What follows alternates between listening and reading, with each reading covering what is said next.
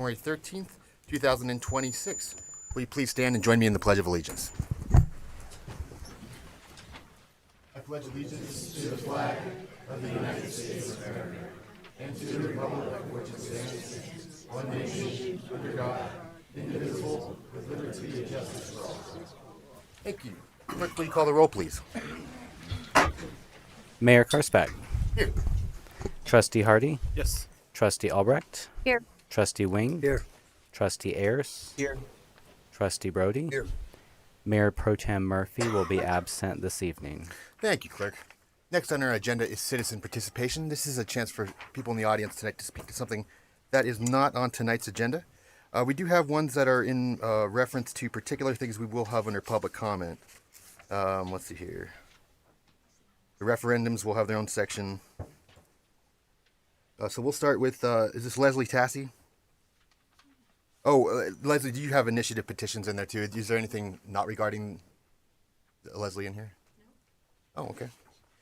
We'll skip Leslie. Cecilia? Cecilia Bessie? All right. Awesome. Do I stand here? Yes, please. If you come to the podium, state your name and address, and if you could please keep your comments to 3 minutes or less. Okay. Thank you for coming. Cecilia Bissett, 428 Welch Avenue. Yeah, go ahead. Oh, okay. I live on 428 Welch, right south of BMO Bank, the alley, and my concern is the vehicles going so fast. I made copies. I sent a letter, and I made copies for everyone. My concern is the vehicles going so fast down that alley, and my garage. I have to exit to that alley because my garage is there, and I have a wooden fence, so I have to inch myself out to see, who's coming or going. And this morning, a truck went flying by. So I'm wondering if you could put like a speed limit there or a sign by where my driveway is, like a blind, driveway or something. Because I'm afraid that, and I have to really inch my way out to see. So I'm out there. And that's the only thing I can do, I have to be out there to see who's coming. So that's my concern. Okay, thank you, Cecilia. And we see you have your phone number down here too. Administrator Kirk, do you have any thoughts on this right now? I'll sync up with Sergeant Williamson and we'll talk about what the right solution is. Obviously, we don't want people speeding through alleys. But it's a unique issue that I haven't really considered. So. Yeah, I can't think of anything on the spot here. Do appreciate you bringing this with this letter here too, and we'll be in contact. Okay. We'll give Is that it? That's it. Yeah, we'll give you a call. Does that work? Thank Thank you very much. Thanks. Very helpful.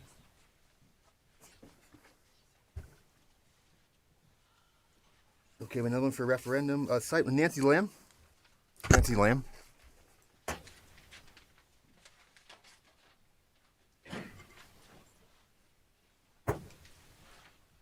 Hello. Whoa. First of all, thank you for all that you guys do. It's a lot of work to be on the board, and it's not unappreciated. We know how much work it is, and thank you. And I'm here about an important thing like a sidewalk, so it won't be too stressful. That's okay. Do you mind stating your name and address real quick? Yeah, Nancy Lamb, 1101 North County Road 19, Berthoud, Appreciate that. Thank you. 80513. Anyway, so it's I asked once before, but it's the sidewalk that's at the southwest corner of 287 and Berthoud Parkway, where that little power plant is. And the sidewalk kind of ends right before it gets there. And you have so much commercial that attracts so many, would be walkers and bikers and everyone from that little, all the neighborhoods south of there, that I'm hoping to get the sidewalk extended to the corner where there is a crosswalk light. There's just no sidewalk coming to it. So that's my big issue. All right. Thank you. Thank you. Yeah, Administrator Kirk, do you have any thoughts on that? Just the Hammond connection to the traffic light? Yeah, the property there on that southwest corner of 287 and Berthoud Parkway was approved for development a couple of years ago. The board approved a site plan and subdivision to create a couple lots there. So our expectation would be that the developer would install that sidewalk when they construct. They have since pulled their building application, and so I don't know if that project's going to move forward or not. She's talking about the southeast. It's actually a power plant, southwest. No, I is absolutely that know power which one plant, you're so talking there's about. no development going to go in there. There is a development that's planned there. The power substation is its own lot, and then there's a large lot that's just north of that power substation between the substation and 287. But that's definitely something we can look at adding. We can front load that infrastructure, or we can ask a developer to do it when they build. I think, given the timing and the fact that they pulled their building application, I wouldn't expect them to move forward in the near future. And so that's something we can talk about prioritizing in our capital spend. Yeah, it is a little hairy right Mm-hmm. there. Is that the property that was going to be designated for fire services? That was one of the two lots. Yep. Is that also in front of the substation too? They don't have a sidewalk in front of the substation. either. There's no sidewalk in front of the substation. It stops just south at at that southern corner of the substation, and then there's no sidewalk to 287.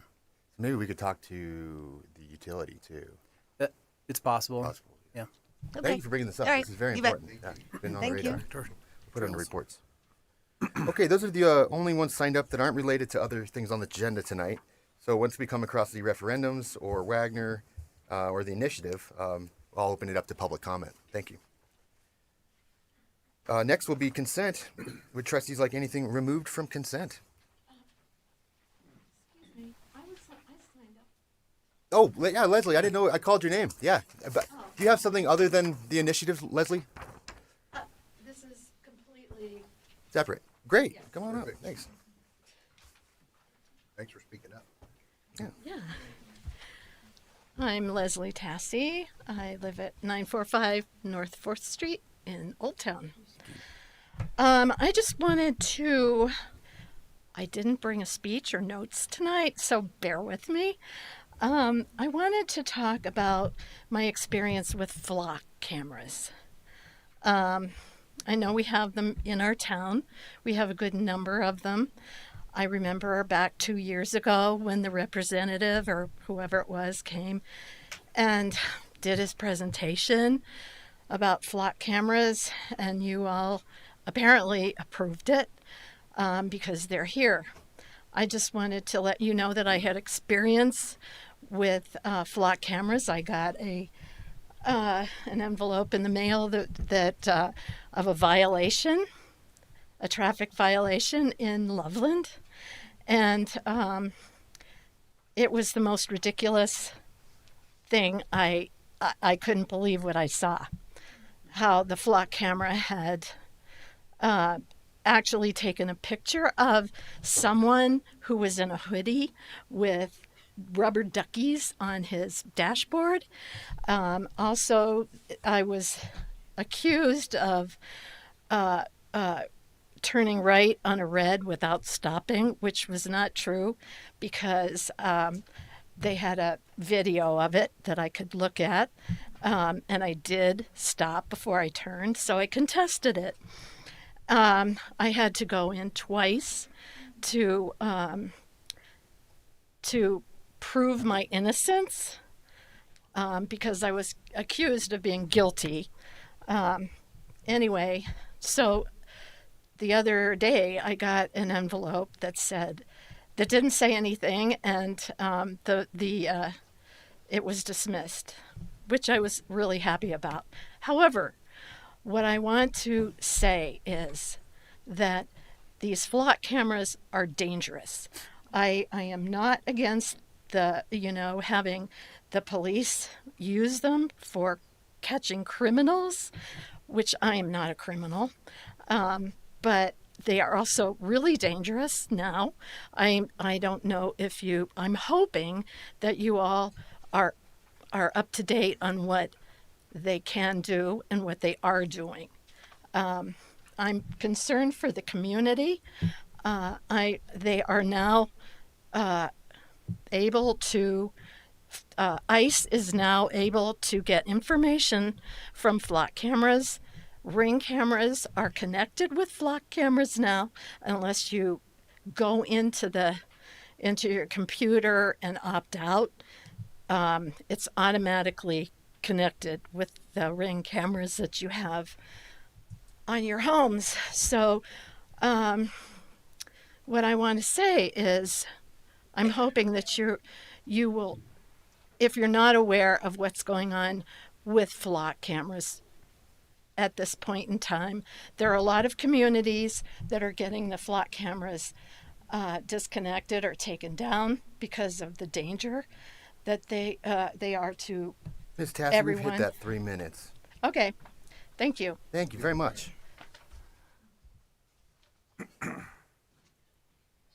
Anything you want to add on that? Just to say that the flock cameras in Berthoud are not used for speed enforcement or stoplight enforcement. They're used for criminal investigations primarily, or helping locate missing persons, things like that. Sergeant Williamson is here. He might want to add something to that. I don't know how they do it in Loveland. I don't know if they're using flock cameras for traffic enforcement, but that's not what we do. The flock system is not capable of doing any traffic enforcement. That's a separate system that the city of Loveland utilizes to issue traffic citations for speed and or other traffic violations of traffic signals. So flock has no capability to do that. The town of Bertha does not have any capability of otherwise to do any electronic ticketing. The radar trailers we do utilize are just data collection only. So. Thanks. Yeah, I think we might want to do a flock presentation later on or something. Yeah, I think it'd be great. Yeah. The flock cameras have certainly led to a lot of successful criminal investigations and help locate missing persons and all the things they're intended to do. So it'd probably be a great thing to have them come back and do another presentation. And the association that she talked about with the Ring cameras, it allows the flock system to request video footage from Ring users that use the Ring Neighbor app. So it doesn't automatically allow them access to view your cameras. You have to physically share that with them. So they do partner with Ring, but however, there is no automatic sharing. They have to request the data for a specific investigation. So. Thank you. And thank you, Ms. Tassie. Thanks, Chief. Okay, thank you all. And let's move on now to consent. Would trustees like anything removed from consent tonight? Mayor Karspek, if I may, the last item on the consent agenda is a branding update. In that memo, we wanted to give you an update as well as the date for the public open house that's associated with both the art master plan and the branding effort. That's next week. And we also want you to appoint 2 members to support our branding effort and that branding committee. But we could do that during reports. That doesn't need to be done as part of the consent agenda. Just wanted to point that out for you. Make a motion to approve the consent items. Second. All right. Trustee Wing has moved. Trustee Hardy has seconded. Clerk, can we have a roll call vote, please? Trustee Wing? Yes. Trustee Hardy? Yes. Trustee Ayers? Yes. Trustee Albrecht? Yes. Trustee Brody? Yes. Mayor Karspek? Yes. Next on our regular agenda tonight is one of the referendums. We'll start with Ordinance 1363. And I'll turn this over to our town attorney, Attorney Smith. Thank you, Mayor.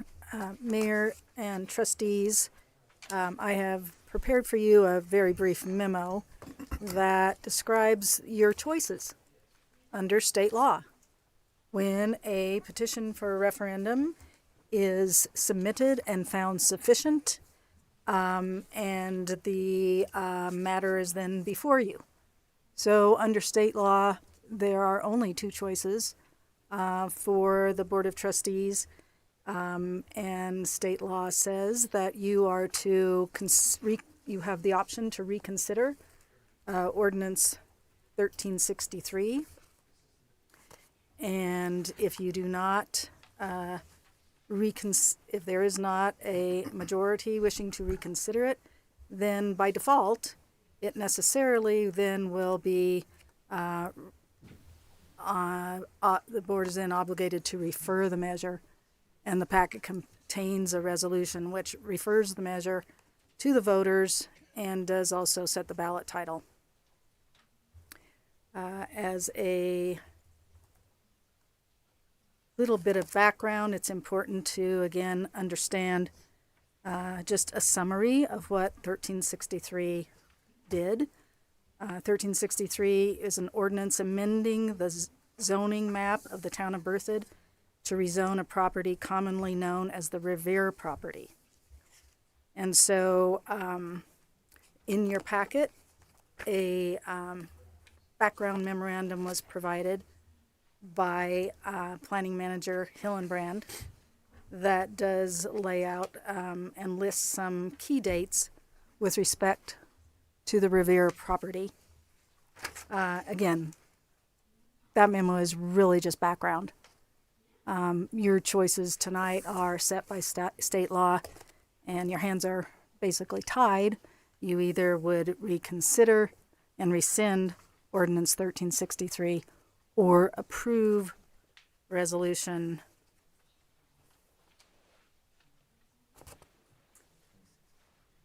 what is it? 02. Resolution 02. Okay. And I'd be happy to answer any questions. Appreciate that. Trustees, questions for Attorney Smith? Yeah, I have one question. Yes, please. So if this goes to the election and it wins, meaning the ordinance does not go forward, then does it revert back to the 2007 PUD, which authorizes multifamily homes, townhomes, and condominiums? The answer is yes, and I really appreciate that question because I should have clarified that the ballot question before the voters is, shall Ordinance 1363 become effective? Because by virtue of the filing of the petition, Ordinance 1363 has never become effective.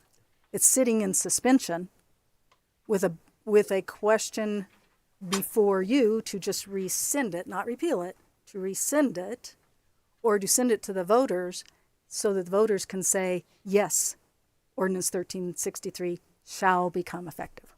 Okay. So thank you for that question. Good way to put it. Okay. Do you have other questions?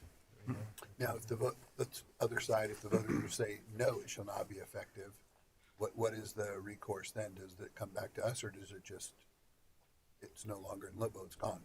It's done. Okay. Thank you. They would have to reapply or something? Yes, I mean, under our code, the property owner always has the right to submit a request for zoning. Of course, the accompanying issue with respect to this property is the initiated ordinance, but we can talk about that later. Okay. I think you really just need to focus on this request to ask you to either put 1363 in front of the voters to make it effective or to rescind it.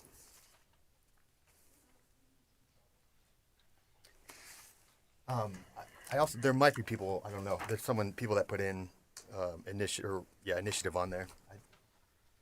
I'm okay if opening it up to the public if you guys are. Or? Could I get a clarification? Could you, Administrator Cook, could you remind me the plans that were submitted, how many dwelling units were in those plans? I'm gonna defer. 80 something? Yeah, I don't want to quote you the wrong number. Less than 100. Yeah. Ann or Ton may know off the top of their head. Both Ann Johnson, our planning director, and Ton Hillenbrand, our planning manager, are both here. Okay.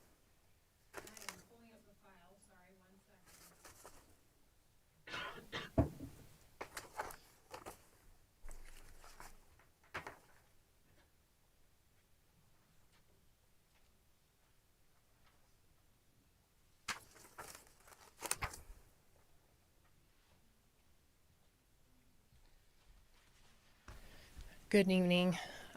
So my apologies, bear with me 1 second.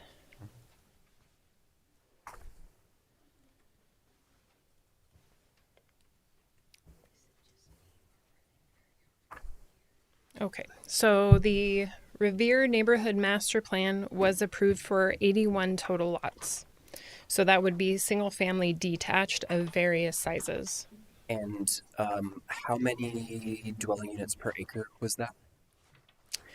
So that, I think we would have to do the math. I do not have that information.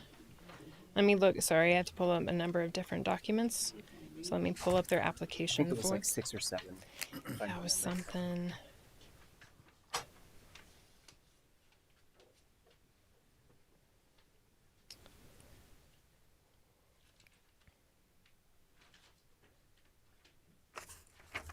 So if I'm looking at their application form, so gross density would have been 2.1 dwelling units per acre and a net density of 2.6 dwelling units per acre. And of course, gross is overall, that would be for the entirety of the property, including, and that would do the calculations, including that land that would be dedicated to public right-of-way, parks, open space, and commercial. So that's what it would come down to. So if you were to extract all that out, then that would be that net density. We all right opening this up to the public? Okay, I'm going to go ahead and open this up to the audience tonight. Some people had initiatives on there. If you are here to speak to this initiative, and this referendum in particular, 1363, if you'd like to come to the front or raise your hand and I can call on you. Or, yes, Bridget, please.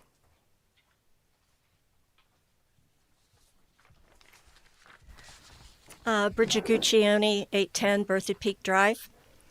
This evening I asked the board to recall the comments made during the public comment period of the Board of Trustees meeting on October 28th, 2025. At that time, I detailed the numerous ways representatives of the Babcock Land Corporation misrepresented the jurisdictional responsibilities of CDOT as it relates to this proposed development within the town of Berthoud. The developer's representative stated that the suburban commercial acreage of the parcel was restricted due to an established maximum capacity of the intersection of US 287 and County Road 8. Throughout the presentation by the developer's partners, the reasoning given for holding the commercial component of the development to 14.2% was that CDOT would not give the required access permit for any land use composition of suburban residential commercial beyond this. Please recall the details provided illustrating the critical inaccuracies of these statements as confirmed by direct communication with CDOT. CDOT has no jurisdictional rights over land use. Land use is the municipality's responsibility. The notification of sufficiency of the referendum petition on this ordinance illustrates the interest of the Berthoud community to work toward the return of the land use of this property to what was originally designed by the electors before you. The board now has the opportunity to do the right thing and to correct the mistake of October 14th, 2026. The developer misrepresented all of their presentations on how that land use was going to be based on commercial and residential. That's wrong. You should rescind Ordinance 1363 based on that inaccuracy. Thank you. Anyone else?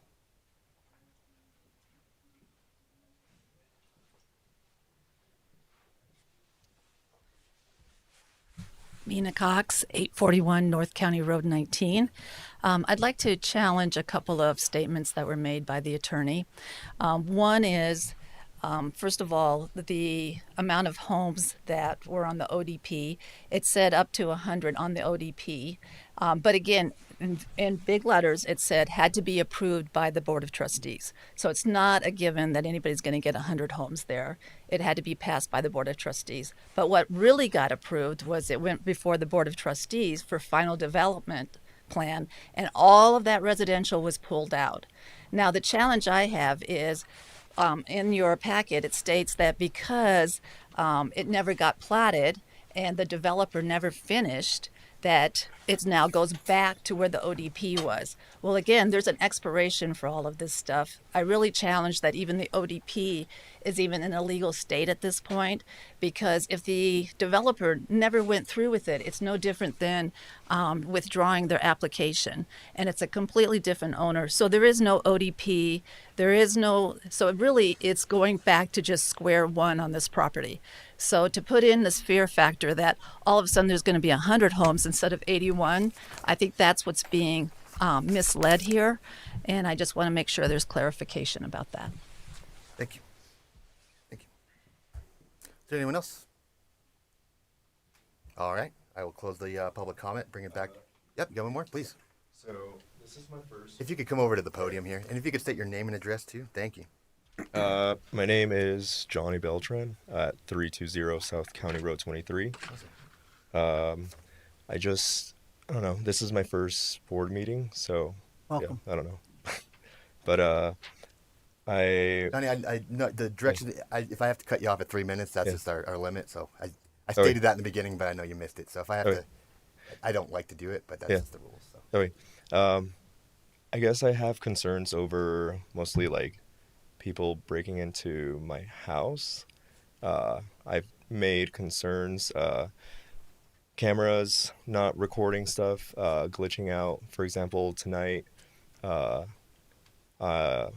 camera in the driveway wasn't turning on. It was, I don't know, stuff's been happening, but yeah, I've made various police reports and whatnot on the fact, but for example, I don't know, groceries are missing this time, so it's odd, it's weird, I don't know, yeah, but I thought I'd at least come here and voice some concern. Well, I think Yeah. you did the right thing. This might not be the right agenda item. This is on Yeah. a particular Okay. the development, right? Yeah, Oh, I that's know, okay. but yeah, yeah. I don't know the details. If you'd mind emailing me, Yeah. and we can figure out what's going on. My email's on the website or our town administrator. I do believe the property he's referencing is in the county. It's not in the town limits, but our sheriff's department obviously represents both the county and the town of Berthoud, so I'm sure that we can sync up with them. All right. Does that work? Yep, sounds Okay, good. Thank you. Thanks Yep. for coming in. Is there anyone else? Okay, thank you. I'll bring it back to the board here regarding ordinance 1363. Any final questions or thoughts? You can just go down the line. Trustee Wing, start with you. The only comment I have is what I stated earlier. In reading the document, if this reverts back to the PUD, it's a 2007 PUD that was approved for the zoning.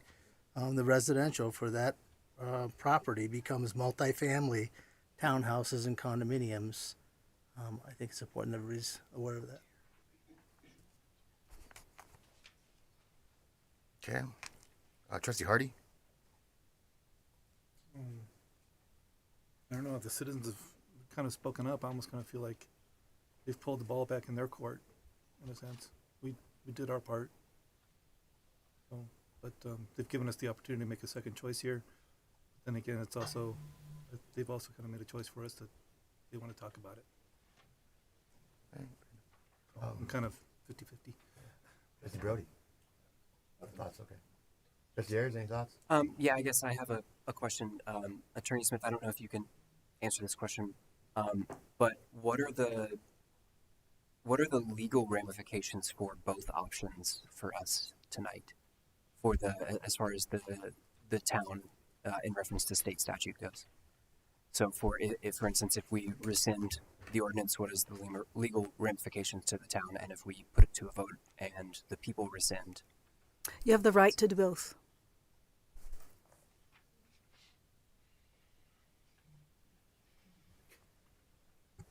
May I, Mayor Karsbeck? Yes, please. I know this is a tough decision for the town board to make. I'll offer this as a suggestion, and if our town attorney wants to kick me under the table, that's okay too. I won't be offended. When the town board voted on the rezoning ordinance, you made findings in order to do that were based on our code and your understanding of the code. You guys voted to do that. If you feel like those findings were inaccurate, I suppose you could consider rescinding the ordinance. If you don't, it may be easier to put it in front of the voters. You've already made a decision based on the findings that you made during that public hearing, which was a quasi-judicial hearing. We've talked about that lots of times. So just something to consider. And I really appreciate that response because I do think that what was important with regard to the decision you made was that there was a record that supported that decision. You went through every single criteria. And so that is by definition, a reasoned decision. Okay. Any thoughts, Trustee Albrecht? I was just gonna say, I feel like there's an obligation to have it go before voters because we already had the discussion, and we saw all sides of it, and I feel like the petitioners have now presented us an option to go to voters and let them decide, and I feel like that's the best, most honorable thing to do is let them choose. All right, you want to? Sorry, It's you. Mayor Pro Tem, and now it's me. I agree with. I think the majority sentiment here. I was one of the ones, of course, Trustee Hardy and I, that didn't agree with the board stance, but hey, that happens all the time, and I think it was done. Like we said, we went down and looked at all the criteria. I think at this point, it does make sense for us to just put it on the ballot. Even though I was close to the project, I think we've gone through the signatures. And it just also as a precedent for other things coming before us. I don't know how we would pick and choose what a board would adopt and what we would put in front of the ballot or in front of the people. Another thing to consider is this is a regular election anyway, so we're not triggering any special election by doing this. So I would make a motion. Okay, I'm comfortable putting it on there. Make a motion to adopt resolution 2026-02, a resolution referring ordinance number 1363 to a vote of the registered electors of the town of Berthoud at an election to be held on April 7th, 2026, and setting the ballot title. Thank you. Is there a second? I'll second.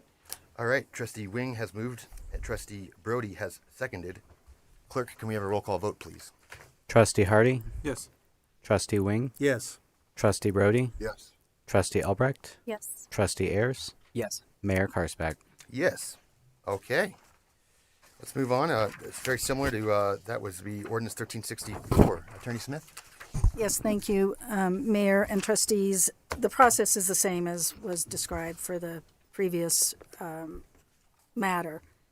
The ordinance at issue is ordinance 1364. Let me provide a brief summary. That's an ordinance approving a lease of a portion of the property located at 270 Mountain Avenue. It is important to note that with this matter, there is an extenuating circumstance because the other party to the lease would be House and Neighborly Services.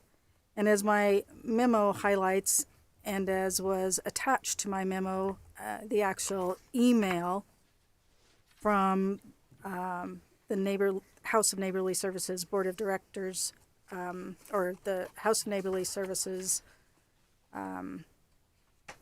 Executive Director, speaking for her board in an email to the town dated December 4th. She informs the town of the House and Neighborly Services Board of Directors' decision to discontinue our efforts for the Berthoud Sunoco Life Center project at this time. So the other party to this lease that was approved is withdrawing their interest. And so that is an extenuating circumstance that bears on this, and I think as a practical matter, has some practical implications. Yep. And I'd be happy to answer any questions, and I would also be happy to defer to Administrator Kirk on more background with regard to House of Neighborly Services. Certainly. Any questions from the board? I'd like to make a motion. Do you mind if I open it up to the public, just in case there's anyone?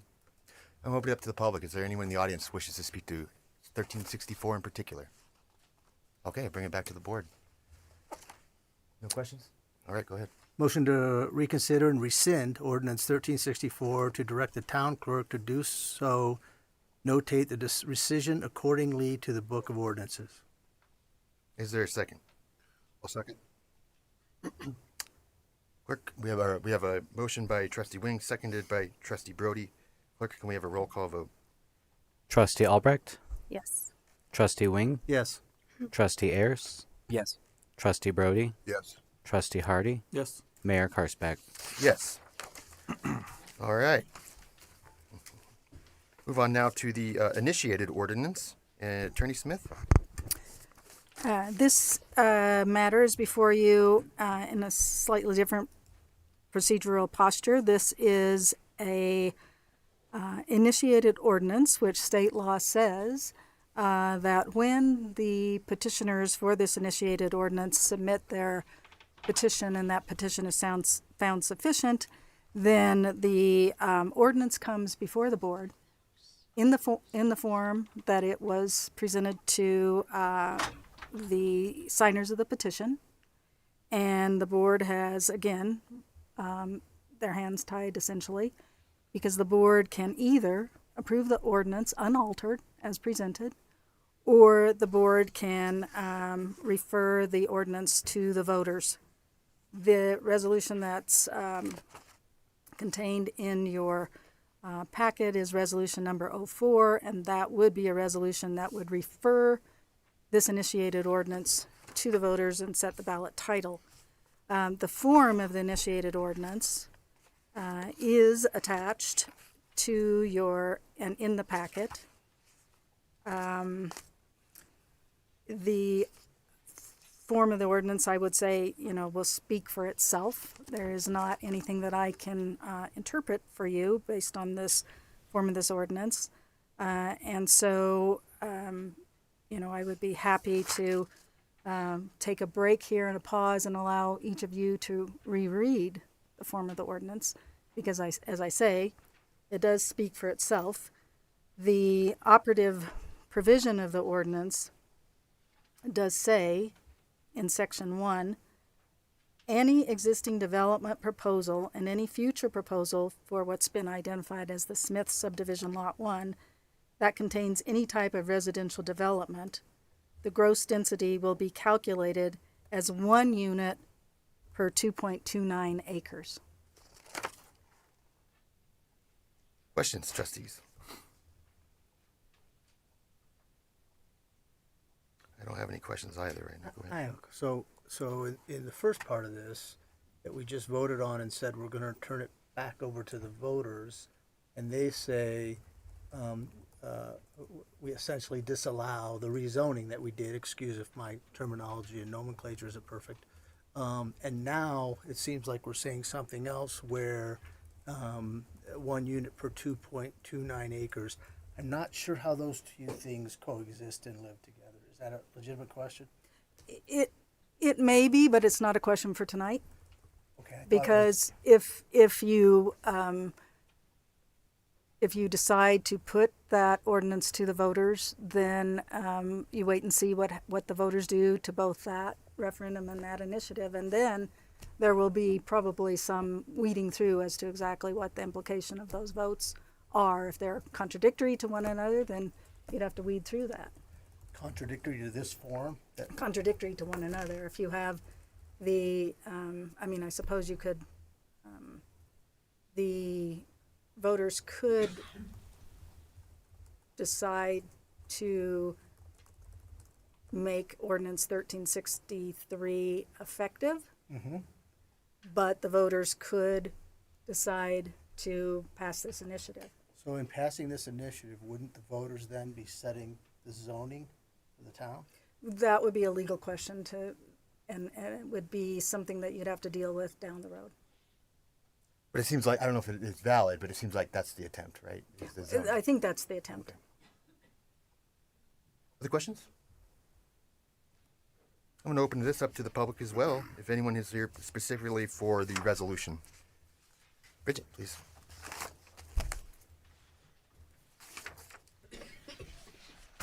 Okay, Bridget Guccione, 810 Berthoud Peak Drive.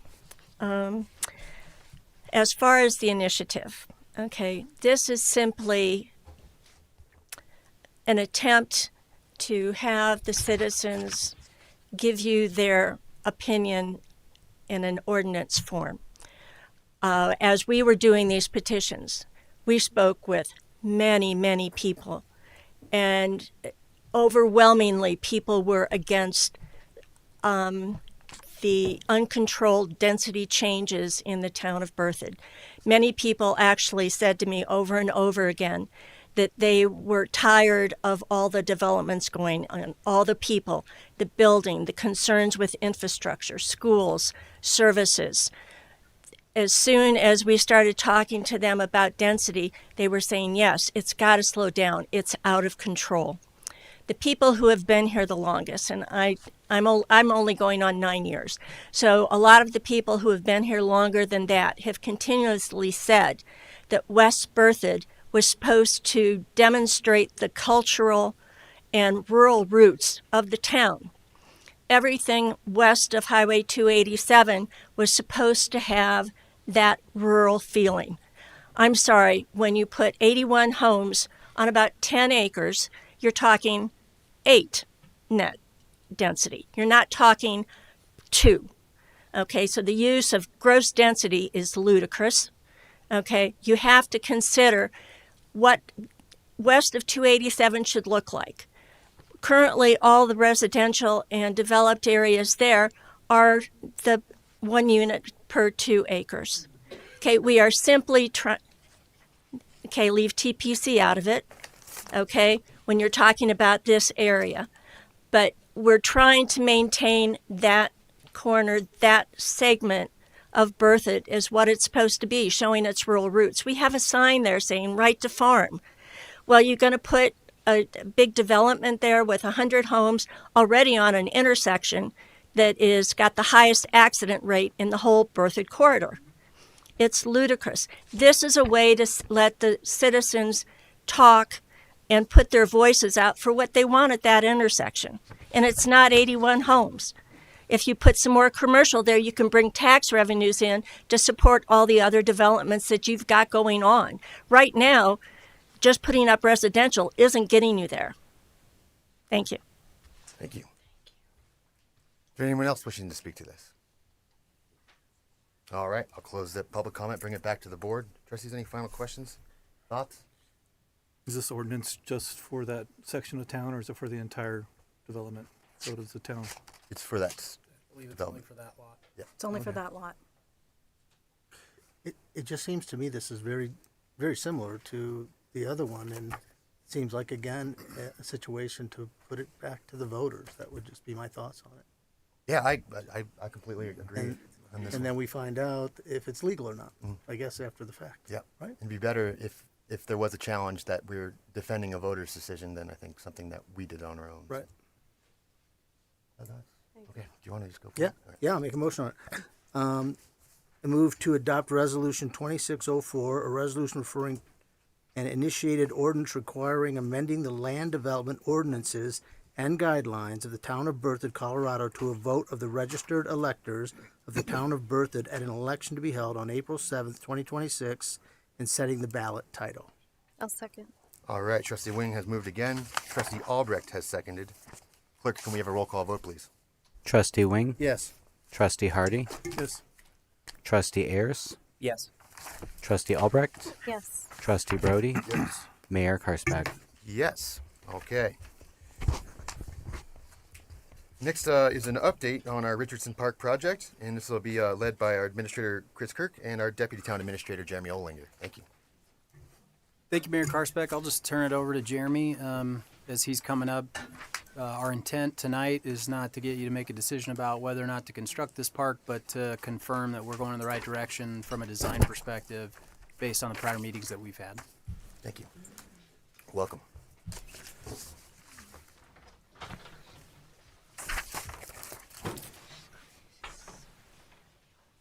Hi. Good evening, Mr. Mayor, the trustees. We're back tonight to continue the discussion and give you an update on the Richardson Park aquatics design and phasing. Just a quick, couple months ago, we had the discussion, went to the port meeting to get the recommendations of on the design. What those came back were adding to the aquatics at Richardson the 8 lap lanes, the associated competition equipment, 0 depth entry, and a deep end with a diving board. We came to you in November right before Thanksgiving, authorized to go ahead and you're in agreement to proceed with finishing the aquatics design, repackaging the initial phasing, and moving that to move the aquatics facility to phase 1. It was previously in phase 3. Then in December, we started work with the DTJ, who is our consultant and was our consultant from the beginning, to repackage and start those efforts in December. January 7th. Last Wednesday, we came back to the port committee group to discuss those updates and to confirm that they were what they wanted or what they thought they expressed to us, and we got those right. And we showed some general V cost savings measures, like we said in November we would do. We'd bring back some general stuff. Nothing prioritized, nothing permanent, but just give an idea how kind of the process works, and if we do need to be the project at any point, kind of have those initial discussions of how that works, and get kind of their feedback too, is how they thought some prioritizations. And after that conversation, those meetings, I feel like they are in line. You know, they are in line with the staff thoughts and things like that. So if there's an opportunity down the road, we'll certainly discuss all those. And then of course we're here tonight. Just to go review the phasing, phase 1 is the green that you'll see on your screen. Phase 2 is the blue. Phase 1 is what we're talking about tonight, what we've been talking about, kind of budgeting and moving forward as a project. Phase 1 includes the 4 ball fields to the north, parking to the north, parking in between the aquatics and the aquatics facility, and pool on the south end. So those identify the 2 phasing, and that's the current phasing that they're working on right now.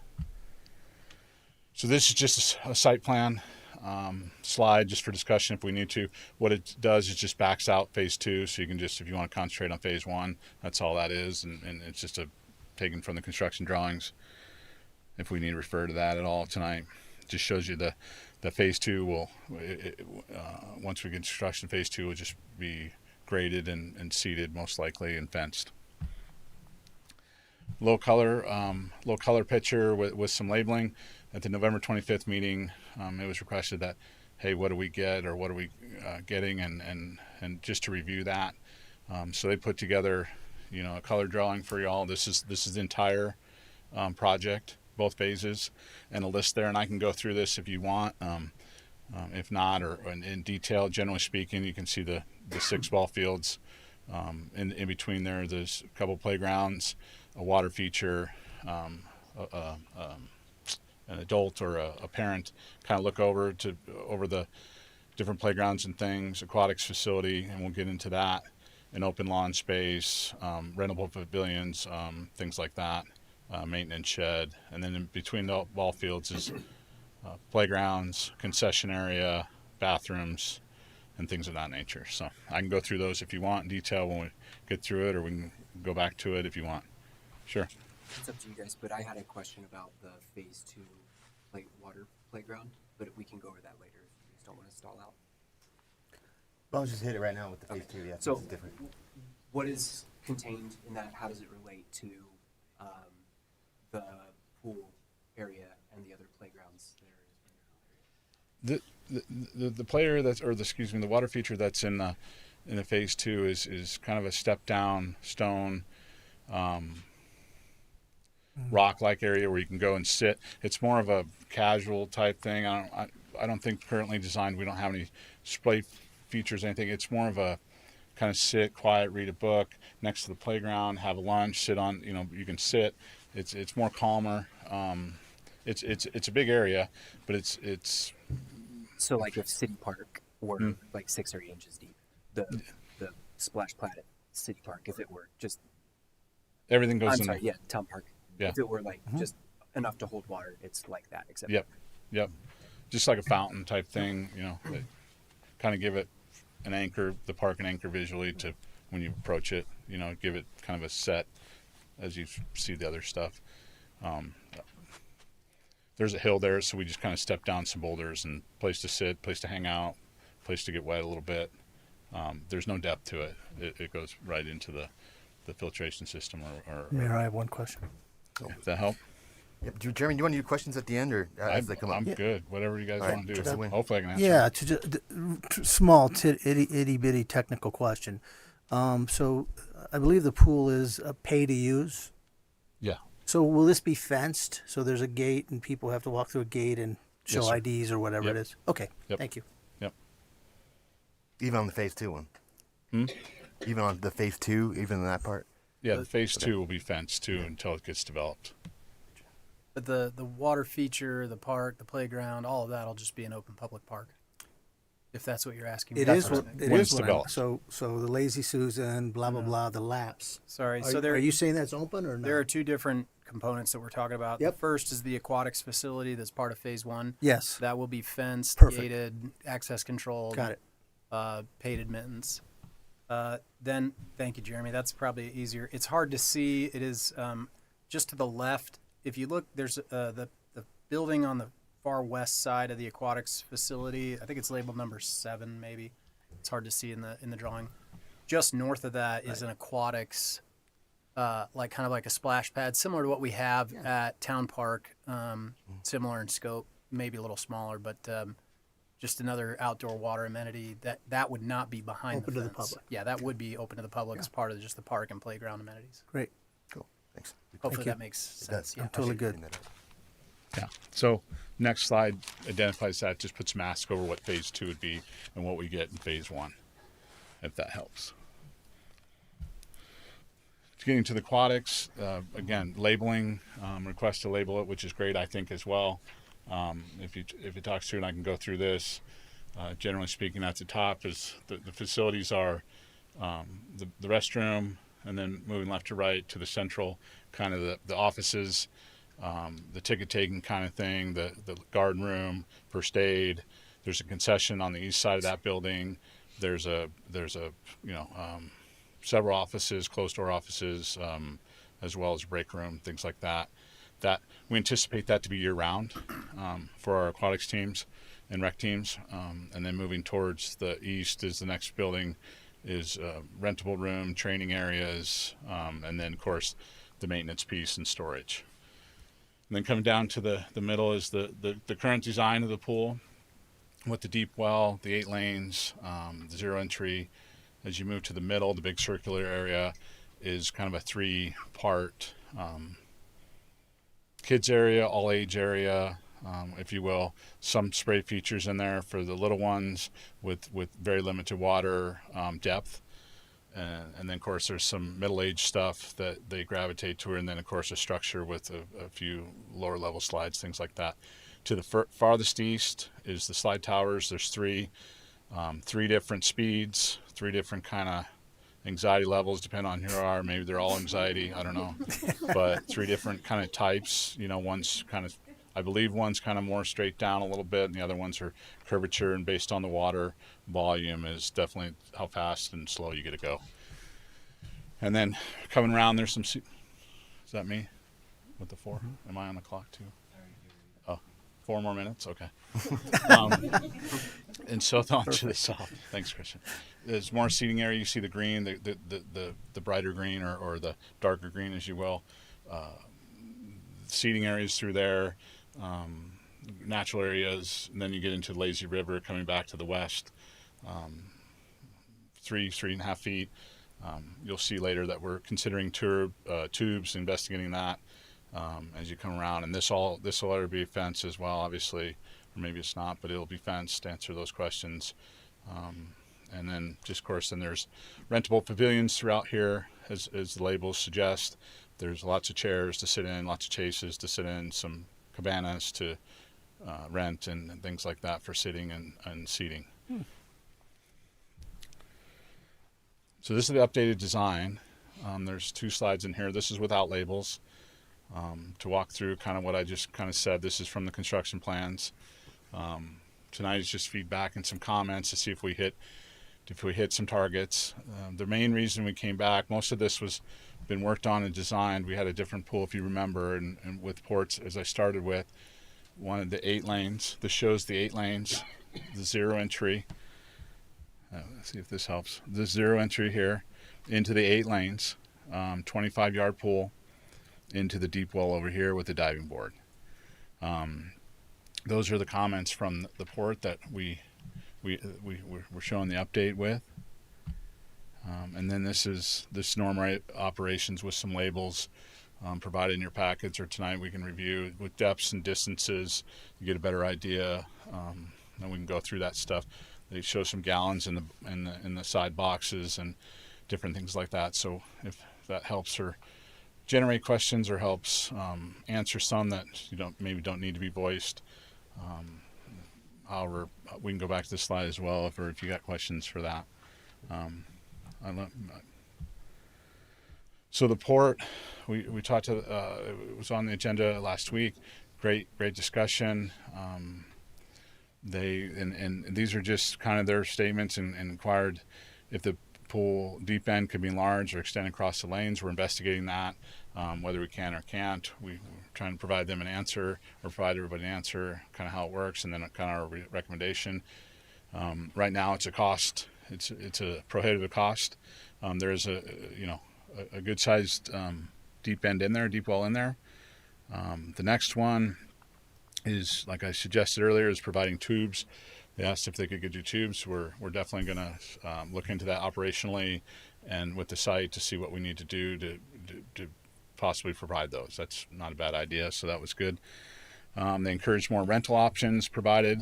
They didn't know if that should be indoor or outdoor facilities would best serve that, so we'll investigate that as well, and we'll look into that. We always do that as well. We got some options in the plan currently, and again, more grass areas with shade, ideally tree cover. Seating and chairs were debated. Some of them thought there was too many. Some thought there was perfect. We'll just continue to go with occupancy and how many we expect to be in there, and we believe that right now that what's designed is a good amount. And then they just wanted the cost estimates, obviously, and we all do, right? And how much is it going to cost, and how many things can we get or not get? So to make those informed decisions. So we went through that. We did provide them with the VE sheet, like I talked earlier, had some different dollar amounts on it. Again, those are based on consultant suggestions and experience from prior projects, and a little bit of a moving target, but that's the best educated things we can provide for that, and to get an idea.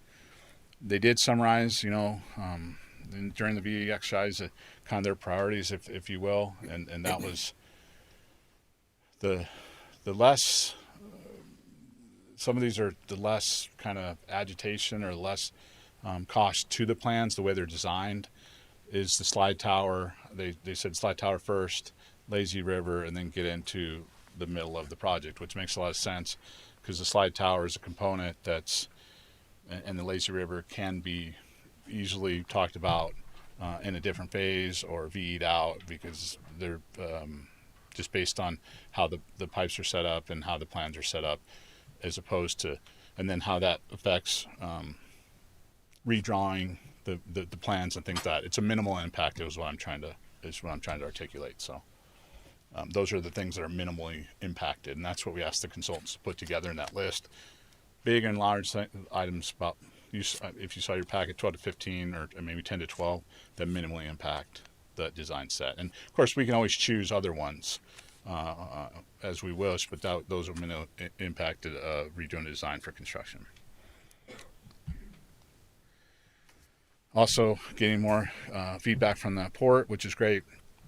Gutters, constructed flush with the wall for better experience.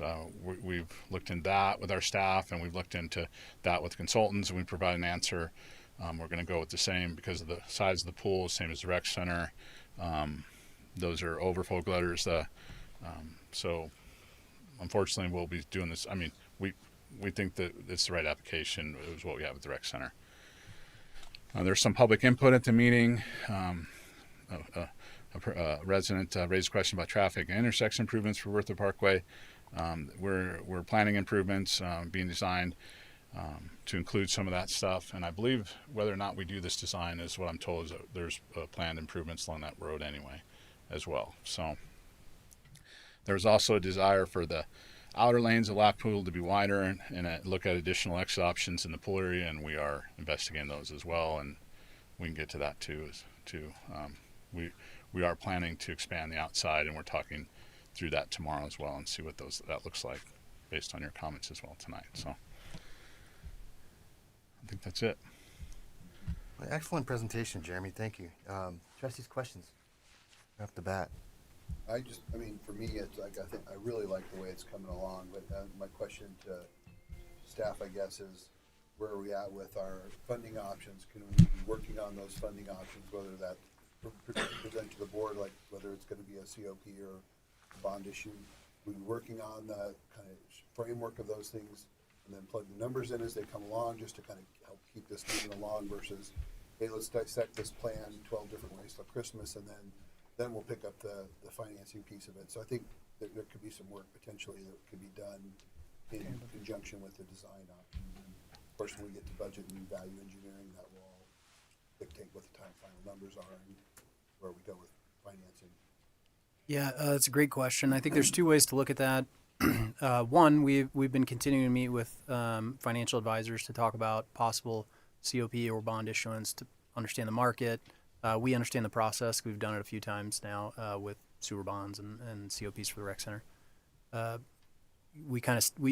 guess the best way to say it is we stand ready to make that a reality. I think we have all the financial information we need to package up those documents and go through that financing exercise.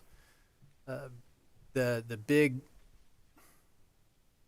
grill in the room is the cost, right? And understanding what that really looks like. We have cost estimates that the design team has done. We have cost estimates that we've prepared, and we have cost estimates that we've paid a contractor to do on an old design set, but that give us some context for what we're looking at today. We've reviewed the cost of construction for similar facilities in Colorado and surrounding states just from the last 2 years. So I think we feel good about our current budget. But the best thing I think that we could do is go ahead and solicit proposals from contractors. This would be a little bit different than our traditional hard bid model where we go to full 100% design plans and then solicit sealed proposals. These kind of unique facilities, and we did the same process with the rec center. We did a two-step request for qualifications and request for proposals in parallel with each other. So interested contracting firms submitted a statement of qualifications. Basically, here's all the reasons why you should choose us. Here's our experience with similar projects. Here's what they cost. Here's our references. We review those and interview them. And then after that, we have a separate sealed envelope that has their initial cost proposal. That's not a commitment price. It's not a guaranteed max price. That's something we will ultimately finalize. But that will get us a very strong construction number. And then as we finalize these plans, because the baseball field plans are 100% complete at this point for all intents and purposes. The aquatics facility, as you know, we stopped at 60% design while we were having conversations about how it should ultimately end up. We'll be finalizing those design plans over the next several months. But we could be doing that with the support of a contractor already on board if that number looks good to us. So that's a very long way of saying I think the best next step for us is to solicit proposals from contractors. And then we'll have a really strong idea of budget number. We'll either be right on or we'll be way off. Obviously, we were hoping for the former, not the latter. That number then can easily be put into financing documents and circulated in the market, and we can get those. We can get that financing structure put together. Yeah, I guess personally, I just want to make sure that this project checks a lot of boxes on wants of the citizenry. There's been a lot of discussion about it, and I just wherever we can kind of help to move things along. Of course, we don't want to make decisions based on numbers we don't know, but any work that can be done in conjunction, I think, would be a benefit to kind of get us down the road a little bit closer, or maybe just try to turn this into a quicker project than it may if we did them separately. Yeah, I appreciate that perspective, and we'd certainly like to go out and solicit proposals if the board's okay with that. We can talk about that a little bit later as we go. Great, thank you. Other questions right off the bat? Yeah. Just yours. I have I guess a couple questions about process, especially since the ultimate cost of this project is a major contention point between everyone. Is it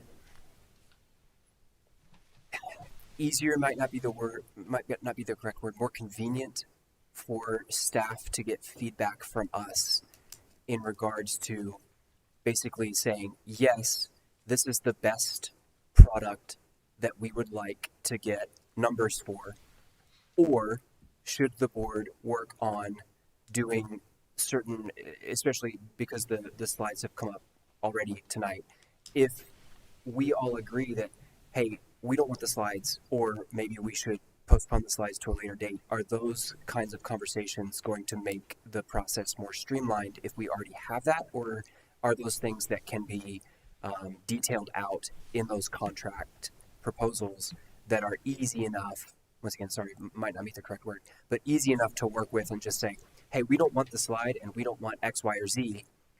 take that out of the proposal, and that's something that can be easily removed without having to sort of fiddle with the process?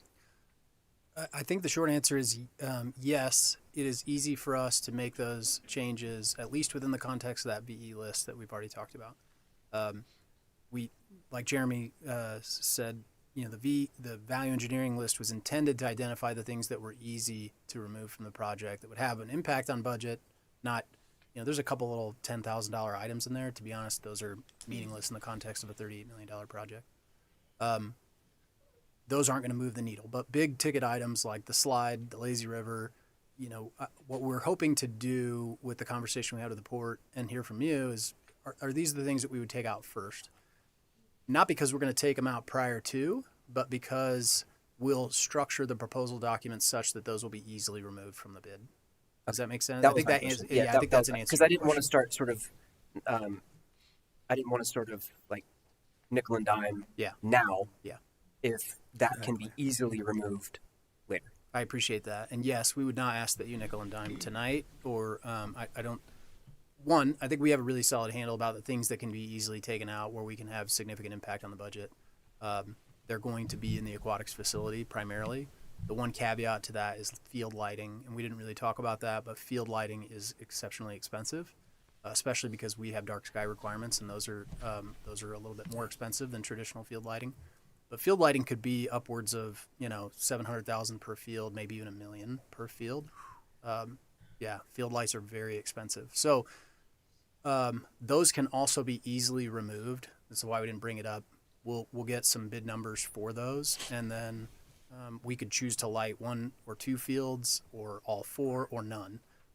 But that's something that can be easily removed as well. But something we didn't bring up tonight. Questions? Any other questions? I'd like to open it up to the public. I wasn't going to bring this up, but since we kind of got into the financing just a little bit, when you did your budget planning, if you will, and with the thousands and thousands of homes we know we have coming, and with the commercial pads that are ready to go right now, multiple ones, would you say that your finance projections were ultra conservative? I would, yes. Yeah. Okay. Thanks. Other questions? Okay, this time I'll open it up to the public. If there's anyone tonight that wishes to speak to Richardson, please, sir, if you come to the front.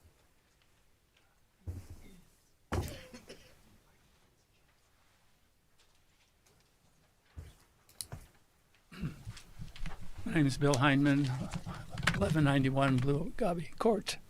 The main thing I want to do tonight is thank the staff and applaud the work that they have done. Chris, Jeremy, Keith, Luke, and Amanda are the people I've had contact with. I'm sure there are others. But this is really a very remarkable job, very comprehensively thought out, and I'd keep it just the way it is. It will be a great thing. It will serve everybody, young and old, for a lot of years. And it's important, I think, to do it now. And with the decision to do it now, there's a good chance, Chris will say, a good chance, but a possible chance of having this open by the middle of the summer of 27. And that's pretty darn impressive and important. I also want to thank the previous Board of Trustees who got the job done by providing leadership for a recreation center. The recreation center, which I go to, I've been a member 2.5 years. I've gone to it twice a week for swimming laps and once a week for PT. They had 172,000 entry scans last year. And that may not be a full count because there's basketball groups and others that come in. That's pretty impressive for something that took a lot of effort to get past, but is serving the community so very well. The Richardson, this project will replace an old pool, which had to be taken down because it leaked and it was a pretty miserable looking thing. And ball fields that are 20 years old, and with our people going to Fort Collins and other places to have their ball teams play. So this is so much of an improvement. It's going to make money. There's no question about that. It's between the ballparks fees and the aquatic fees, it will be as good or better than the record that the rec center has had. So what I'd say to you, your trustees, you've been entrusted with the responsibility to provide a Richardson Park, I think, that will serve everybody well. And tonight's an important night. Now's the time to move ahead. Thanks. Thank you, Mr. Hammond. Anyone else that wishes to speak? All right, sir, go ahead.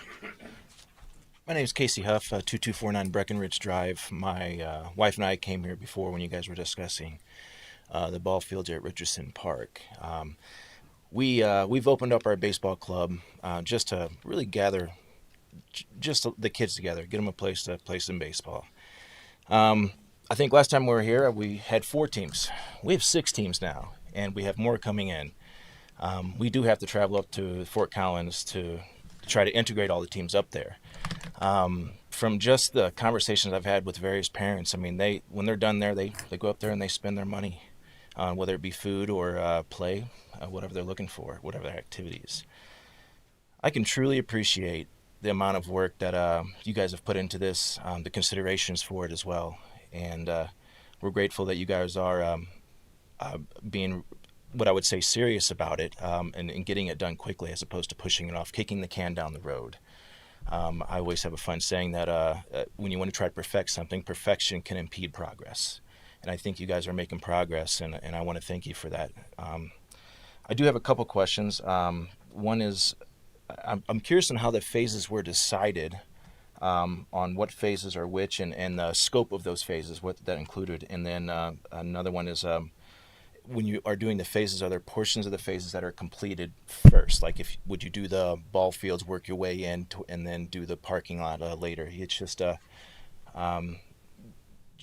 how that works out for the timeline, and what your timeline may be for completing, specifically on my interest, like the ball fields. The reason we ask is because we've talked with the director at the Fort Collins Baseball Club, and we're looking to have a cross-team or cross-city competitions and bringing teams from there down here as well to do competitions against our birthed teams. And we really want to grow together like that. So it's kind of a synergy between our 2 cities on this particular front. And we're hoping we can get done going at it sooner than later. Great, thank you. Appreciate that. I'm writing these questions down. Is there anyone else that wishes to speak? All right, Administrator Kirk, real quick, as far as phasing goes, do we know what goes first in each phase, parking lot, or is it all opened at once? Our expectation is that the entire phase 1 would be open at once. Our hope would be that, best case scenario, it's open in 2027 for the summer. Worst case scenario, it's open in fall of 2027 or winter. That, I shouldn't say worst case scenario. Worst case scenario, I guess, is it's never opened. If you make a decision soon, and by soon I mean in the next few months, to finance and construct the park based on proposals we receive and the financing numbers we have, and construction goes exactly like we hope it will. Almost never does, but I think this is probably a 14-month construction timeline. So it could be faster, it could be slower, depends on what we hit while we're on site. But we have a pretty good idea what's there. But all of phase 1 will be open, hopefully by the end of 2027 at the latest. Pool may not be open until 2028, depending on timing. If we have another winter where it's 60 degrees until February, we'll get a lot of work done. If it starts snowing in October and there's a foot of snow on the ground from October to late March, we're not going to be open in 2027. I mean, I can assure you of that. So, a lot of that is going to be stuff that we're going to do our best to control, but won't be able to completely control. And as far as the phasing designs, I know we pushed up the pool from phase 3 to phase 1 or something, but how are those kind of chosen? Our original phasing plan was actually the 4 ball fields as one phase, the additional 2 ball fields, the playground, and that kind of aquatics play structure outside of the pool. All of that was phase 2, and then the final phase was originally intended to be the aquatics. There's some constructability reasons for that. Working from north to south, from the high end of the site to the low end of the site, there's grading reasons to do that. There's some infrastructure and utility reasons to do that. When the pool became a higher priority, it was easier for us to package the 4 ball fields along the north edge with the pool from a constructability standpoint. So that made the most sense to us. All right, trustees, thank you. Mm-hmm. Any other thoughts before we vote? I have some thoughts. Okay, go ahead. Trustee Albrecht. I guess we're not voting. My thoughts are this is beautiful. Of all the iterations we've gone through, all of the belaboring, I feel like this hits every mark. And so I just, I feel really impressed that if there was a way that we could provide this, this would benefit so many generations. And demographics, different demographics, people coming to town to spend their time and make memories and shop downtown, like just everything about it. I feel like I'm so impressed and so proud of all the work you guys have done. And if there's a way to make this happen, I'm excited to see how to do that and how to get the community on board with that as well. Yeah, I agree. Thank you guys for doing all the work to get this prepared for us. Sorry, I got to speak into the microphone. And I think I'm happy, excited to hopefully get this moving forward, because I think for me, one of the things that I brought up in some of the earlier meetings in the fall was that with a lot of these larger projects, many of the ones that I've been on the board for have been residential. And this kind of project, I think, there can be some sort of confusion about the need for moving forward and not getting stalled out, because the people who are going to be actually using this only have a couple of years of their lives where they are actually able to use these facilities in a way that are going to make those memories.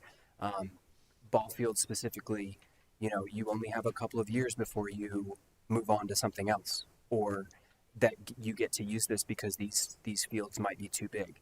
The memories with the aquatic center is the same thing, right? There's only a certain amount of time that young people have that are going to sort of etch that kind of memory into their minds. Whereas once you get old and cynical, like all of us, it's just sort of like, yeah, I remember that. Yeah, I went to the pool. Yeah, I watched a baseball game. But it's not the same thing. Because our lives are longer, we have a different understanding of what those 2 or 3 years of actually being able to use these facilities made those memories for us. And if this is not moved forward expediently in whatever form, right? If it does move forward, hopefully, but there's the threat, at least in my mind, that we're going to lose kind of a generation of the children of the town that aren't ever going to be able to use these or have those memories. They're going to remember growing up in a town and having to drive somewhere else to use the pool or to use the ball fields or to hang out when their friends are doing those things.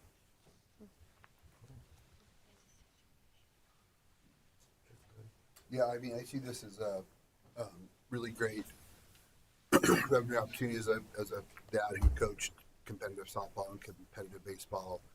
I spent a lot of money in other towns buying lunches for a family of 7, and these tournaments and these types of activities do generate a lot of ancillary revenue for a town. So not only is it a fantastic amenity, but the revenue opportunities, not only for the town and the recreation department, but our local businesses, which I think is we all recognize is something we need.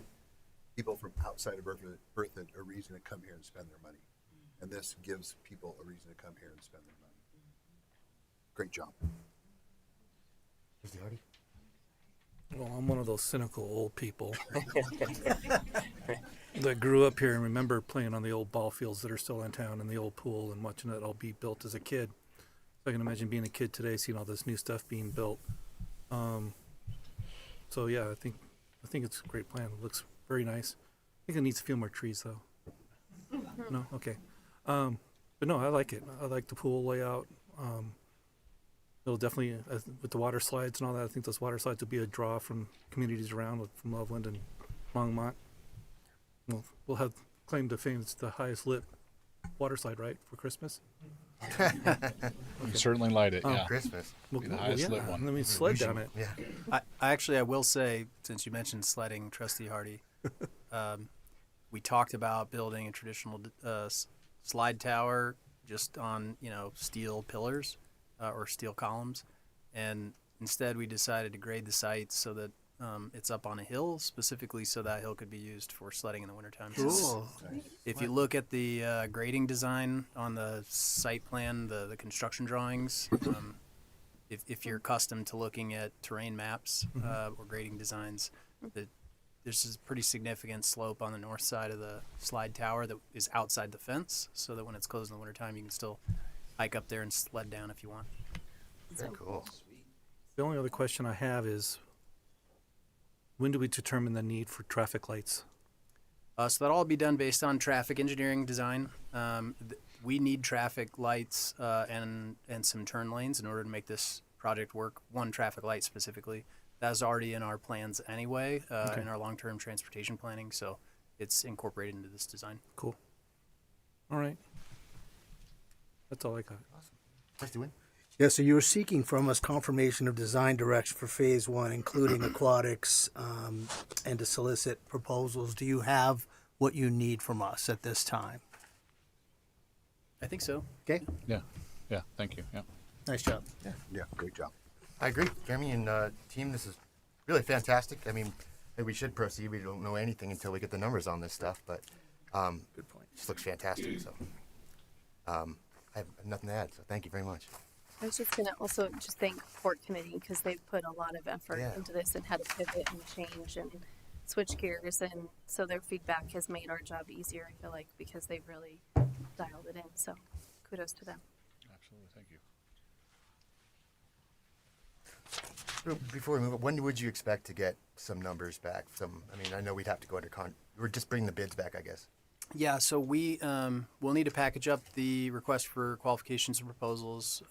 We have one already prepared. What we're finalizing now is kind of that proposal, what we'd call a bid sheet normally, but it's a line item list of all the components of the project, and then they'll hopefully break down the cost for us as part of their proposal.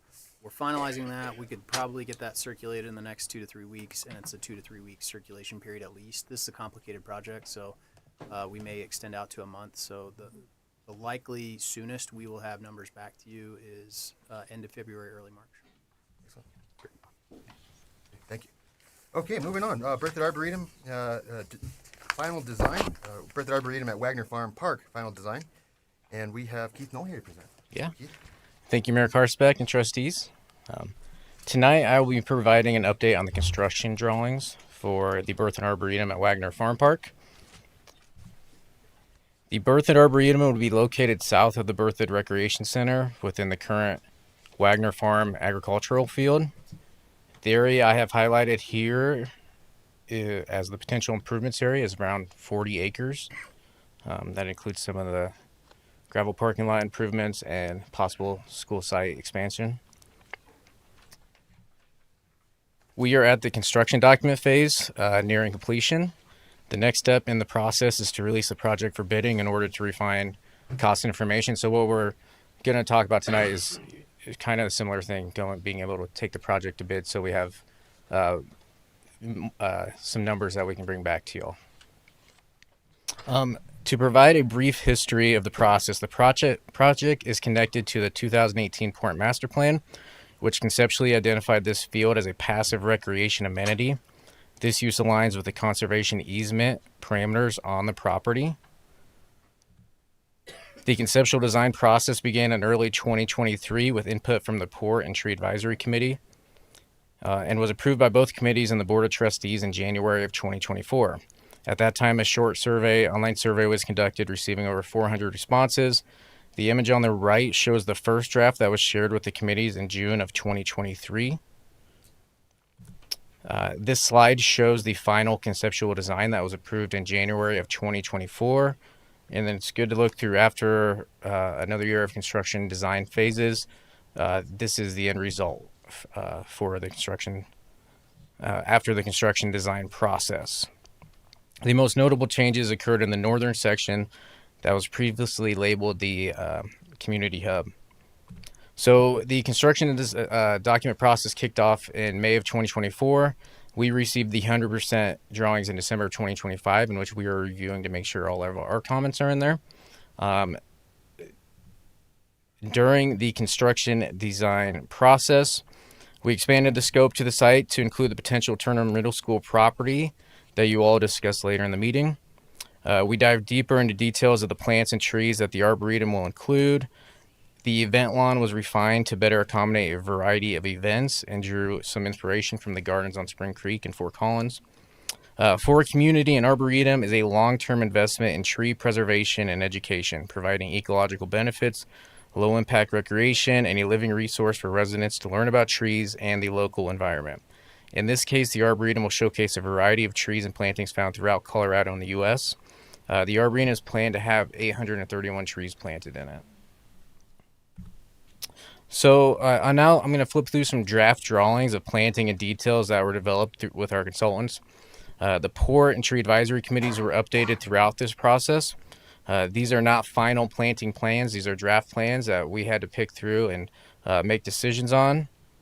Most of the plans had reduced plantings. Staff also worked with them for ease of maintenance and making sure hydro zones and watering was matched. This was a drawing we showed during the June 2025 joint meeting that had the board, port, and tree advisory all together. These draft drawings kind of highlight some of the planting areas. I'm just going to skip through them rather quickly. The tree alley will include a variety of oak species and entry walkway plantings. This is on the north side of the property, so if you came in through the current gravel parking lot, you would enter the Arboretum from the north through the tree alley.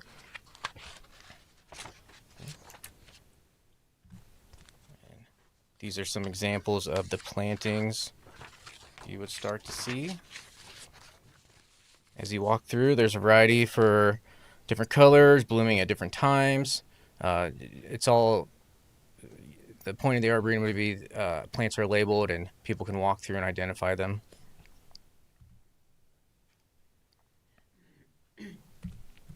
As we get into the event lawn area, these are just some examples of how there's many zones throughout these planting areas. They're heavily planted with a variety to show. Just keep.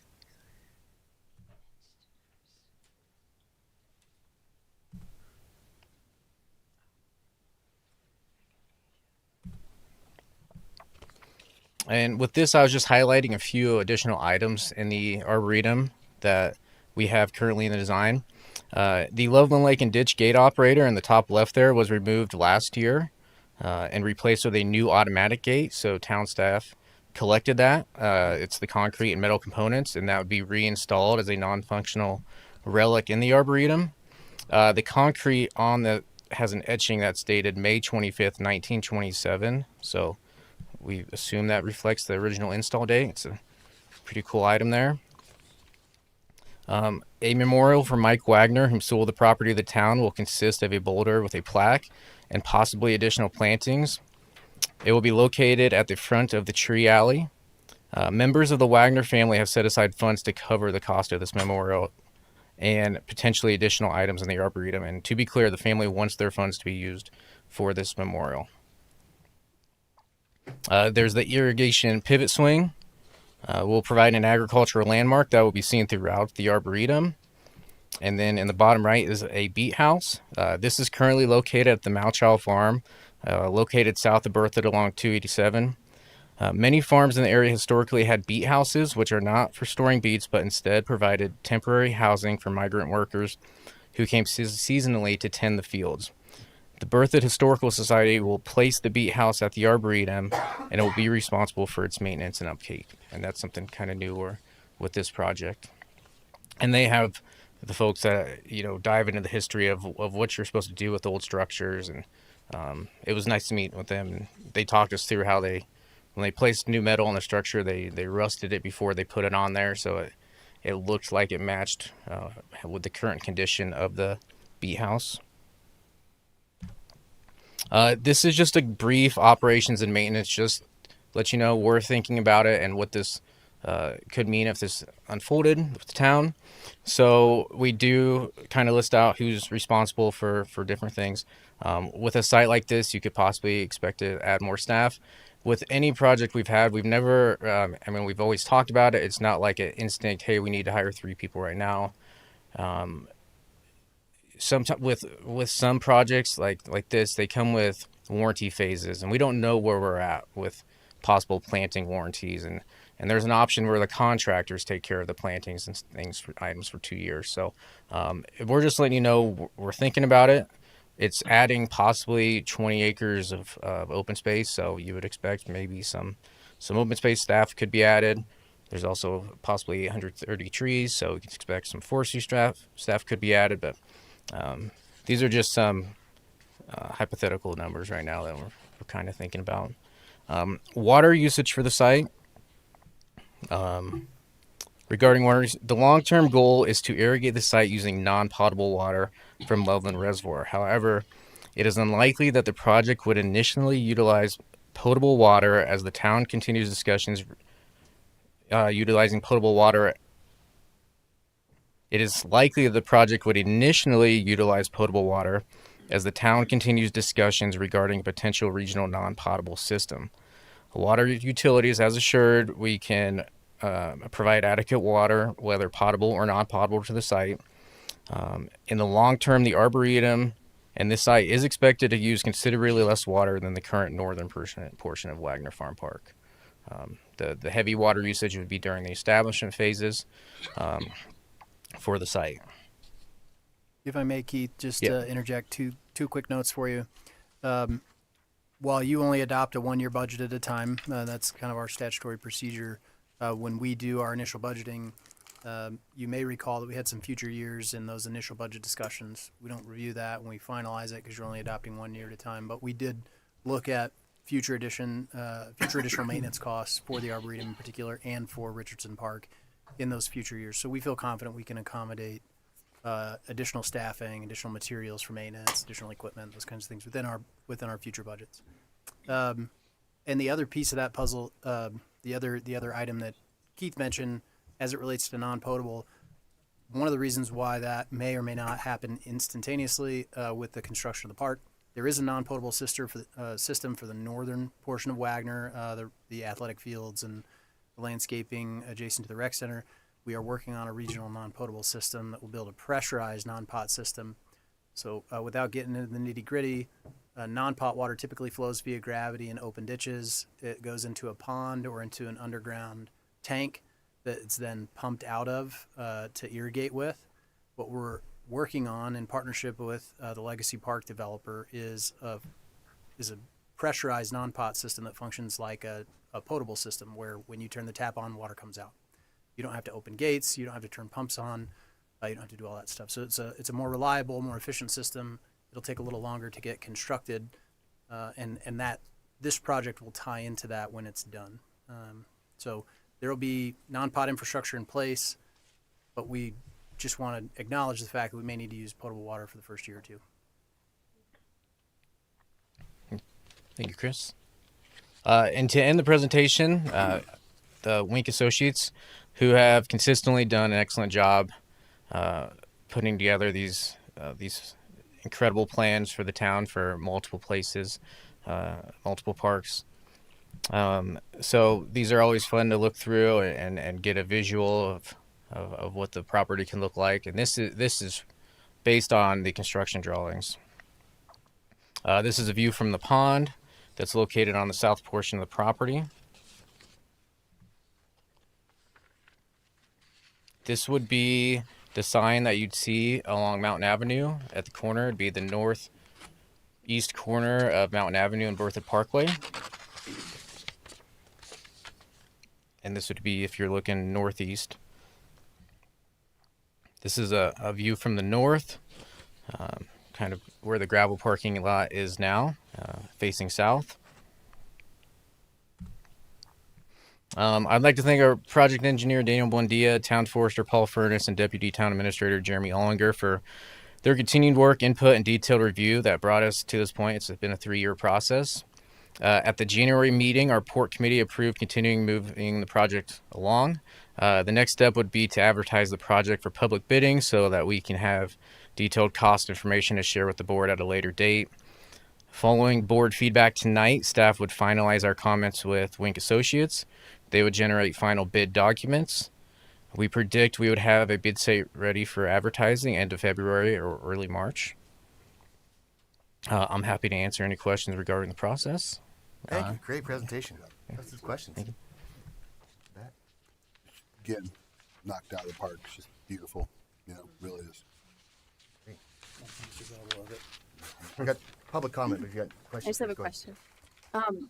Can you tell me if there are plans for seating? And I know we talked about like offshoots where you can leave the main path and sit somewhere. I just want to make sure, because I wasn't really sure based on drawings that those were well incorporated, and that seemed to be important. I think if this image, so you're discussing maybe pulling benches off the trails, different ways. Well, yeah, I guess just confirming, like, are we planning to put benches along the path or places to sit? And then I know we brought up the addition of having offshoots from the beaten path, off the beaten path, essentially, where you can sit or gather for some quiet space. Are those worked into the design? I would say there's a lot of seating. I'm gonna highlight some areas where there's likely seated added off of the design, because as you move through, there are some play structures in there for children as they move throughout the park. When it comes to I can't explain exactly where the benches are, but as I'm kind of moving the cursor, there would be benches added as needed. We do have a tendency not to overfill with benches because we do get a lot of bench projects in town. So this would be a great site because we are running out of room in our other parks to continue to add benches and work with scouts who bring us projects, and we can get, here's a great area, and then they come in and add some benches as well. But the planting areas, I believe, have some heavily benched areas, and I don't have the exact where's the benches at, but we can look into that for the next meeting. Yeah, thank you. And then just as you were describing the tree alley, I just kind of pictured some of those picturesque places in Central Park where there were trees and benches alongside where you could sit and enjoy the foliage changing colors and things like that. So I just wanted to make sure those are worked in somewhere. Yep, there are multiple benches in the tree alley. Cool. Yep, thank you. Questions? Yeah, good question. Nice job on this. On the pond, what's the source of the water? Will the pond have a liner? And then when the water runs down like a creek, do you have a pump that pumps it back up? Is that the process? Oh, by the way, thank you for the dates on the bids. That's really appreciated. The pond would be filled with the non-potable water. Except it's not available up front, right? Water is available for non-potable use and to fill the pond. The way the non-pot systems currently run, though, if there's not water, you can put water in the ditch, fill the pond, but there's not always water in the ditch necessarily. And so pulling it off for guaranteed irrigation timing is a little bit different. And we can pull from non-potable irrigation systems to support this park. We just think until we have a dedicated pumped, pressurized non-pot system, it'll be less reliable. Thanks. Yeah. And again, is there a liner? I've seen some high-end golf courses with big ponds that do not retain water, and it becomes a real issue. Does this pond have a liner in it? Yeah, I'm looking back at Daniel. Yes. Okay, and and like I said, a pump, right? That'll pump the water because I think it's kind of a That's creek, correct. creek It's a pump recirculating thing, system. and then it pumps back. Okay, great. Thank you. That was the same thing with the ditch going along with it, right? The liner. I think that was in the add alternate thing of Correct. Is with it the liners on both. liners on the creek?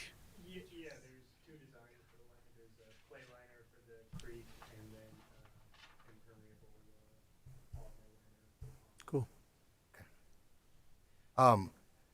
So eventually one day, would it be possible with the non-pot to work through that pond to feed Turner to get them onto non-pot and off potable? I'm just trying to look at this from a utility standpoint. Yeah, the long term, when we look at this more regional non-pot system that's related to this project but independent of, the intent is to build a pump system that will pump out of Loveland Lake. That'll be our primary reservoir for non-potable use. It'll extend south down Berthoud Parkway, connect to the Arboretum. There'll be the opportunity to connect the school district to it so that there's pressurized non-pot water available whenever they need it. Connect to Legacy Park, south down Berthoud Parkway. We believe we'll be able to connect our other facilities like Vine Park, the high school if they're so inclined, and even down Nielsen Greenway to get to like Town Park and Ivy Stockwell. Those are long-term projects, right? It's not going to all happen at once, but the system is being designed with the intent that that backbone will be Berthoud Parkway. The biggest users in town are our parks and the school district, right? They are the biggest water users in town, so those were our first priority to have dedicated pressurized non-pot. Okay. Including Turner. Makes sense. Yeah. And that wouldn't require this lake. We could do that just through piping or something. Correct. And then finally, this on the upper left, there's a darker green area. Sure, you got. I'm blanking out on what that is right now. Yes, what is that? That'd be a storm detention pond. Oh, okay. Just gotcha. Like stormwater to be sent there. Okay. What questions I have? Just one more based on the pond. I feel like we brought it up once, but I'm not sure if we got clarification. Could that be used for ice skating? Have we talked about the impacts and if that was a possibility? I don't. Right. It's got to be a different winner than this one. With I don't know if this would be the best pond for it. Just with the ditch turning off, the water fluctuating and lowering like that. So I'm not for sure. We do get a lot of ice skating on Berthoud Reservoir. Mhm. You may see from time to time people set up their own hockey games out there. Terrifying. They ice fish, they ice skate. Last year I watched a hockey game from the highway as I drove by. It was kind of interesting. So there are opportunities to do that in town, but I think Keith's right.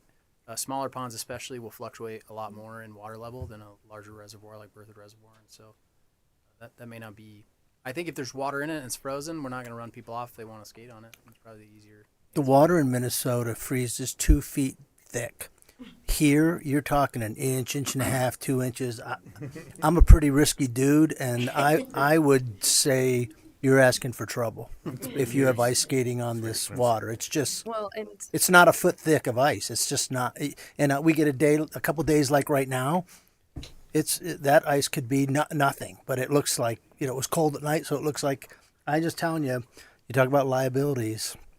It's a liability. I totally agree with you, and I brought that up because I know how many people go out on the ice in other places, and I went with the fire department on all of their ice rescue training. It's terrifying. So if there was a place that we could facilitate safe ice skating, maybe just for the holiday season like we did with the event, it comes to mind that it might be a quaint place to do that. But if it's impractical, I completely I'd rather do understand 100 foot by 100 foot. We put water in it, and that way no one's falling through up to their neck or whatever. Right. But anyhow. Maybe a low level water so there's no serious, I don't know. Just, Not to make any promises we couldn't keep, but one of the suggestions for the Sunoco building after the H&S deal was terminated was potentially an ice rink at the Sunoco building. So might be worth exploring. We'll bring that to you at a future meeting. We don't need to worry about that tonight, but there may be some other opportunities. glad someone else is talking about it too. Yeah, good suggestion, May. I got shot down out of that.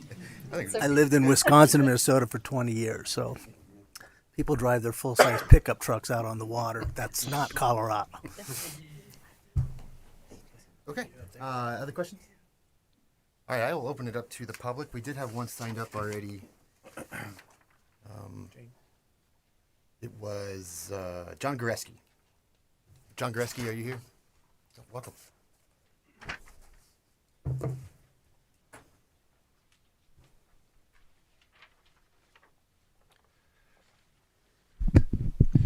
John Goreski, 604 East County Road 10. I'm a 45-year resident and activist within this community, and 22 years at 525 5th Street.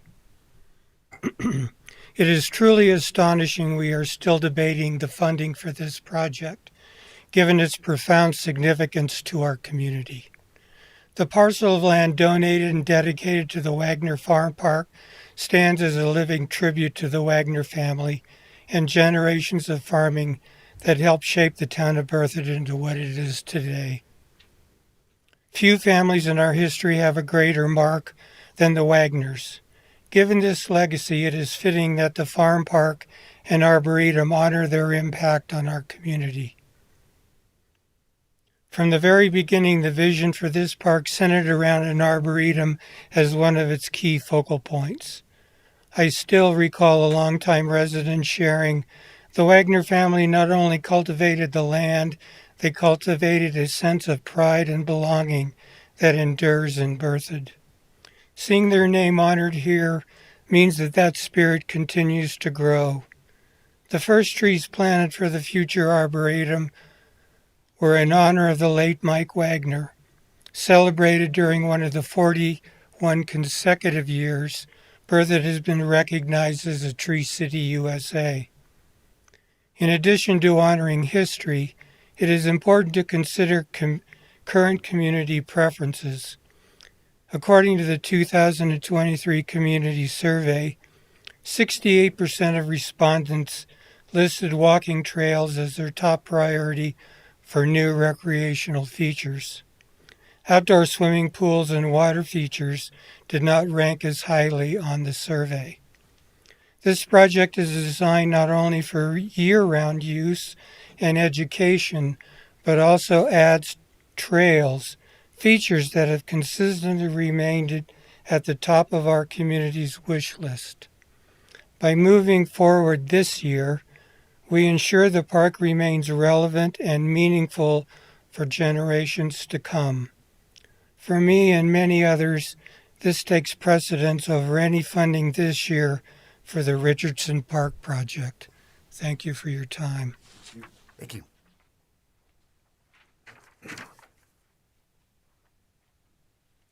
We have no one else signed up. If you're in the audience, then, sure. Who did it first here? Okay, there we go.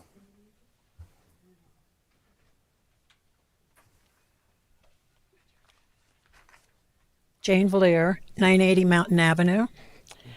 I know when you all see me that you expect to hear about the Wagner family and honoring agriculture and history.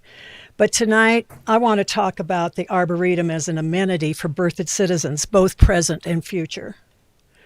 This park, as we envision it, would be a true asset to our town, a place where anyone can find peace, enjoy nature, and reflect. As our area becomes more urbanized, the need for spaces that connect us to the natural world and foster mindfulness becomes even greater. When the town acquired this property, there was a recognition of its potential as a gateway to Berthoud and a desire to create something truly special. The Arboretum will strengthen our reputation as a community that values open space, cares for the environment, and takes pride in maintaining a distinctive and welcoming town. Beyond its natural beauty, the Arboretum offers incredible educational opportunities for citizens of all ages.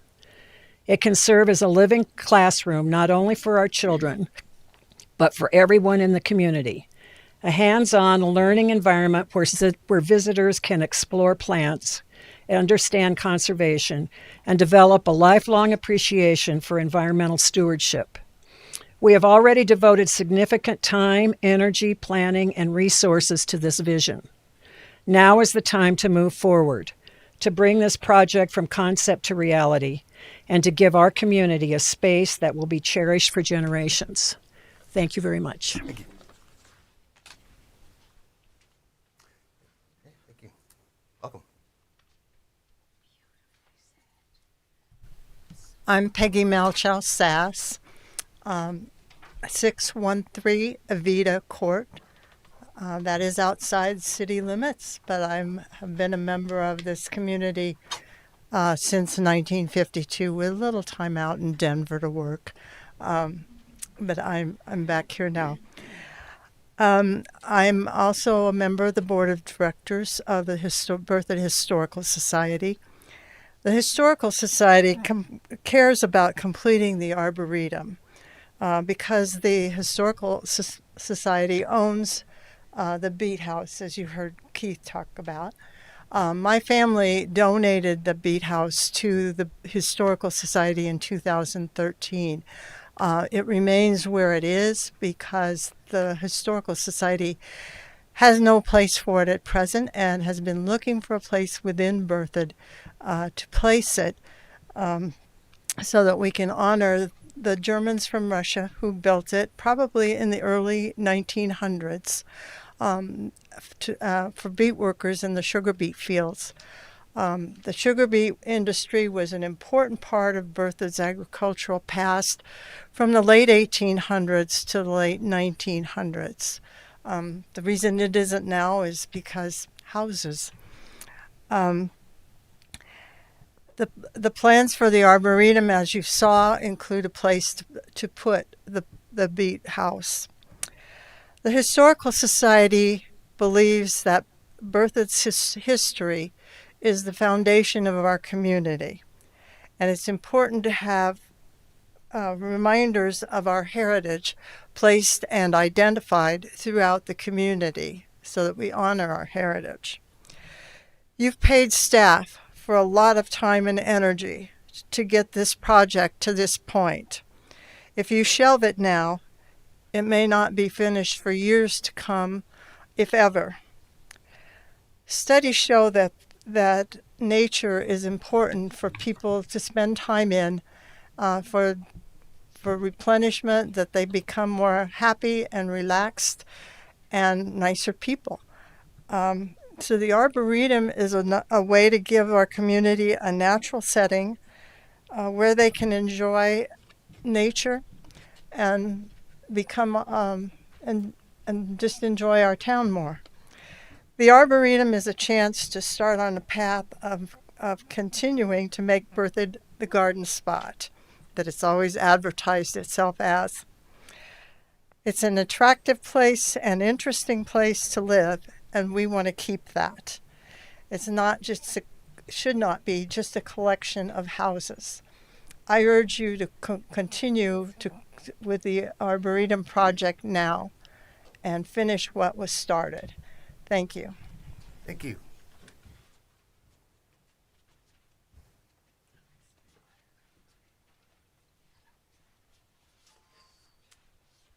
Good evening. I'm Meredith Nord-Nightenbach. We live a little bit west and a little bit south of Berthoud, but have participated in this town for almost 31 years. We moved here almost 31 years ago when our twin daughters were 3 weeks old. And I have to cut you off. Could I just get your address real quick? I'm sorry. It is 3000 Pheasant Run, Thank you. Sorry to cut you off. Berthoud, Colorado. And when I had these two babies and was looking for places to take their stroller and take them for walks, I had to go to Longmont or I had to go to Loveland. There wasn't any place in Berthoud. The little town park did not meet that need. What is projected here would be an astounding thing for parents that have children, for people of all ages to enjoy. And perhaps my twin daughters, who are now 30, almost 31, will be able to come back with grandchildren and do what I was unable to do with them all those years ago. This is such an astounding plan, and I urge you to put it through as soon as possible. Thank you very much. Is there anyone else?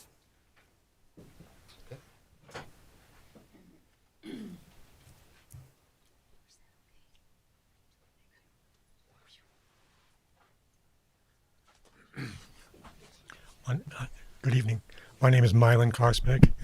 11858 County Road 43 in Larimer County. I was mayor at the time when the negotiations between Town of Berthoud, School District, and Mike Wagner took place. And I just wanted to just say that I support everything you're doing here. It sounds like it's really what Mike would have wanted. I think it's what the town wants, and it's good for all parties concerned. I do have a couple of questions. One, has this been run past Colorado Open Lands, who I think holds the conservation easement? And I just want to avoid any kind of last minute things, such as the beach shack. Is the beach shack okay with Colorado Open Lands? Colorado Open Lands is the monitor of the deed restriction and the conservation easement associated with the Wagner property, and they have been involved in this design process. And then on the irrigation, the possible non-potable irrigation, 2 shares of Loveland Lake and Ditch were dedicated to this land. It's attached to the land, can't be used for anything else. So I hope we can move in that direction eventually. And I would think it'd be nice to have some of the irrigation things which are very historical to this area, agricultural history, which may not be all pressurized, but they're historical things. And if we could have any of those on display as part of the non-potable, I think that'd be really nice. So it's like a partial flume, something like that. It's very interesting and it's very educational. Thank you. Thank you. Anyone else? Okay. Thank you for speaking up. I'll bring it back to the board here for discussion. Trustees, do we have any final questions? All right. Let's start off with Trustee Wing. On questions? Oh, no. If there's no questions, if we just want to give our... how do you feel? I think it's great. It's beautiful. Certainly what's there now. And, there's micro questions, but quite frankly, they'll solve themselves, and some over time. Historically, I thought, oaks were very slow growing trees. So we just see this big corridor of all oaks, and you just wonder, is it going to take 30 years for it to become a canopy? Again, I'm not looking for an answer. Those are just idiosyncrasies, but I think the project looks amazing and would be a huge asset to the town. So that's just my general comments. Trustee Hardy. Get her done. Let's do it. Okay. Trustee Brody? Yeah, beautiful job. I mean, it is, again, I think we've talked about a lot of the projects going on right now are all incredible. I just spent a few days in Northwest Arkansas, and what they've done to get people out into nature and the trails in a much smaller geographic area than the Denver metro area. It's just impressive, and I think this is right along that level. It's crazy. It's great. Yeah. Trustee Ayers? Yeah, this looks really good. I'm fully supportive. I did have one question that came up where I think previously there was some discussion about what to do where the on the northeast corner where that retention pond is. I think at some point there were some concerns brought up about like a soft surface overflow parking for people who can't necessarily fit in that lot by the event center.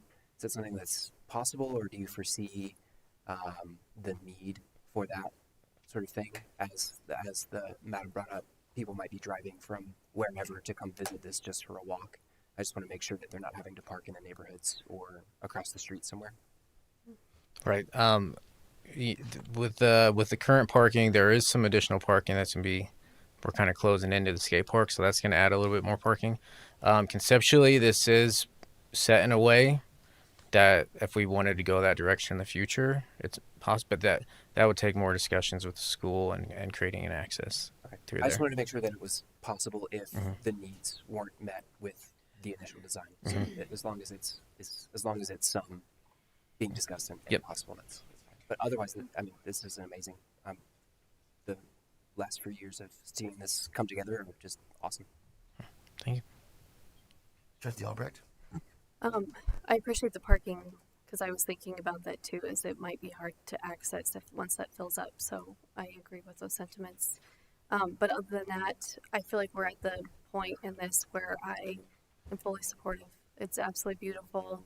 Amazing work has gone into this. I think Jane hit it on the head when she said the word connection. And I think that's the kind of key component to our downtown that we really need to preserve is a place and an anchor for connection. Despite all of the development and growth that we are preserving the heritage, the culture, and creating a place where people can remember what birth is all about. So I'm very fully supportive and ready to go. Awesome.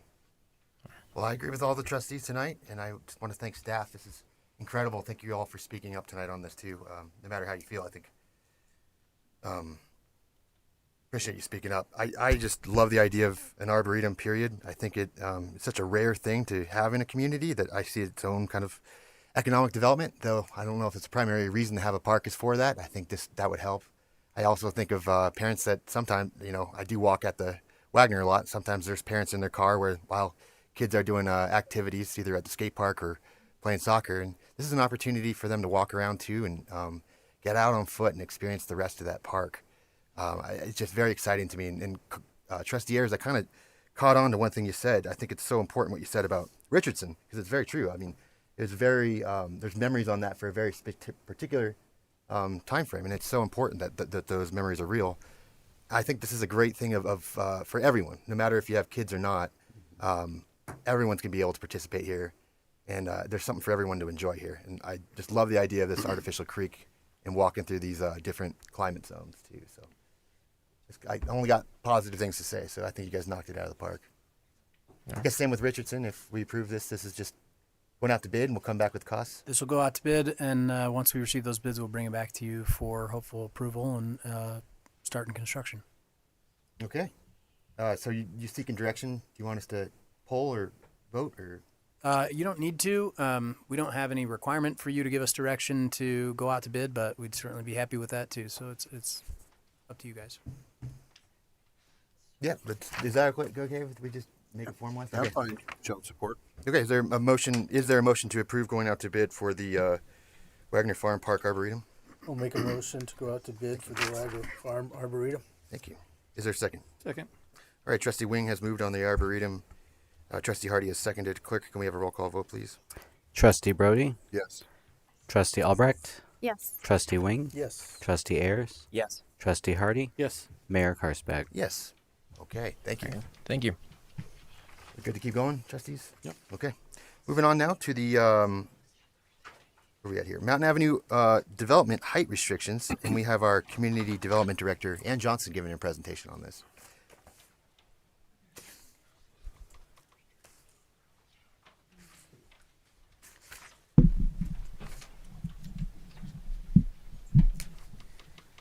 Good evening. We are going to go on another field trip, and I need Christian to help me with where. It should be minimized at the bottom. Or are you looking for the GIS? I'll help you. Yes, please.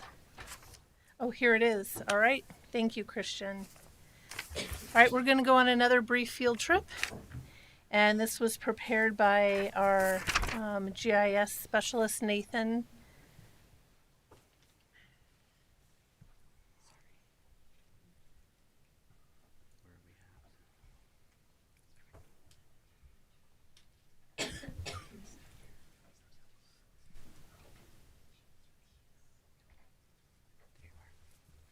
Thank you. All right, so this evening we completed our big code. Several codes were scrubbed and updated last year. And because of that, then we were able to work at the end of last year, work with BHA, who was a consultant that helped with the original Mountain Avenue overlay plan, to develop some scenarios that we'll see after this particular presentation. We know that some citizens brought to you a question about, do you want to limit heights of buildings along Mountain Avenue to only 2 stories. And we know that you put that on hold a little bit while we were taking a look at the code. And now that we were done doing our code, we thought we'd bring it back to you in a field trip format. So the first stop along our field trip is going to be the Ballard neighborhood in Seattle. And what we're taking a look at is just areas in historic downtowns that have 1 story, that have 2 story, that also have some infill properties, and then that have some 3 story buildings. In this neighborhood of Seattle, you can see that there is, they have bike lanes. They have parking on both sides of the street. They have some parklets that stay out for eating and restaurants all year round. And they have a 1 lane or 2 lane drive lanes, very, very narrow. It's one way, isn't it? I believe in this area it is 1 way. And then they also have in this area, they do have some trees, not as many trees as we do in downtown Berthoud. So I'm not going to point out good or bad. I'm just going to point out what staff sees in these pictures. You can make your own determinations about what your opinions are. We have, some newer construction right here. You can see that that there is a setback for some taller buildings behind this one. And again, this is a historic 3-story building. So that is Ballard in Seattle. And I think hopefully it's obvious, but if Ann doesn't mind, I'll just interject briefly. Part of what our goal tonight is to give you some examples. We don't have we have some 3-story structures in town already. They're not real obvious, but there are a couple that are at least the height of a 3-story building, and some that actually physically have 3 floors.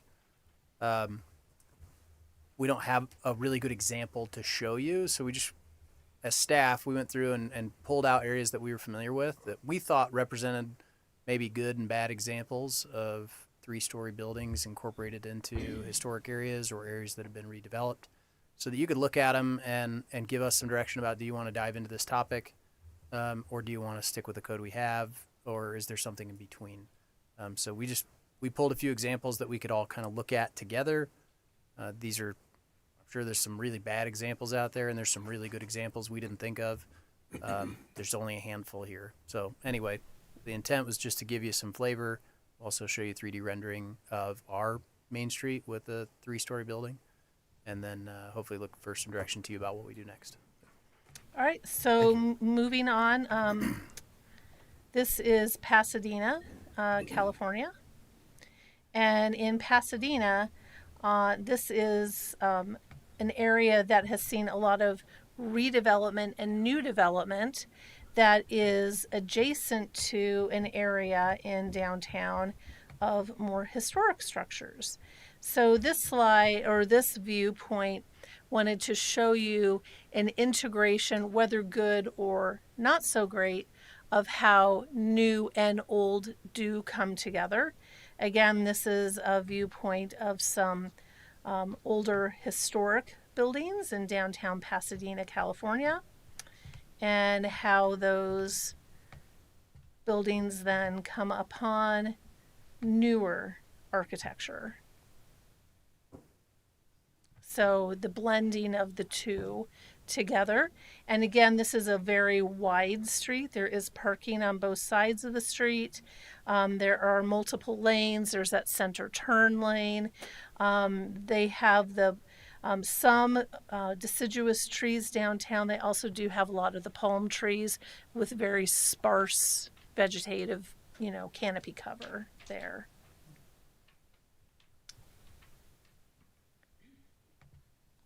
All right, going down to the next one.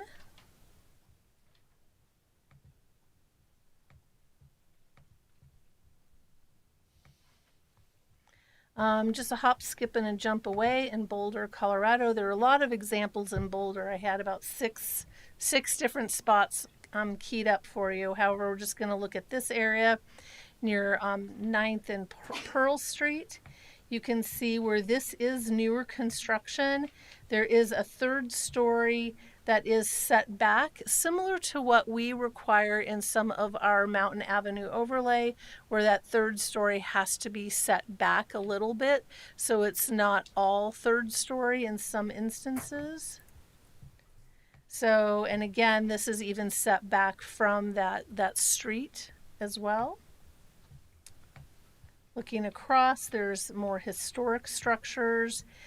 In our Mountain Avenue overlay, some of the heights can be augmented by 15% with some, like parapets or steeples on churches, things like that, that can exceed the height by 15%. So if you have a 30-foot tall building, that can be another 4.5 feet tall with that additional ornamentation. Dr. Johnsons, do you have any idea how tall those buildings are? Specifically from that last slide, there were the 2 examples of the 2-story with crenellations and then the 3-story with the 3rd story set back 8 to 10 feet. Sure. So a traditional 2-story buildings, I can measure these for you and come back. But a traditional 2-story building is, each floor is about 12 to 15 feet, especially for commercial, because you have a lot of HVAC and other infrastructure between the floors. So I would guess anywhere between 24 and 30 feet for a traditional commercial 2-story, and then probably an additional 3 feet on top of that with some of those architectural details right here. And so for a 3-story building, or traditional 3-story building, then that's just multiplying the 12 to 15 feet times each story. Residential, you can go as low as 9 to 10 feet per story, because you don't have as much heavy infrastructure that's needed. However, a lot of the structures are going to be about 30 feet high for a 3-story multifamily building.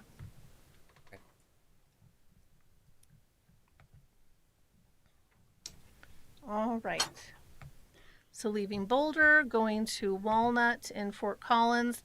This one is an example where there are a lot of trees. There's a lot of landscaping. There's public plaza space.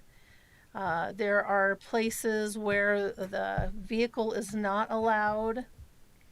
And there is 4-story building on Walnut, across the street from some 2-stories, across the street from a larger 2-story that has quite a bit of depth. This, I would assume, is probably 6 feet of height there with that ornamentation. This has the 3rd story here with that ornamentation.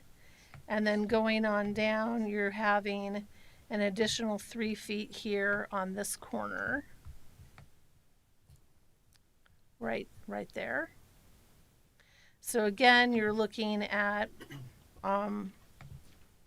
street trees. You have on-street parking.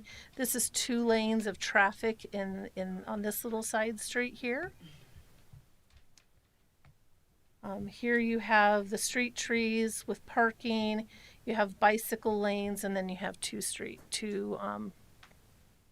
lanes of traffic as well.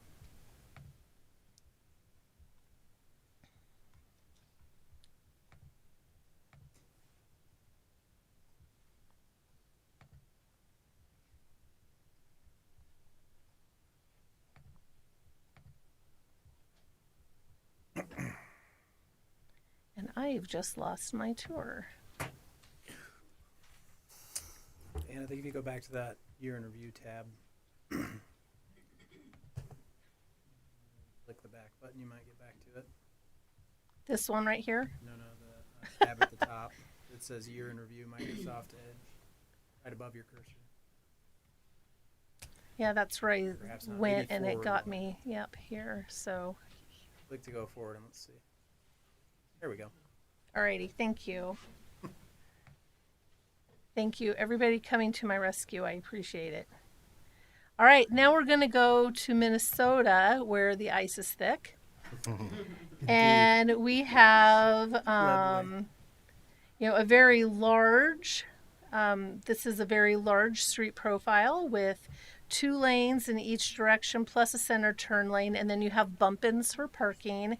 There isn't much as far as street trees. There are a few. You have a very large 4-story with quite a bit of detailed ornamentation on the top of that structure.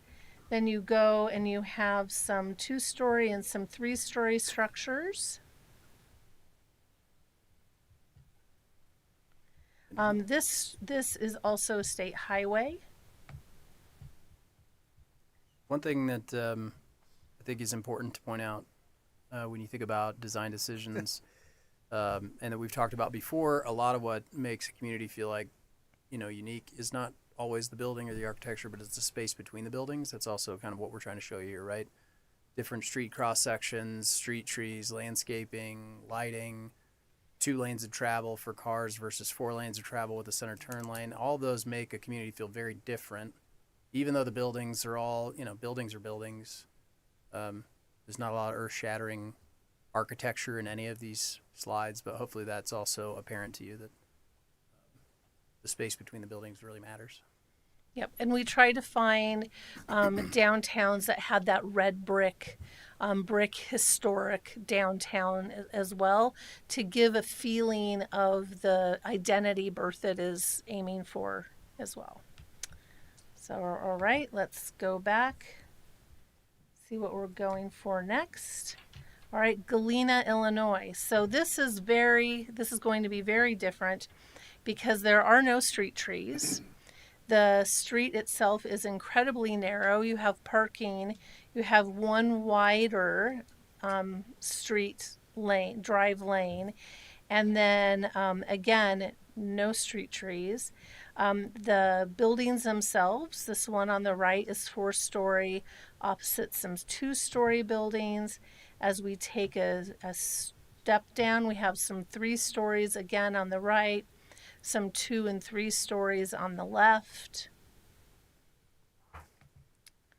A big variety of awnings, signage, projections over the street there. It looks like by going on this street, it looked like there's a mix of residential uses as well. There are some, smaller commercial uses down here, maybe some hotels. And then you get into this older residential area of town as well. So Galena is very near to the Iowa border, and it's on the Mississippi River. So is Red Wing.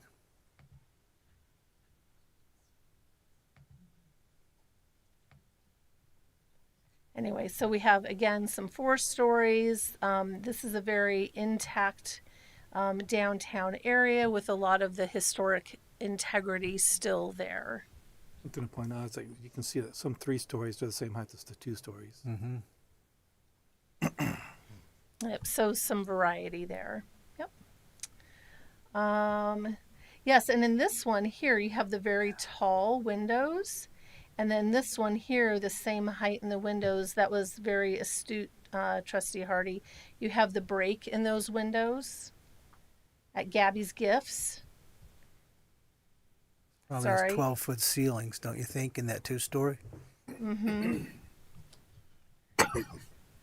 Yep, the difference right there. You can definitely see there's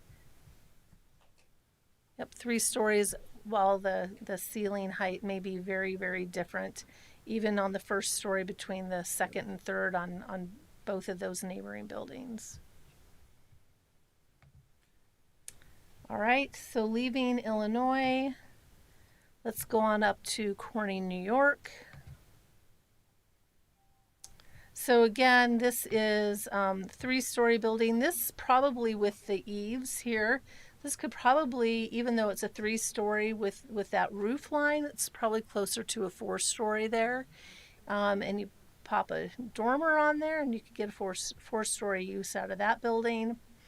Again, historic downtown.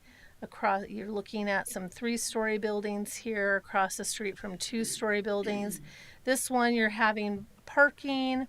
I did not do research to determine if this is a 2-lane drive lane or not, what that cross section is.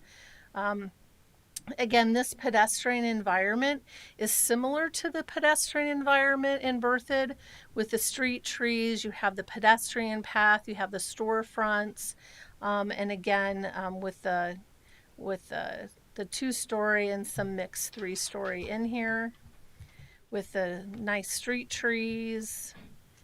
We don't have any mid-block crossings. These blocks look a lot longer also than Berthoud's blocks.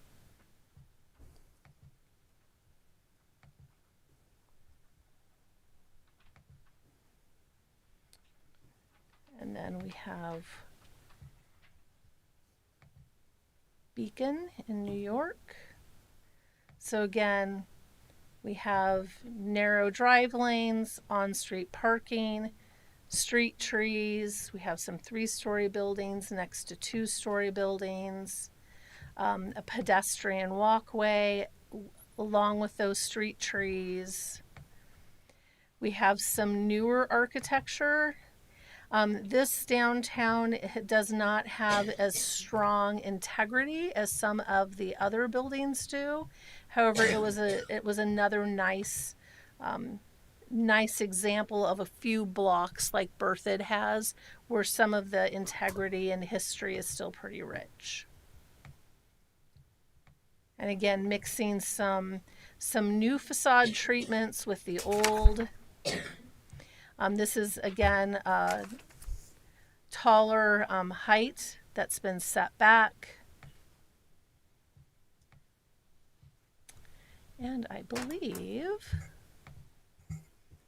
that is it for the tour. Now, what I'd like to show you is some examples. All right, so this is a scenario, a what if. So if Berthoud, we took a look at what corners in Berthoud, if we did anything, what corner could have the most significant change to evoke a big feeling for you all. So we took a look at the southwest corner or southeast corner of 5th and Mountain. The reason why we took a look there is because it's currently 1-story buildings and they are set back from the pedestrian pathway.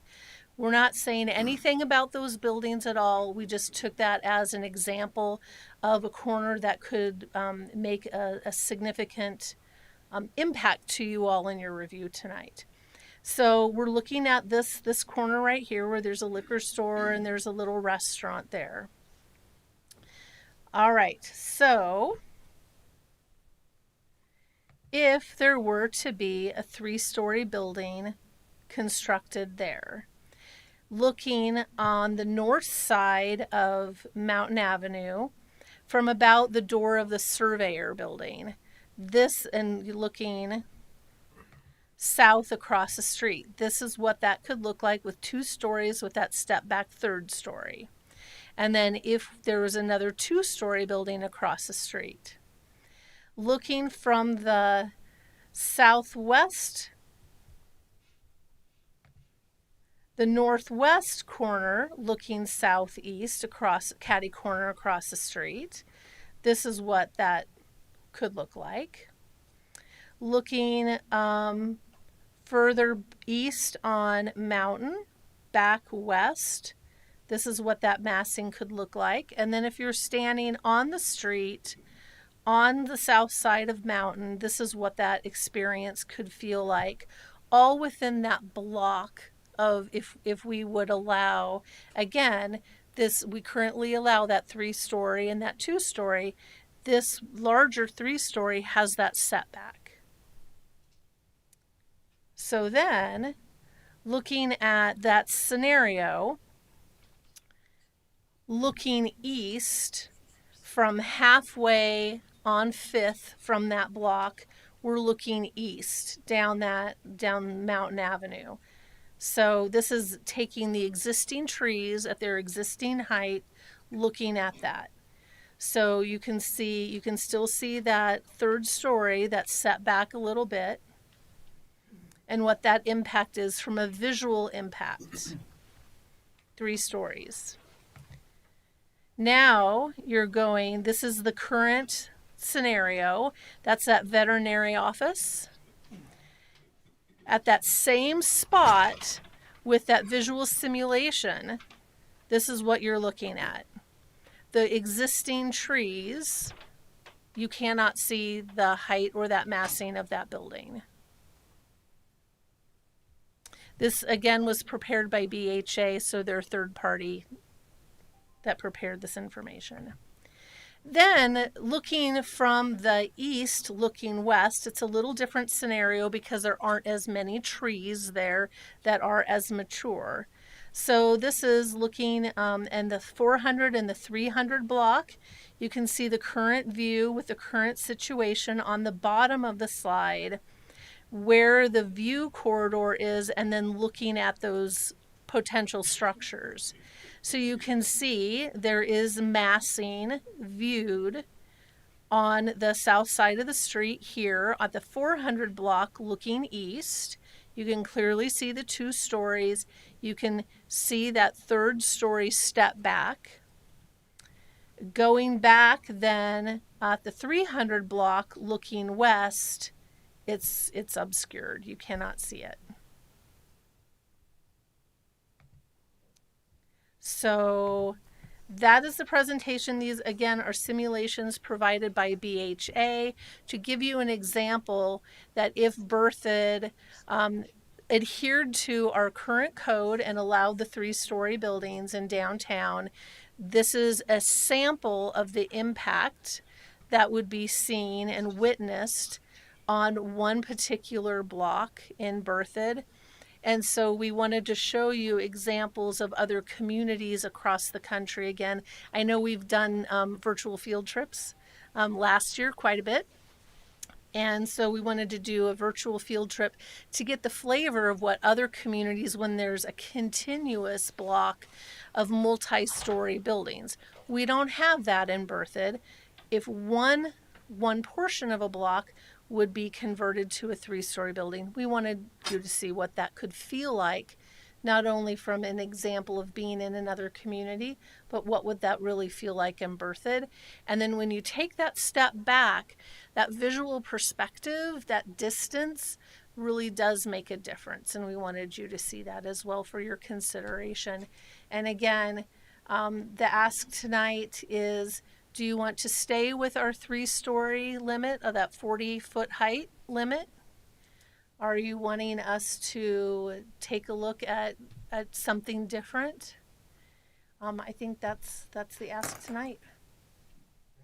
Well done. Just yours. Yeah, I have a couple questions, which I should know off the top of my head, but I'm going to ask you anyway. According to current code, if you look at the left side, the 400 block looking west, according to current code, 2-story buildings are allowed. Correct. So if someone wanted to bulldoze the Bullfrog and the Australian Pokey Place and the liquor store, they could put that red building, the nearer one, the 2-story building now. They could, unless those structures were on our local register. They would have to come forward and do a major alteration of a historic structure. Okay. Those 2 were selected because they're not on our local register. According to current code, I'm having, so this is the basis of my question. I'm having a little bit of confusion because I'm a little confused about the terminology being used, because building height and stories are being used interchangeably, and that's confusing me a little bit, just as to the process and the outlook. So for current code, is it true that if there is a third story, it must be set back? So in the Mountain Avenue overlay, there are two areas that talk about if you're going to have a third story, the consideration is to have at least an 8-foot setback on that third story. And in the Berthoud West, the downtown conversion, the downtown, and Berthoud East, the maximum height is 3 stories and or 40 feet with that 15% addition for ornamentation, steeples, things like that.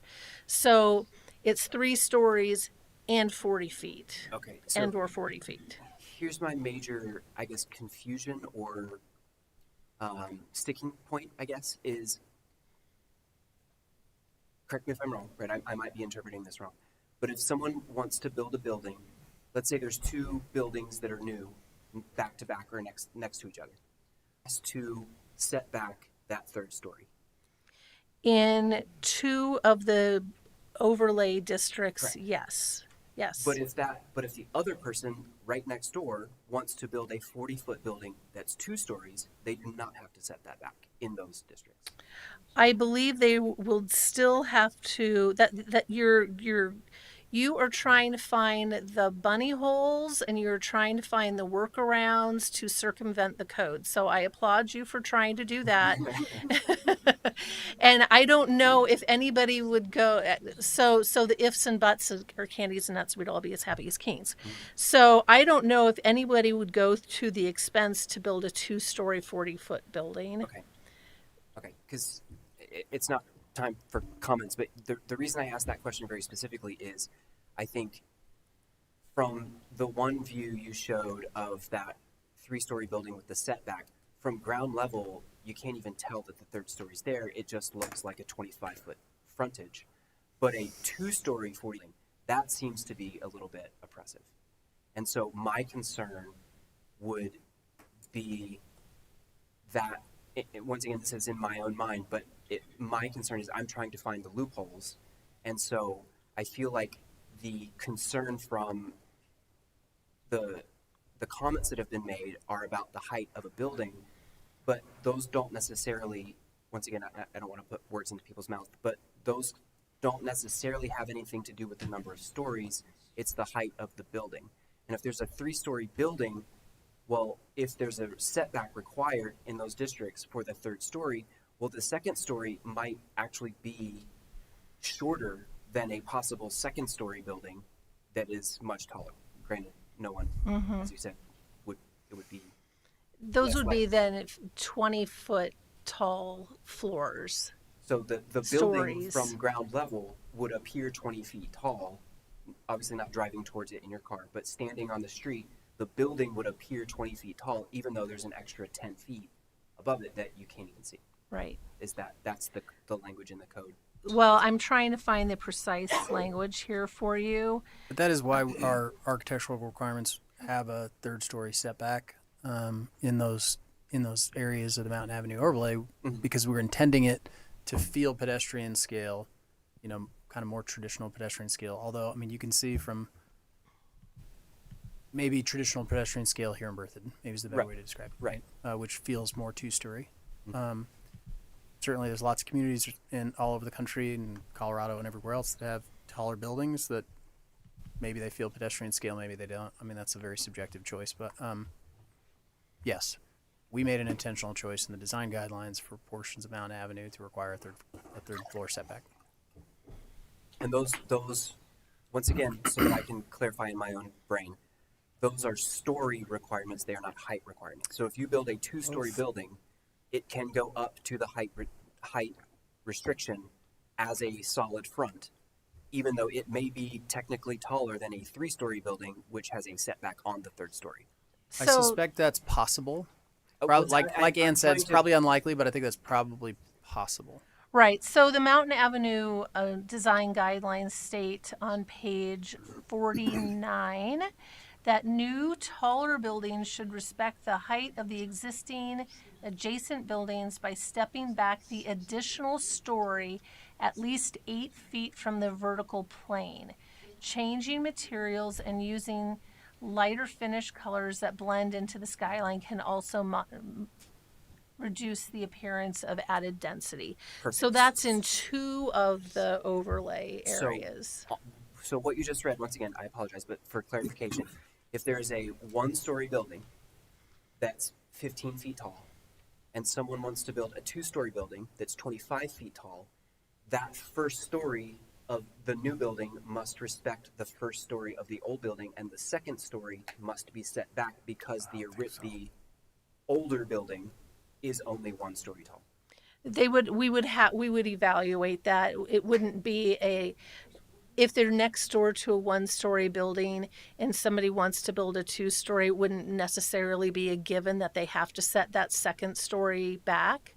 However, we would take a look at the massing, we'd look at the scale, we'd take a look at every individual project from that individual project standpoint. Okay. However, yes, I mean, they should respect. So we would take a look at everything that they're doing and how are they being respectful. We would be working with, the neighbor, and we'd be, how are they working together? There are some gray areas in our code. There's very few, but there are some that give discretion to staff that are doing the review to be able to say this does not respect the adjacent property owner or the historical character or the architectural character. And then we put the onus on the project proponent to demonstrate how it does. That gives us a lot of push. And if we make a determination on a site plan, so site plan, for instance, doesn't require planning commission or town board approval. If it's a use by right, it's zoned properly, and there's not any unique circumstances that require variances or anything else, that project gets approved administratively in our code. We can deny that if we feel like it does not respect the character of the adjacent property, and they have an appeal right to the Board of Adjustment. And so, there's a whole process that would go through, but it gives us enough teeth to be able to say this is totally unreasonable. The lower right picture really is what you're describing. You go 1-story, 2-story, 1-story. There's no setback, whether that's grandfathered in or was just in place before our codes. Right. Yep. There it is. But if somebody proposed a 2-story building just to the, I guess that would technically be the west of the 1-story building. So 1-story, 2-story, 1-story, 2-story, we'd probably say yes, so long as the architectural character was appropriate and it fit within the downtown and those things, right? If it was a 35-foot tall 2-story building, that might be a different conversation. We don't feel like that respects the architectural character of the adjacent properties. It might be a reason for us to say no. There has to be some subjectivity there. But I think our code is clear enough that it's probably easy for us to do. Yep, and Trustee Ayers, I'm going to follow up. So on page 48, just so everybody knows and the record can show, the 4th bullet on the right does say that predominant massing at the front property line should be 1 or 2 stories with setbacks for additional stories. Okay. So 1 or 2 stories at that front property line with that setback for the 3rd, and that's in the downtown district only for the Mountain Avenue overlay. Thank you. Yep, not a problem. It's great. It's always good to try to find those loopholes. Yep. So I appreciate the conversation. Thank you. Comment. Oops holes. Loopholes. Oops. No. Yeah, so, to me, architecture and aesthetics play almost a more important role. You can have a 1-story that looks terrible and a 3-story that looks gorgeous, and you can have a 1-story look gorgeous and a 3-story that looks terrible. So I think that really plays a lot. Even your artist's rendition of this building, to me, is not a flattering building, and that's no disrespect to anybody, but it's just not a pretty building. So I think you can do, it's brick, but you can, you saw some of the pictures that you put up. Some of those old, beautiful historic buildings were just gorgeous. So I'm fine with the 3 stories on Main. I know it's prohibited in a couple of areas, but I think it comes down to what do they look like?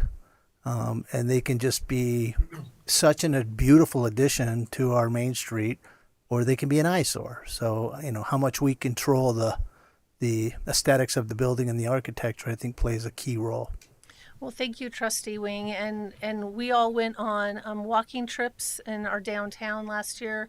We also did a lot of trips, and staff listened to what you had to say about the aesthetics, being the primary concern.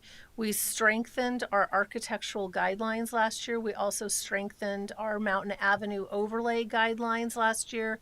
We strengthened the design component in our land use code last year based on feedback we received from the Town Board of Trustees and the Planning Commission. So we listened to what you had to say, and that is reflected in the new guidelines and strengthening that brick component, strengthening the massing, articulation, setbacks, scale, and the quality of design. We listened to what you had to say. Yeah, and So the other thing, and this goes without saying a little bit, but if you look again at the architecture who did this or the artist rendition of this, right? The street lines are beautiful. The streets are beautiful. There's not chip paint, and to me, that's part of branding. What's the brand of our town? And if it's chip paint and wore down and sewer drains sticking up, again, I'm not being critical. I'm just saying, what do you want to be when you grow up? And you can see what somebody would illustrate they want it to look like, and then below it you can see reality. And it's even things like one of the pictures you showed, there were gorgeous flower beds all around the streets. And if you ever go to old, not Fort Collins, right down the road next to, USC, CSU. Oh, CSU. yeah, Fort Collins. Yeah, so you go there and, oh my God, it's like going to Disney World with the amount of flowers they have. And they're everywhere. They're on every corner, huge flower beds. And again, I'm not meaning to get off track here, but I'm bringing it back to, we're talking about looks, aesthetics, feel, architecture, and what do we do with the whole package? What do we do with our branding? And if we're the garden spot of the world or the country or the state, how are we bringing that to life? Yep. It's setting the expectation for future development. 100%. That we want aesthetic, we want design, we want quality architecture in Berthoud. So a question will be, do you want to stick with what is in the code and continue to demand high quality, or do you want to have staff review any changes? I would vote for the high quality every time. I do have some questions. Yeah, go ahead. And mainly for our audience, so they know the Mountain Avenue overlay, where the historic district ends, and then what are those requirements beyond the historic district? Do they go to 287? And is that the same as what you mentioned on page 48 as the 1 to 2 stories plus a setback, or is it more additional stories? Can you just clarify? Mm-hmm. Yep. So Berthoud West is 287 to, I believe, 8th. And that's 3 stories to 40 feet and 40 feet height without 15% for cupolas and details. The downtown conversion is 8th to Fickle Park on the north and 8th to 7th on the south, 8th to 6th on the north, 8th to 7th on the south. And that would allow 3 stories or 40 feet with 15% for details. That's the downtown conversion. Downtown then picks up from that residential conversion to First, and that is the same, 3 stories and 40 feet with the 15% for details. Berthoud East then is First to, I believe, County Line Road, and that is the same thing, 3 stories and 40 feet. New Berthoud, then Ag picks up with County Line Road about to half mile west of Loves. And that is 35 feet with a 15% fluctuation. And remember, barns are really tall. Silos need to be really tall. So that's an Ag. And however, that also gives a nod to the underlying zone. That's just an overlay, Ag overlay, but it gives a nod to the underlying zoning district. Then we have New Berthoud, which is out east at I-25 and Mountain, and that goes back to the 3 stories with 40 feet height with the 15%. So in none of our zoning or in our overlay districts in Berthoud, do we allow, wait a minute, let me,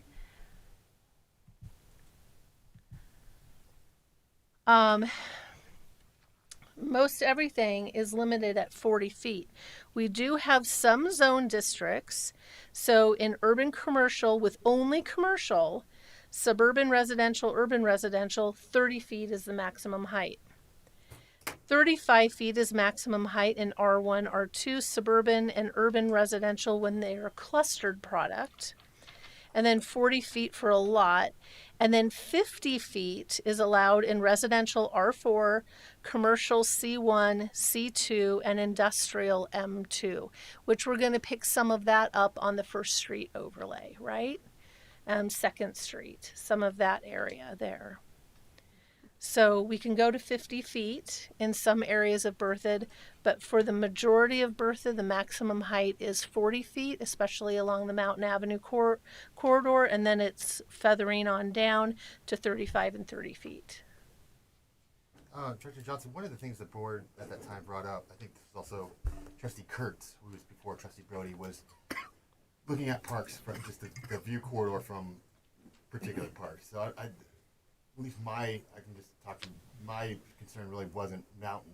I live on downtown, and I hope we see more 3-story. It would be in those parks areas that we could kind of preserve a community view of the mountains. Have we looked into that? Is that part of this?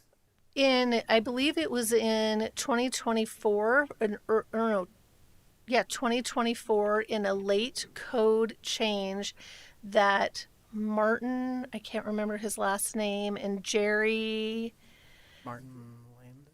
Thank you. Yeah, Martin Landers and Jerry Dahl proposed some of our sign code and taking our comprehensive plan overlay and preserving view corridors. That's one of the things that they actually did in reducing some of the height for the urban commercial and then the residential R1 and R2. They were 5 feet taller, and they actually reduced those down by 5 feet at that moment in time in order to preserve some of the view corridors for the parks that are in the historic parts of town. So those were reduced. Was like, that was it subjective, or they look at 5 feet and that was actually how they could see the mountains? Or they were looking at it from if you're standing back, another 10 feet or half a block away, would that 5 feet make a difference? And they felt as if that 5 feet would make a difference in preserving more view corridor in an urban dense area such as downtown. As you can see from these scenarios, when you're standing half a block away, it really doesn't make much difference. Yeah, I'm going to add on a third story. It's a great way to see the mountains, at least. Only been to one at Tony's in Fort Collins, but it's a great view. Yeah. I'm concerned from the Wagner looking west type thing. Or Hillsdale already seems protected because it's in a floodplain. You can't build right next to it anyways. Berthoud Reservoir, it's got that substation there, but I could see the mountain range. I'm just concerned about when you get to Wagner, effectively right now, that anything going in right next to that, I hope there's consideration that we can at least save some part of those mountain tops. Not totally blocked. Yeah, and if you take a look at like this example here, this is a 3-story building, and when you are a block away, you have to put things in perspective.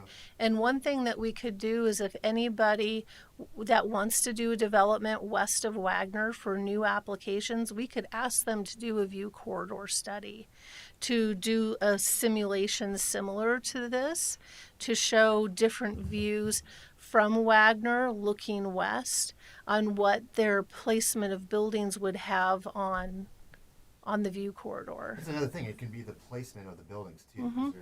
Yeah. And I think of that with Richardson too. There's just opportunities there where I know other communities have view corridors.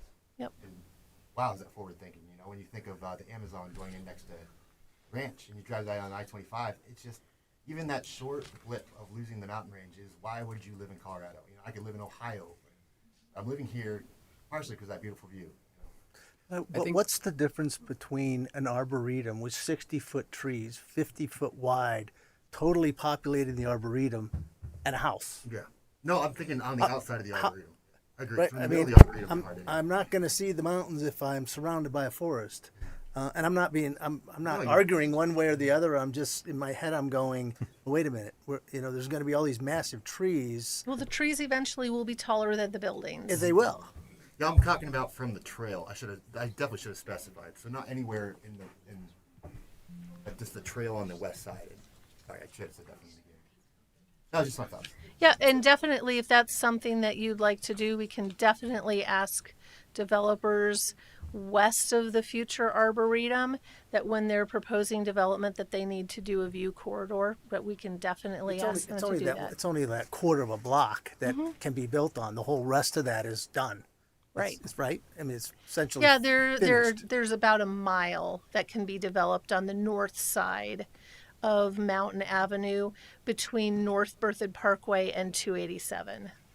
Yes, exactly. But not on Berthoud Parkway going north. Correct. Right. That's essentially done.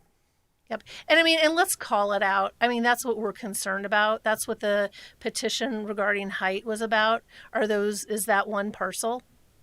So if people are concerned about height on that one parcel, let's just have the developer do a height study from Richardson.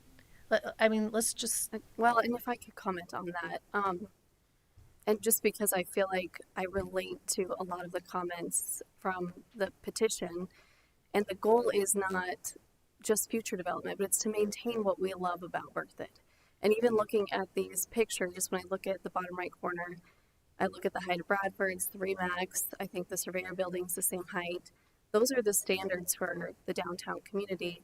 And just seeing a major shift, and even with the third story setback, to me that doesn't even look historic.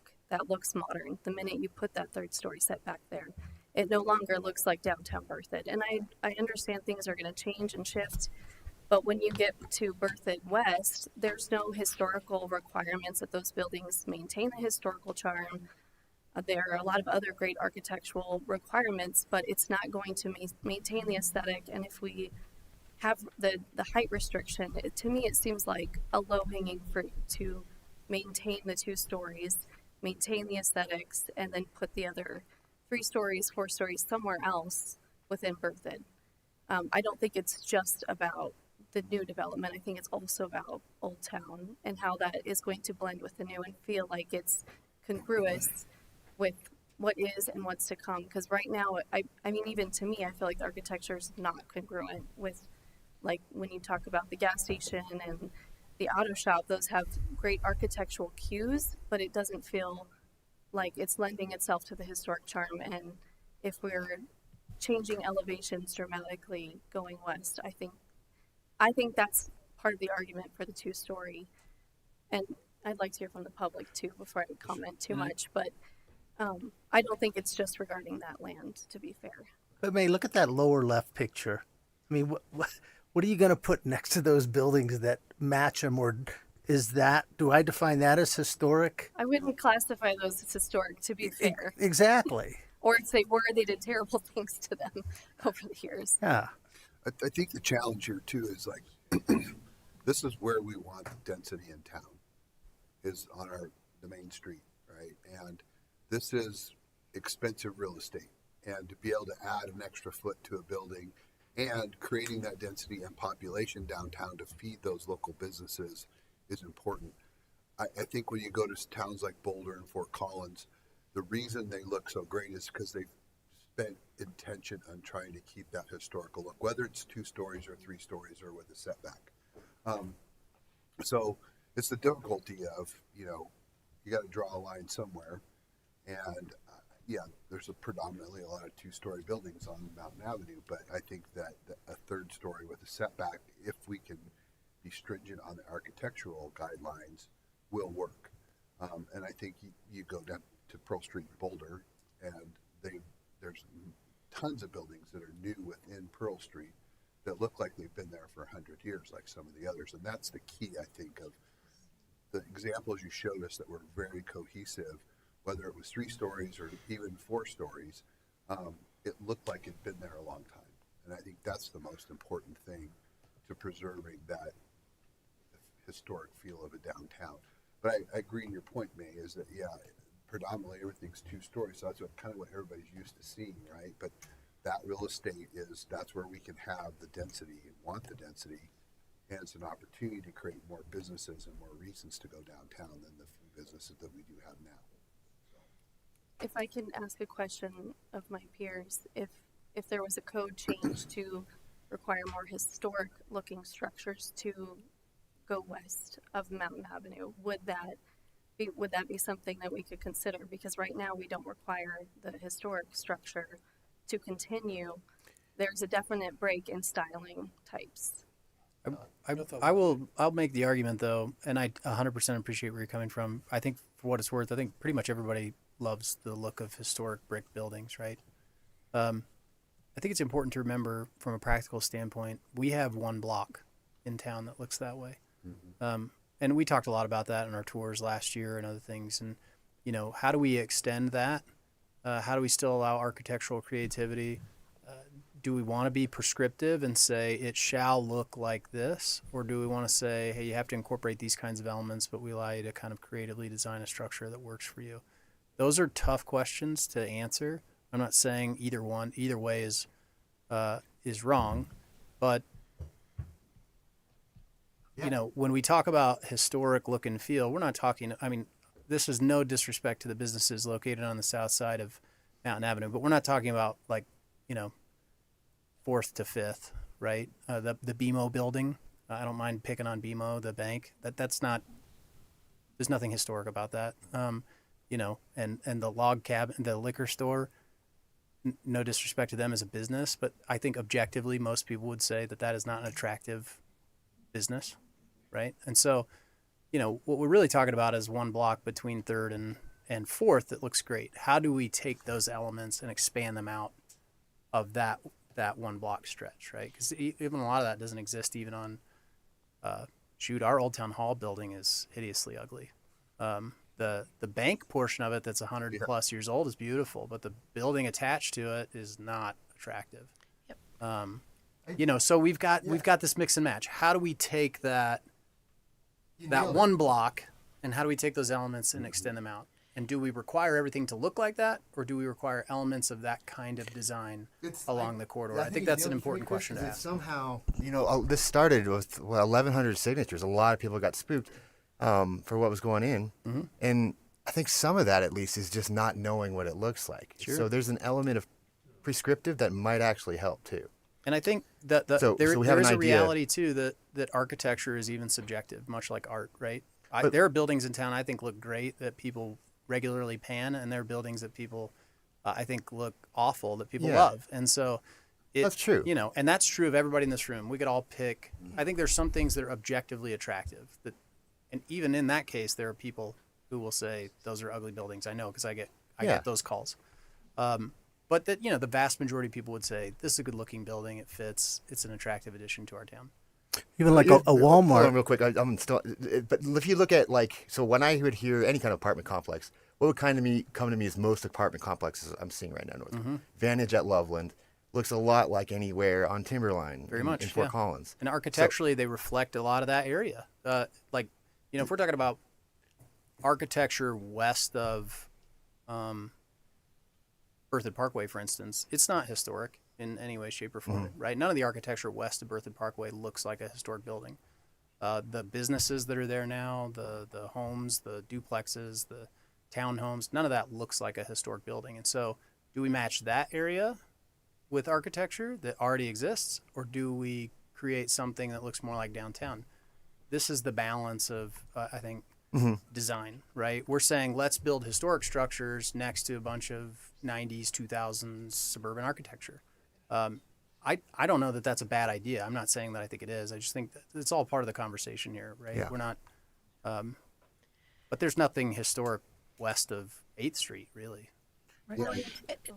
We did increase the amount of brick that was required in the different districts as well with our last code change. And we do say that we don't want to create a false sense of history. We don't want to replicate a historic structure to the T so that it could be confused with an actual historic structure.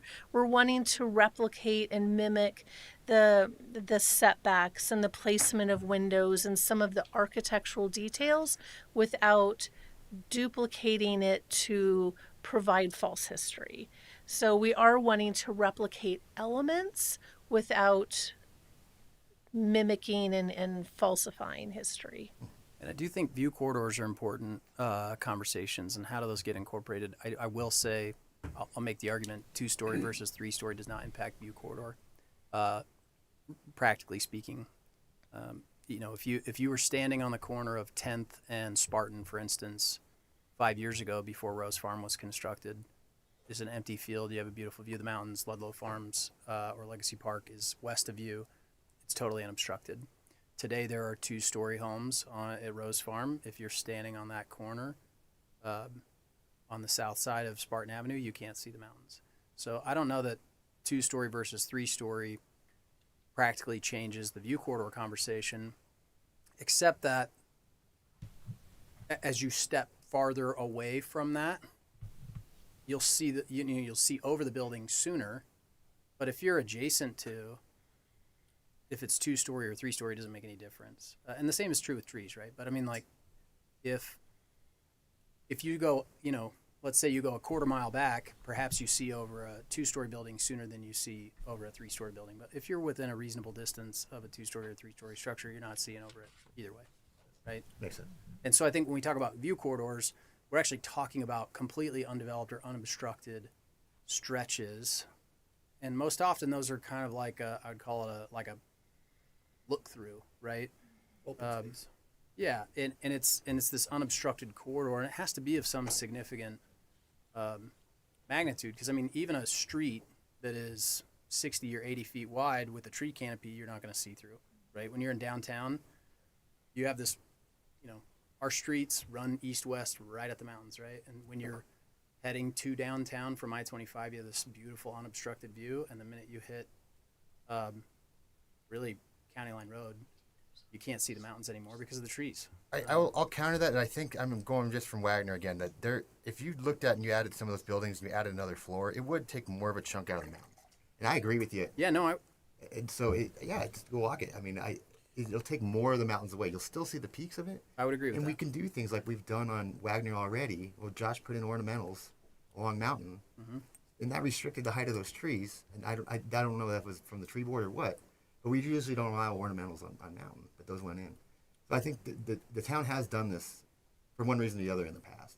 And like, as an example, I think you're 100% right about all that. At the Arboretum, when you look at the grading design, there are hills that we intend to construct. For views. With the idea that you can get elevated a little bit. They're not going to be 20 feet tall, right? But if you can get 8 feet above the ground surface level of the Arboretum, you're going to have a little bit better perspective and possibility to see over even existing development that's already there. But even Director Johnson, to your point, talking about how we can control things, even big box stores, Walmart, Home Depot, they have tiers of what the outside of their buildings will look like. And just an example, not that there's a lot of Walmarts in Cherry Creek, but if a Walmart were to go into Cherry Creek, their building would be brick. It would have different fascia on it. It would have different colors, even though they have their standard. And then if they went to Lafayette, no disrespect, Lafayette, live there, but that might be on the lower tier of. So I support us as a town being able to control some of the materials and aesthetics of some of these buildings. Well, and as an example, there have been some retail stores that have come to town, and when they have come for their pre-application meetings, we have let them know that we do have stringent architecture and landscape design standards. They chose to go through the process, and through the development review process, they actually saw that we were serious, and they went through a couple rounds of development review and saw that staff was not going to back down, and then they chose to not proceed with their development in Berthoud. So staff does adhere to the codes. Staff does follow through and follow what's written. Staff does work with development that comes to Berthoud and tries to convey that sense of aesthetic. And if they choose to move forward, we are making an assumption that they want to be in Berthoud for the aesthetic requirements. And if they can't meet the aesthetic requirements, then they oftentimes do choose to go elsewhere through the process. So exactly, you bring your A game to Berthoud. And I do think it's important that we recognize there's a realistic economic development component to that, right? Now, that doesn't mean that we want all those businesses that maybe we do, maybe we don't. But that's a wholly subjective decision as well, right? One specific example that I think Ann is probably thinking of, although this has happened a few times, was a national dollar store chain. I can assure you the only reason they were wanting to build in Berthoud is because they know that there's a market here and that they would get plenty of customers, and there's plenty of people who live here who would gladly shop at the dollar store. And it's not the dollar store, a dollar store. Sure.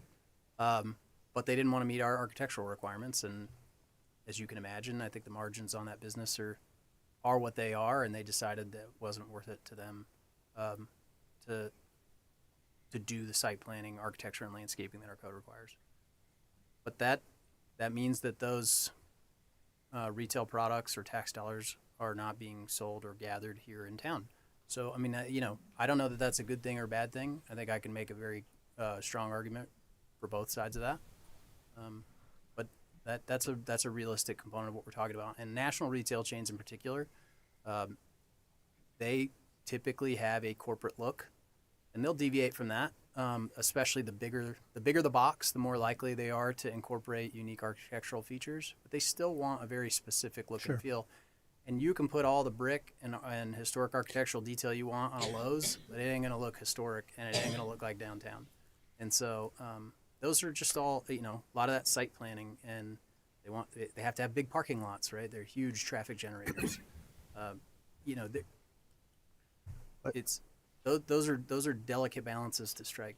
I think that, this continuity piece of it is right. Again, not trying to make a false sense of heritage or history, right? But for example, like you come through town and here's Town Hall, and I think Town Hall fits the look of the town, even though it's obviously a new building. And even Hayes, it's a strip mall, right? But it's brick, and there's an attempt that it goes together, right? And I think that is what everybody's more interested in, is not necessarily everything looking like the traditional bright red brick building, but like put an effort to make some continuity to it all, So yeah. Well, if I can just make the argument that I think the sentiment in town is not just that we have these great architectural designs and plans. It's an understanding for us to understand, which I think many of us do, but it needs to be stated that the change is difficult,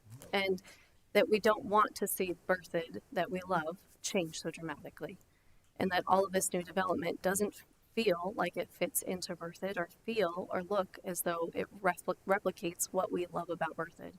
And so I think that's the sentiment really is this disheartening sense that there's the people, the town don't have any control over what's happening and making it, feel like the town that they love. And so what can we do as a board to meet them in the middle? And is that extending the historic district height restrictions to 287, just the 2-story with a third story has to be set back?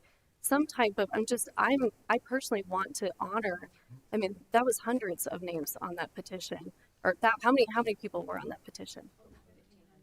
Okay, over 1,000 people on the petition. How do we honor their request to see something stay that means something to them while still trying to grow in a smart way in the community? And so there's got to be some median where we find a way to preserve historic, and I agree with you, Mark. I think some of the false, historic buildings I think are charming. The BMO building, as silly as that is, I think it's charming. It's very odd, but the odd things about Berthoud, like walruses and Fickle Park, are the charming parts, right? It doesn't make sense. Why is it there? It's amazing, right?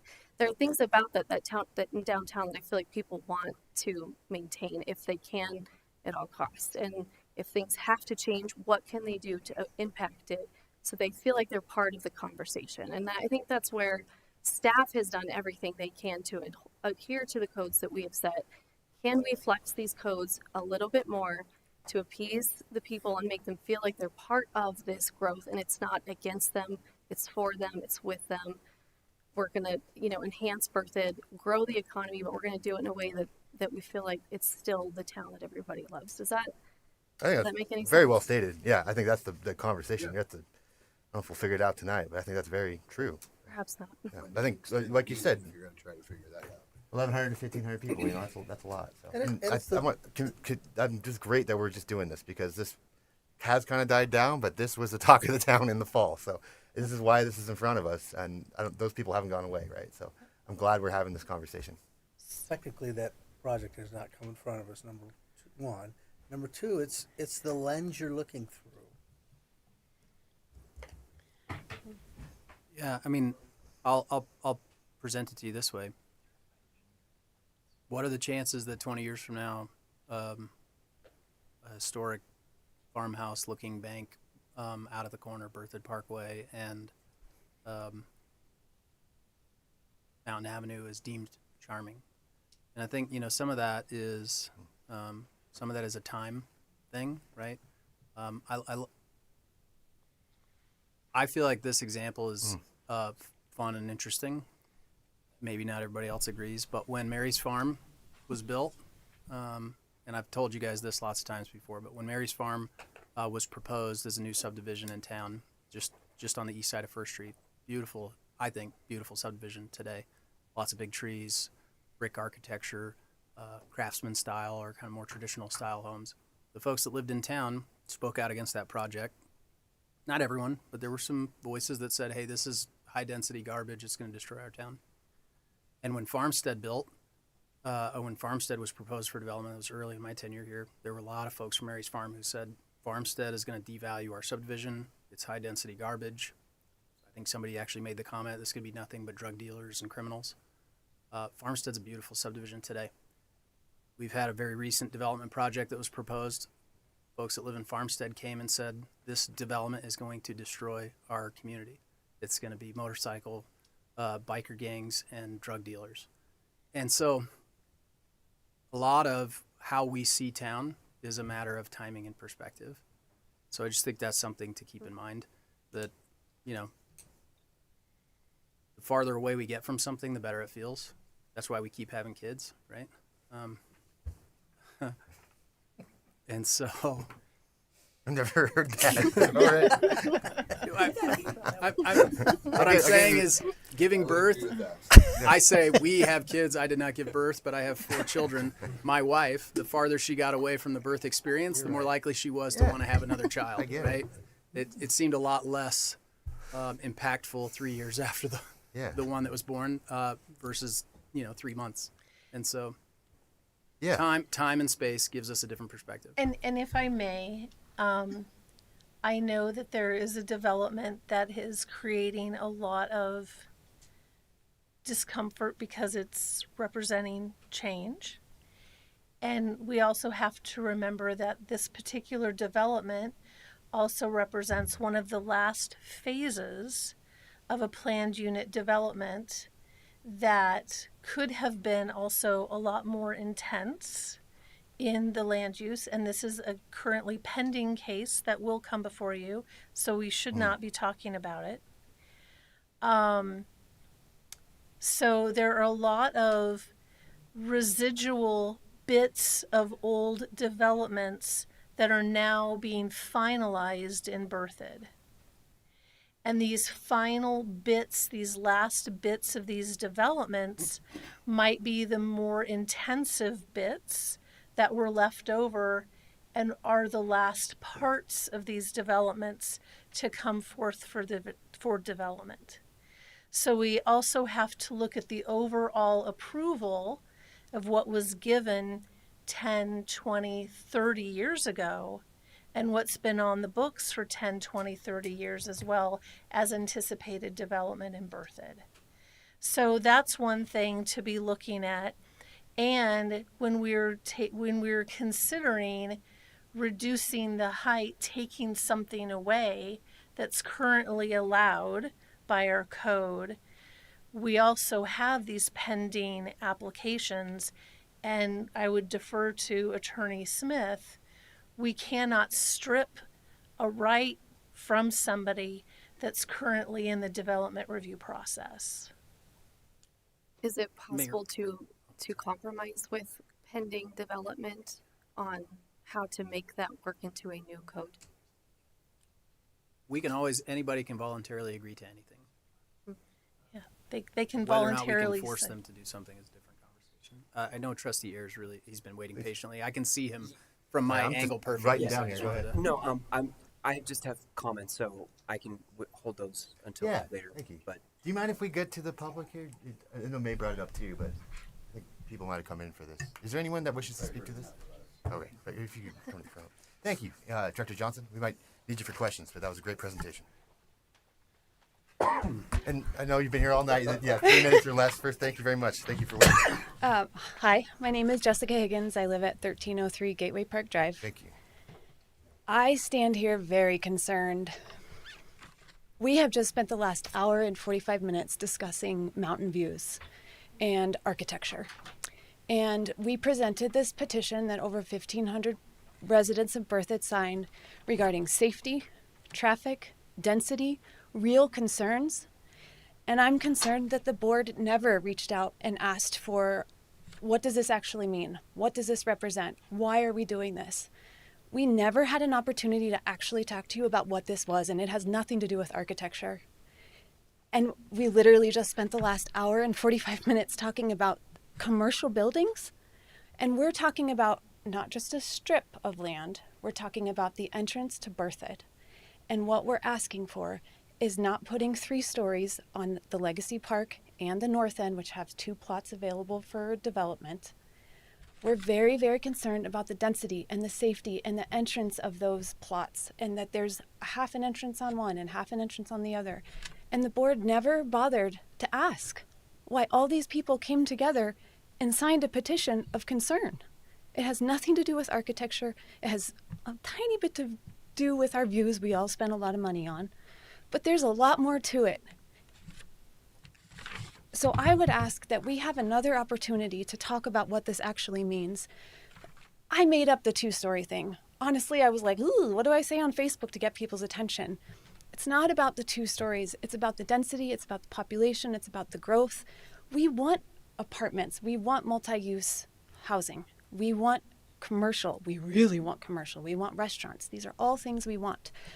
But this just got sidelined into a conversation that has nothing to do, and we didn't even get a chance to speak. I felt like I just got filibustered there for 2 hours. That was really hard. So I would hope that the board takes a chance to listen to what we actually have as a concern. And I bet you everyone's willing to compromise. Put the easement, put the 3 stories back. But listen to the concerns about what is actually going on. And I'm probably at my 3 minutes, and I'm sorry for being Oh, you got emotional. one other minute. So. Well, I have a lot of notes. Let me just quickly check. Yeah, I think I said it all. Thank you for letting me talk. I really appreciate it. Thank you very much. Thanks for hanging with us. Yeah. Anyone else? All right, sir. In green.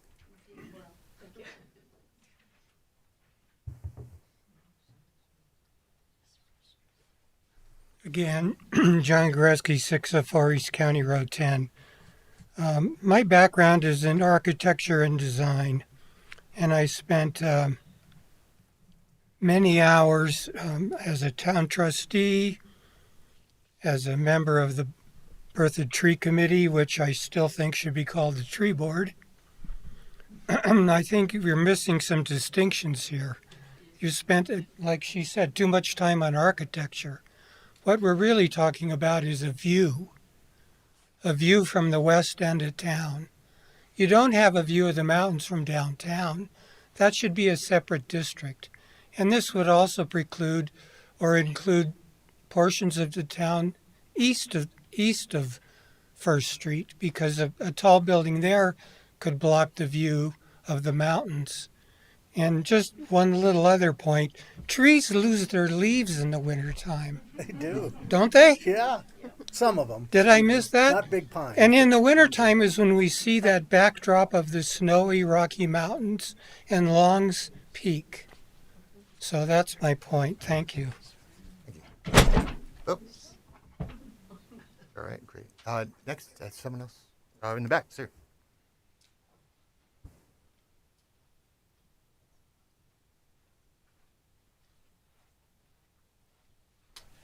Dave Melanson, 1312 Gateway Park Drive.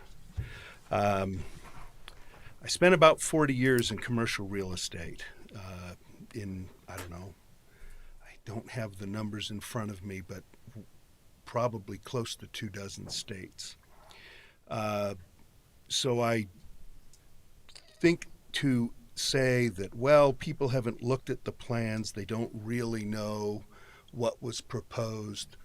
I mean, we've been attending these meetings since the developer first had them.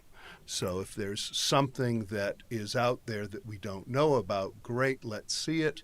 But please don't infantilize the group and say, oh, well, they don't really understand. Because I think people do understand. And what they understand is what was just said. I believe that a lot of this does come down to an ask to the board to be more careful with development, slower in growth. I mean, some of the things that were utilized here, Seattle, Pasadena. Pasadena is part of LA County. 4.2 million, I think. The CMSA for Seattle is like 9 point something million. Even Boulder and Fort Collins, dramatically larger. Also, rooftops simply do not equate to economic development. And no one is concerned about whether in the core downtown, next to a historic 3-story structure, you're going to put another brick 3-story structure. That has nothing to do with why any of these 1,500 people signed this. And I think you should know that. People talked about loopholes and rabbit holes. Developers live in them. It's what they do. It is their stock and trade. That and hired gun consultants. I've lived with those consultants most of my professional life. So I can tell you that is in fact there. Trees, yes, they have foliage, and even if their foliage is in, they're a whole lot nicer to look at than a rooftop. I don't care how well architecturally designed the roof is. So what I would ask is to please represent the 1,500 signatories and to not look at them as, not pat us on the head and say, oh, if only you understood. I think we understand very well. What we ask is that you represent us and that you take the feedback that you've been given by the citizens and make it work. One thing I know about the approval process, you can make almost anything work or not work if that's what you want. Thank you, Mr. Lanson. Anyone else? All right. Well, thank you for those of you who did speak up. We're going to bring it back to the board here. Trustee Ayers, you had some thoughts on. I said let's get the board. So Pick it back up. And some of my comments were going to echo some of the public comment, and then I think go along with some of the discussion that the board members were having earlier. I agree that view corridors are incredibly important, right? And so I would be okay with looking at changes, especially adjacent to open space and especially western looking view corridors, if there's some sort of change that can be made to limit height in specific areas, depending on the character district. I'm sorry, I assume everyone else in the room as well, but I'm having a hard time speaking because I'm getting a little tired. But those view corridors, especially, we're going to spend $8-9 million on a park next to the mountains, and I'm not talking about any specific development whatsoever, but any park land, any open space, any view corridor, any recreation space. The reason you go outside to recreate is to be outside and recreate if I want to walk around a neighborhood, I can walk around a neighborhood. And the idea of those view corridors become even more important. The idea of the backdrop for that recreation becomes even more important. So if you're walking around, you know, any of the developments around town, or if you're walking around downtown, the height of the buildings doesn't really matter, because when you're on the street, a one-story building is taller than you, and you're not looking up anyway. It's not New York. And so being able to compromise and do what we can to work within those corridors especially, I think is important. East and west corridor, because driving in from the interstate, you do see the mountains, you do see the farmlands. So anything that we can do in those districts, I think, to limit the, what's the term for it, the mass, the bulk of those buildings in any future developments would be as important in the east, where it is nothing but fields right now, as important as, I think, the downtown for that view, character, and quality. As far as the downtown area, the Old Town area, and really up through, I guess, basically from 1st to 8th Street, where we do have that tree canopy. I think this is a hard conversation I'm having with myself, as well as hearing feedback and having conversations with people. There's multiple different wants and needs, it seems like, that are being presented to me, to us, and that I'm having to think about. And this is a really hard conversation to have with myself and with others, because I think two of the most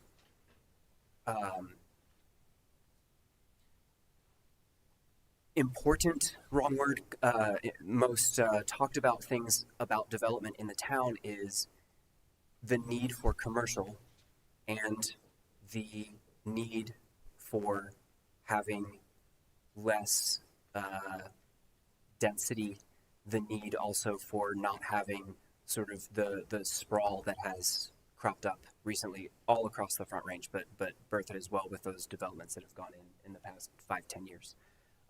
And that's why for that corridor specifically, basically from 1st to 8th and north and south, I think that limiting the height to less than 3 stories, especially in that area, is not satisfying any of the wants or the needs from my point of view. Because if people want commercial, there has to be people in the area that are going to go to that commercial building. And I'm not in any way, shape, or form an expert, right? But it seems to me that if you have people living closer to the commercial area, you have more of a chance of people randomly going to that commercial area. And so limiting the residential capability of that corridor by having townhomes or apartments above a commercial bottom story, limiting the residential to 1 story above that limits the number of people. It also, I think, would limit the ability to have smaller, less expensive home products, which seems also to be a major want and need of members of the community, without having more developments on the outskirts of town, or without having more residential fill-ins in areas of town that will be filled in. If residential is needed, it's going to be built, right? Developers are going to build residential if they can. And so to help address that, it seems to me that to build up in the areas of the corridor that is already built up, that is already has a tree canopy, that is not blocking view corridors, makes the most sense to me. Having, a townhome on a 3rd story that's set back with a patio so that you can look on the parade seems like a thing that would be wanted by anyone who's purchasing property in said future possible building. That's why for that corridor specifically, I'm not for limiting the height.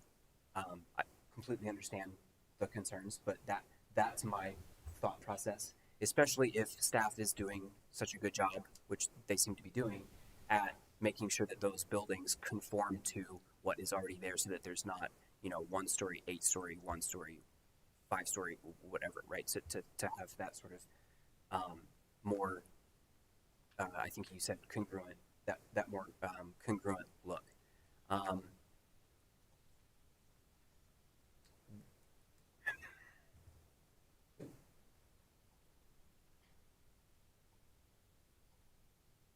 Sorry, I'm reading over my notes. I apologize. I think those are my comments for now. I'm probably going to have more. Sorry, guys. Yeah. Let's see here. Well, let's just go down the line here. I got trying to get some points here of you're more or less okay with the current height or our current restrictions we have in place. I got the reasoning behind that. Is that correct? Yeah, Okay. but with the caveat that we do have to take into account the outer areas. The outer That's what areas, you're right? saying, And yeah. this goes along with That's what I have. this goes along with some comments that I've made previously as well about feathering next to open space, right? There's the idea of density in these areas is a concern, and as the public comment pointed out, and as we've heard in other places as well, if we don't at least have a conversation about that, I think that's not the best thing. Was that? That was it. Yeah, I was just trying to figure it out. Yeah. Trustee Would you Jones? just clarify exactly where you're talking about? Yeah, I kind of got lost a little bit. So I personally see no problem with the height as is in code, specifically 1st to 8th. The tree canopy, basically, here to First Street roundabout. Okay. Right? There's the view corridors are non-existent there anyway. So did you comment on further west on Mountain? Further west, I would really like to work with developers to, I think, Mayor, I think you specifically said this, right? Or it was Director Johnson, right? To have a view, the 3D pictures are amazing, right?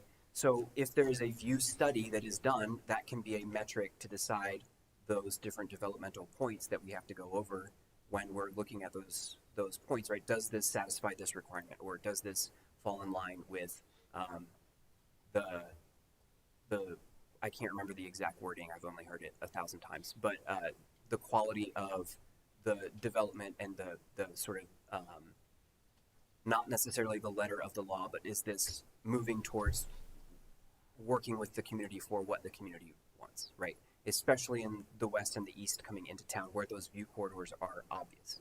I'm not, it's unfortunate, to give you an example, it's unfortunate that that sort of thing was not done, and this is no one's fault, right? It just didn't get done.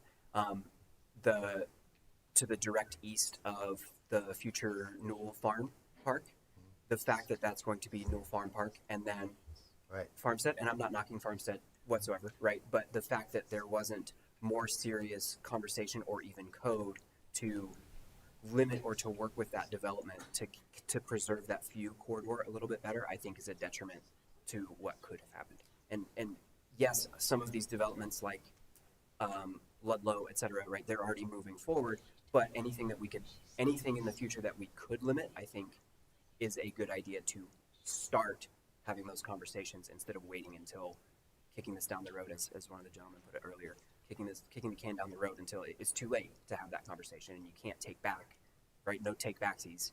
Once that conversation and once the plans are set and finalized, well, you're done. So sooner rather than later, for whatever is left, I think is a better idea than not.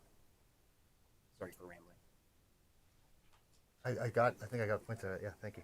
Appreciate that. Trustee Albrecht, anything you want to add? I think I shared the majority of my thoughts. I think I would just add, just helping the public understand.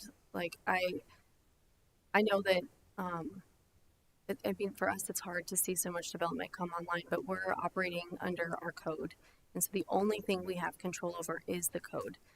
And so when something is approved, it's because it fits within code, and we cannot have bias toward any development, we have to approve it if it abides by our code. What we can do is shape our code or hopefully somehow impact so that development can be the best it possibly can be for Berthoud. And so, in my opinion, I still think there's some way to adjust our code going from especially Berthoud West, outside of the historic district, to make it more intentional. We can't make a developer do what we tell them to. We can't make them build what we say, but can we adjust it enough? And I think the view corridor is a good component. I think architecture is a great part of that conversation. I just think there needs to be some tweaking, and that doesn't have to happen tonight or resolve tonight, but I do think there's a lack of perhaps overall vision for those developments. We do if developments are already coming online, like Anne said, there's only so much we can do, and legally we may not be able to do a whole lot at this point. But I think the question is there anything we can do? And I hope my fellow board members try and think of some creative ways with me of how we can appease some of those concerns to the best of our ability. If there's some slight code adjustments, like height restrictions that mimic the downtown a little bit better, or historic value a little bit better. And that's it. Trustee Wing? Yeah, so if there's a given piece of property and that property has X zoning, and somebody comes along and buys that property based on what that zoning is and does a financial plan, and that's why they pay a premium for that property because it's zoned X, that's how the finances work.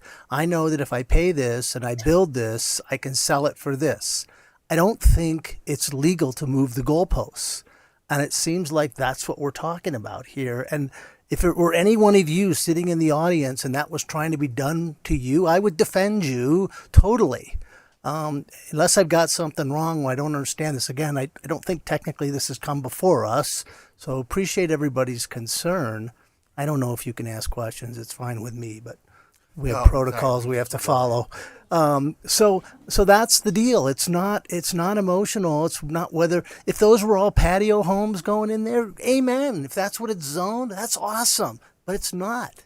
It was zoned something else, and somebody made a financial decision based on that, and that's what they're acting on. So it's hard for me to look at it another way. I empathize with everybody. I understand wanting to see the mountains and the views and all that. But maybe we should have thought about that decades ago when we zoned it the way it's zoned. I'm fine opening it back up if you guys are too. We just never do that. Trustee Hardy? I have nothing to say. Nothing more to say. Trustee Brody? No. Okay. I agree with, well, thank you, everyone. There's truth in everything here. 100%. And I think even in the crowd, we all understand this. This is tough. I'm disheartened in reverse here that I thought this is taken as some kind of scam, or we're trying to polish some plasticky thing off. If this happened in 2018, where it was a citizen's petition, but it wasn't in a legal matter, it was like the way this was filed, of just going out, not verifying names and whatnot. And this was, like Chris said, this was Mary's Farm against Farmstead. At that time, I didn't know, we had no legal process. So all 600 of those people that signed that had no chance to voice. And I guess myself, I was very proud of this board that would even have this conversation. If we wanted to do another type of petition, the way that these other two referendums go, that would be different. But this was people gathering names, and so I thought having this come to the board, I was very proud all of us did this. And I'm very thankful, staff, too, that that tour was great. It shows good examples of how things could be done. I did hear tonight, too, some conflicting stuff, even under public comment of, well, this wasn't necessarily about views. I took that as two-story, as trying to limit height for views. And another speaker spoke to views. So I also heard traffic tonight, and those are important conversations when it comes with those developments. But in general, I think we were looking at tonight as two-story glory as views and view corridors. So I'm sorry for you folks that kind of taken this as an insult tonight, but just know this came from a genuine place of trying to help out. And I don't know if we'll do this again, because it doesn't sound like it would. we can't talk about the particulars of a pending development. That's why I would love to meet with the folks that want to have lunch with me and whatnot. I would love to talk about this stuff, but we can't when it comes to particular developments.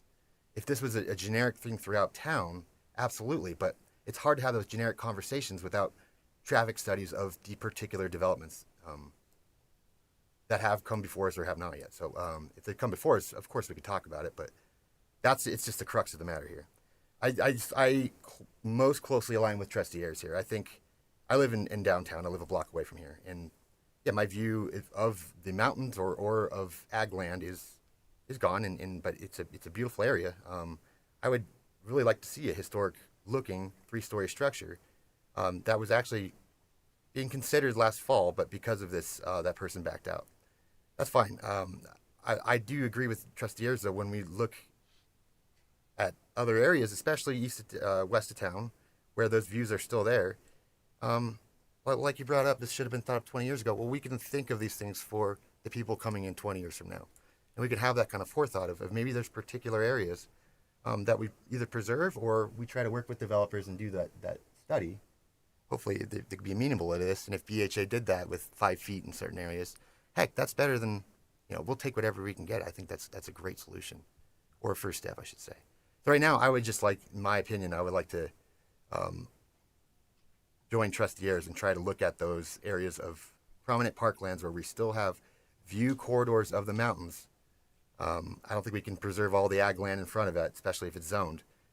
But if there's any way we could preserve some fraction of those views, I'd be all for it. I don't know if that it brings any kind of continuity going forward for direction for staff. I don't know if we all agree on anything here tonight. Maybe this is food for thought. And If I may briefly, one, I'd like to apologize if there's some misunderstanding. The petition we received said cap growth at 2 stories. I thought that's what this was about. We have standards for engineering, traffic, safety, utilities. We spend an enormous amount of time, as you know, you participate in all those conversations, looking at traffic design, looking at infrastructure sustainability, looking at water resources, independent of development and in conjunction with specific development proposals. All of that occurs. So if we misunderstood what this was about, that's our fault at the staff level. Certainly we were going off of the petition and the interviews that were done in newspapers and the comments that were made at previous board meetings. You have an obligation to review every single development project under the standards that you've set and that prior boards have set via ordinance that are on the books today. And those are all intended to preserve people's right to develop while protecting the character of the town as best as possible and while making sure that it's safe and sustainable. Those are all the decisions that you make at every single development hearing. If there are issues with our current code as it relates to character, safety, traffic, sustainability, we should address those. We have to be specific about what those are. And to where we can be, we should absolutely address any of those that we can identify. I think everyone agrees with that. Is that a fair statement? Mm-hmm. So from a practical standpoint, after you've had some time to think about it, we could certainly bring this conversation up again, maybe in a broader context, maybe in a different format, to talk about what are the things about our development code that don't work. But I think we've got to be specific about what those are. We can't come up with solutions to them. So I would just ask that the board think about that. Think about if we should schedule a deeper dive or a broader look. Both of those two things are possible at the development code as a whole. In fairness, that's what we did over the last 18 months in strengthening our code. And we've been doing that for the last 10 years consistently. For the trustees that have been on the board for a long time, we've made a lot of development code changes over the last 10 years pretty consistently. And I think that will continue as the community continues to grow and change. That's well said. I think going into all these referendums, and we've talked about this last fall too, but that was a really intense time right before Christmas, and there's just a lot of general frustration with the town. But don't take this as an offense on staff, because this is happening in every other northern Colorado town, of just what looks and feels, even to me, is out of control growth, and I'm the mayor, right? Like, it's a crazy thing but it's going on. And so I think some of the people that signed this tonight, or signed this, there's just general frustrations about growth that I don't think are going to go. We're going to have to discuss in some manner. I don't know how we can do that yet, but I agree with you. I'm just let's think of another format that we could kind of do this. That might be a little more casual, so people have more time to speak and converse. Yeah, I'm sorry, Bridget. Is there anything else to add? Okay. All right. We have a 5 million housing shortage in the United States, so there's going to be a lot of growth, and we just happen to live in one of the most beautiful states in the country, so people love coming here. And I will say, if I may, one last, the reason why we're experiencing a lot of growth is because we live in a highly desirable area, and our town is highly desirable from an investment standpoint and for people who want to live here. That's true of people who moved in 6 months ago, and that's true of people who moved in 60 years ago. There are a lot of places in Colorado that are not growing, or not growing at the rate we are. There's a reason for that. So I think we can also recognize that we're fortunate to be a highly desirable place to invest and live. I would echo that, Chris, that sentiment that this staff and previous staff and board members have done such a great job of creating a treasure that people discovered it and they want to be here, and now we have to work with what we've got. But I am very proud to live here, and I know a lot of people are proud to live here, and so we created a gem, and now we get to figure out how best to preserve that gem and understand that people want to enjoy that as well. So thank you for doing that and being a part of that. And if anyone had things that they did not get to say, you're always welcome to follow up with the board. Please, send those comments, those things that didn't get said. I'm sure everyone would be willing to hear it that way. So thank you. All right, thank you, everybody. Let us move to the final agenda item tonight. We will have an executive session. This won't be regarding the initiatives or the ordinance because we've already gone through those. This will be around pursuing property acquisition. But our last regular agenda item tonight is the Thompson School District land acquisition. You can go out and say thank you very much. As a point of order, there's a question related to the agenda item here that I think it's very important that we ask. Good question. The last agenda item or what? No, the agenda item of one of the referendum Okay. initiative. I think it's really crucial to ask because it's something We're past it. being said that I'd like to, because there isn't a process that the town has today, so that's why I need to ask that question. So if you it really is quick. And you Sure. can- I guess, Mina, I trust you. I hope this is not political. I know you. This is. I hope this is okay. No, Thank you. this is, yeah.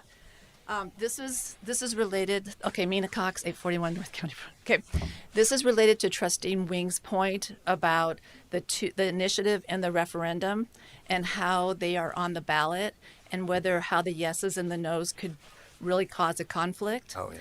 So what I wanted to ask about is that there's a way to do the ballot language to remove conflict, and confusion, and we have up to 5 days, to do a ballot petition, a ballot protest, but the ballot protest is based on the municipality's process. There is no process in Berthoud.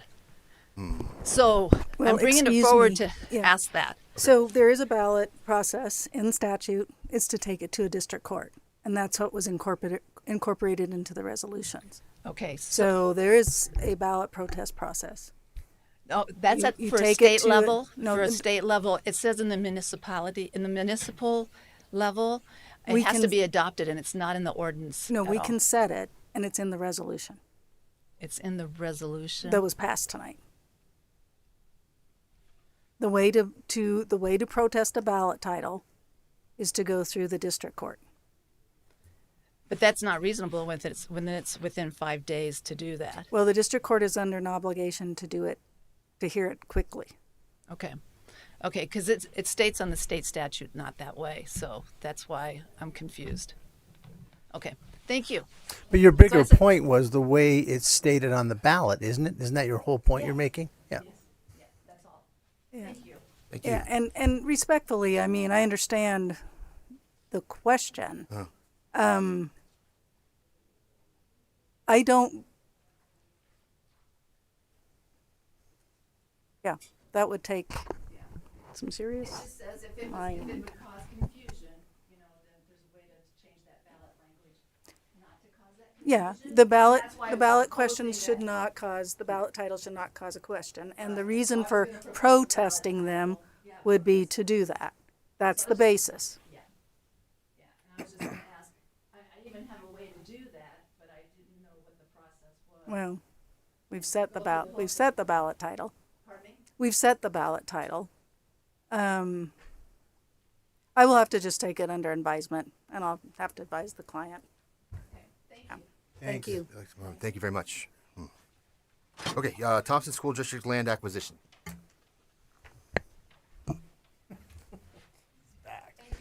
Thank you. Jeremy, go ahead Thank and you to the board advance for the letting me do that. slides. I've never done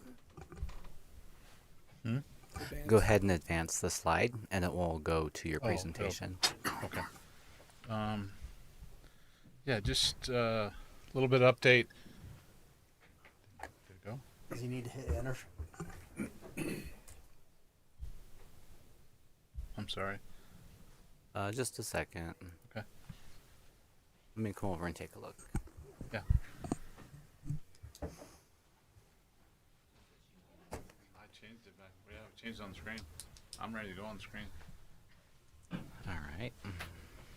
I finally got to eat your caramels. I hate eating that. Anybody want another? When it Yeah, sits for a baby. long time. When it sits for a long time. Oh, they're so good. Sugar. Let me. Homemade? It's only 2 slides, right? Right. Yeah, it's Homemade? in the packet, right? You make It's these? in the packet. It is. Yeah, you could take Let me a pull it up real quick. Absolutely. I have one. I think it's my niece. All right. Like tongue tied. No, it's That happens enough to me already up here. Take one of those little cans. Boil in water. Fucking hours. Mind blown. I'm getting some condensed milk on. I'm gonna take 1 minute. Oh, look, we're all frozen. Oh, well, Brett just created a bathroom break. So. We're almost there.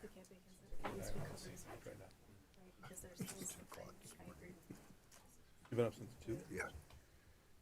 So did you actually do the procedure, or was that just a advisement, like a consultation? No, I had surgery. That's what I thought. Okay. And I was the day after that meeting. You were in a ton of pain. pain. There the night before I was in Aspen. Okay. Still waiting on Brett, Jeremy. I have handouts too. Unless Still better? Or still a lot of recovery going on? Yeah. No, nobody needs this. Got rid of Oh, all there the it leg is. pain I was having.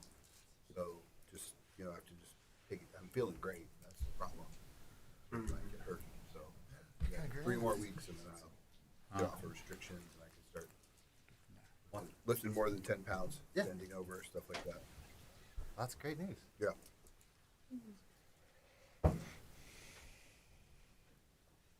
Play the Jeopardy song.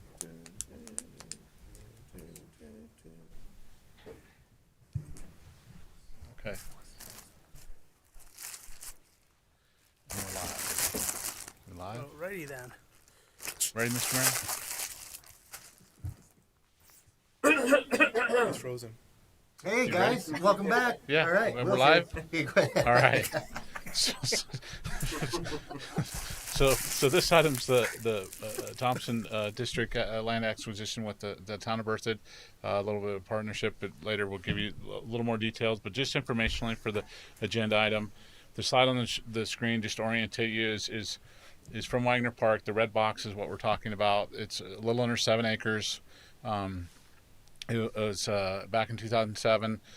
The Wagner property or farm, was purchased in its entirety by the town of Berthoud, and then shortly thereafter, I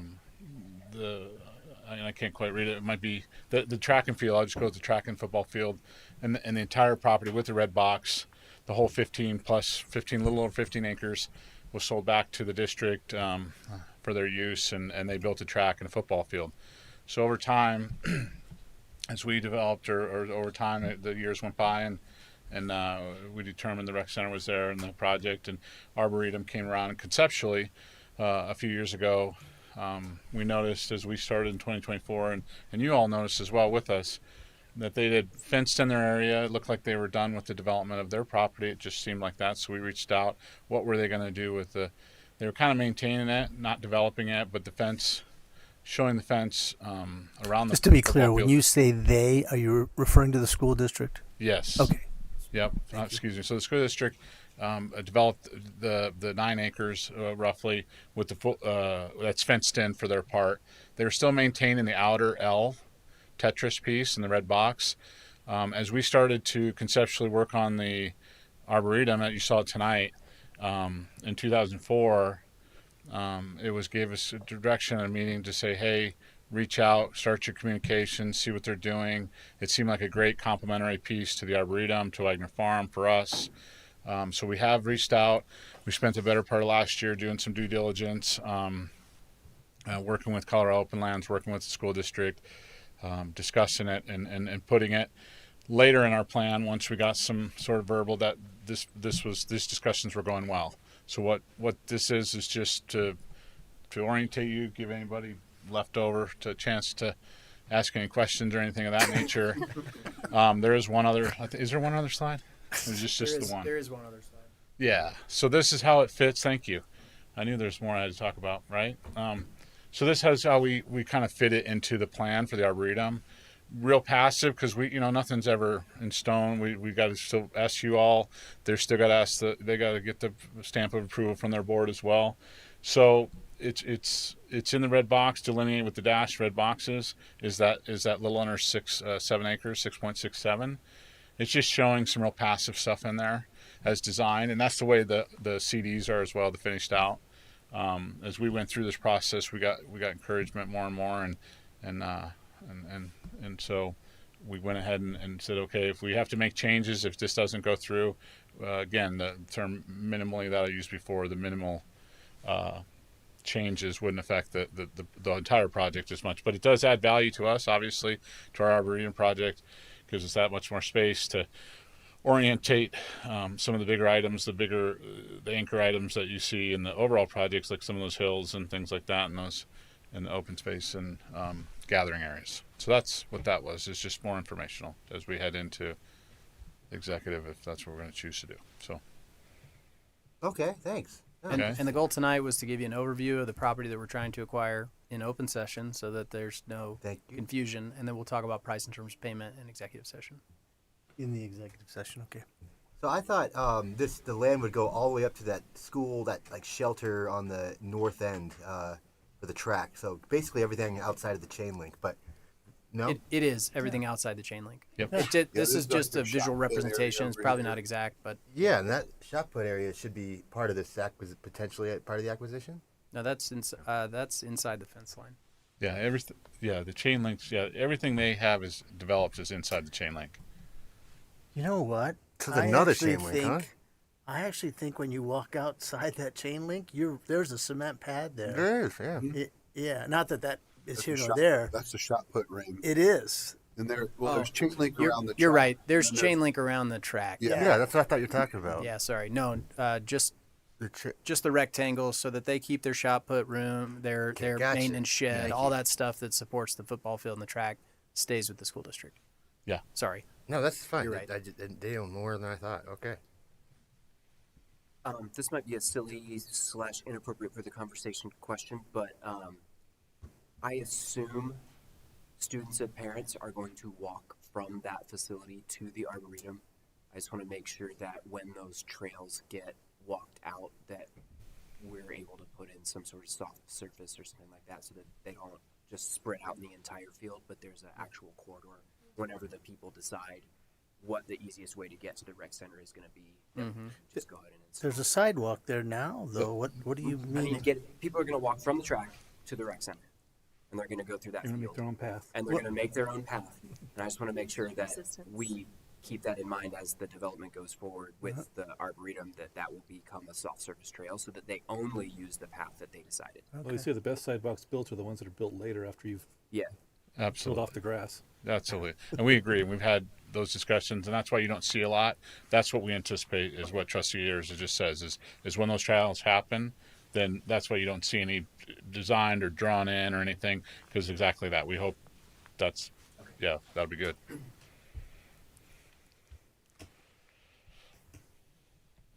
Any questions about the property itself? Nope. No. If not, we would recommend that you move into executive session if you're prepared to do that. We can do that after reports if that's Yeah, let's do that. Let's do reports so we can just get out of here. So we'll just call good for that tonight? Yep. Yeah, great. Thank you, Jerry. Go through reports. Then we'll go to reports now. Start off with Trustee Wing. This just popped in. So I spent quite a bit of time in Red Wing, Minnesota. It's a beautiful place, and there was in one of the pictures that showed like a mountain in the background. You can drive up there in your motorcycle and car, and you can see for a million miles. But that just popped in my head.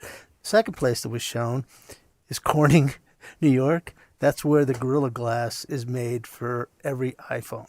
So anyhow, just a little trivia there. And my real comment is, you guys, you are just such a pleasure to interface with. We can have disagreements. We can have dialogue. We can come at something from a totally different perspective. And everyone, I think, is respectful and rational and logical. And when we make a decision, we walk out of here and it seems like it's kumbaya and we all support what's going on.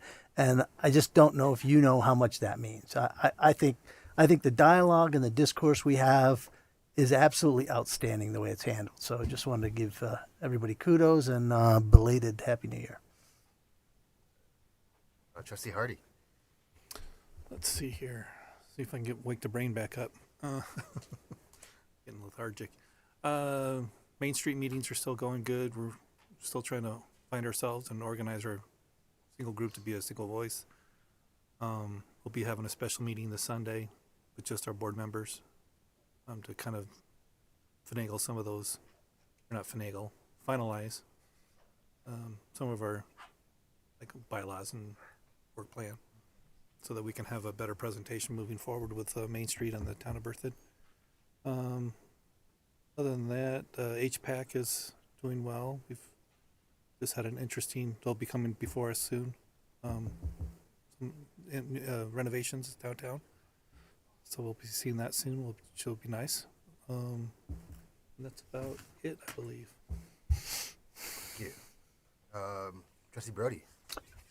Don't have a lot. I was trying to schedule time to stop by some of the different departments in town and bring breakfast burritos and just tell them that we appreciate the hard work they're doing. You know, no agenda, no gripe sessions. Just hey, appreciate the work you're doing here. And unfortunately, my back surgery kind of derailed that, so I'll pick that back up this week now that I've got some time and I'm out and about again. So I'll start with the water department.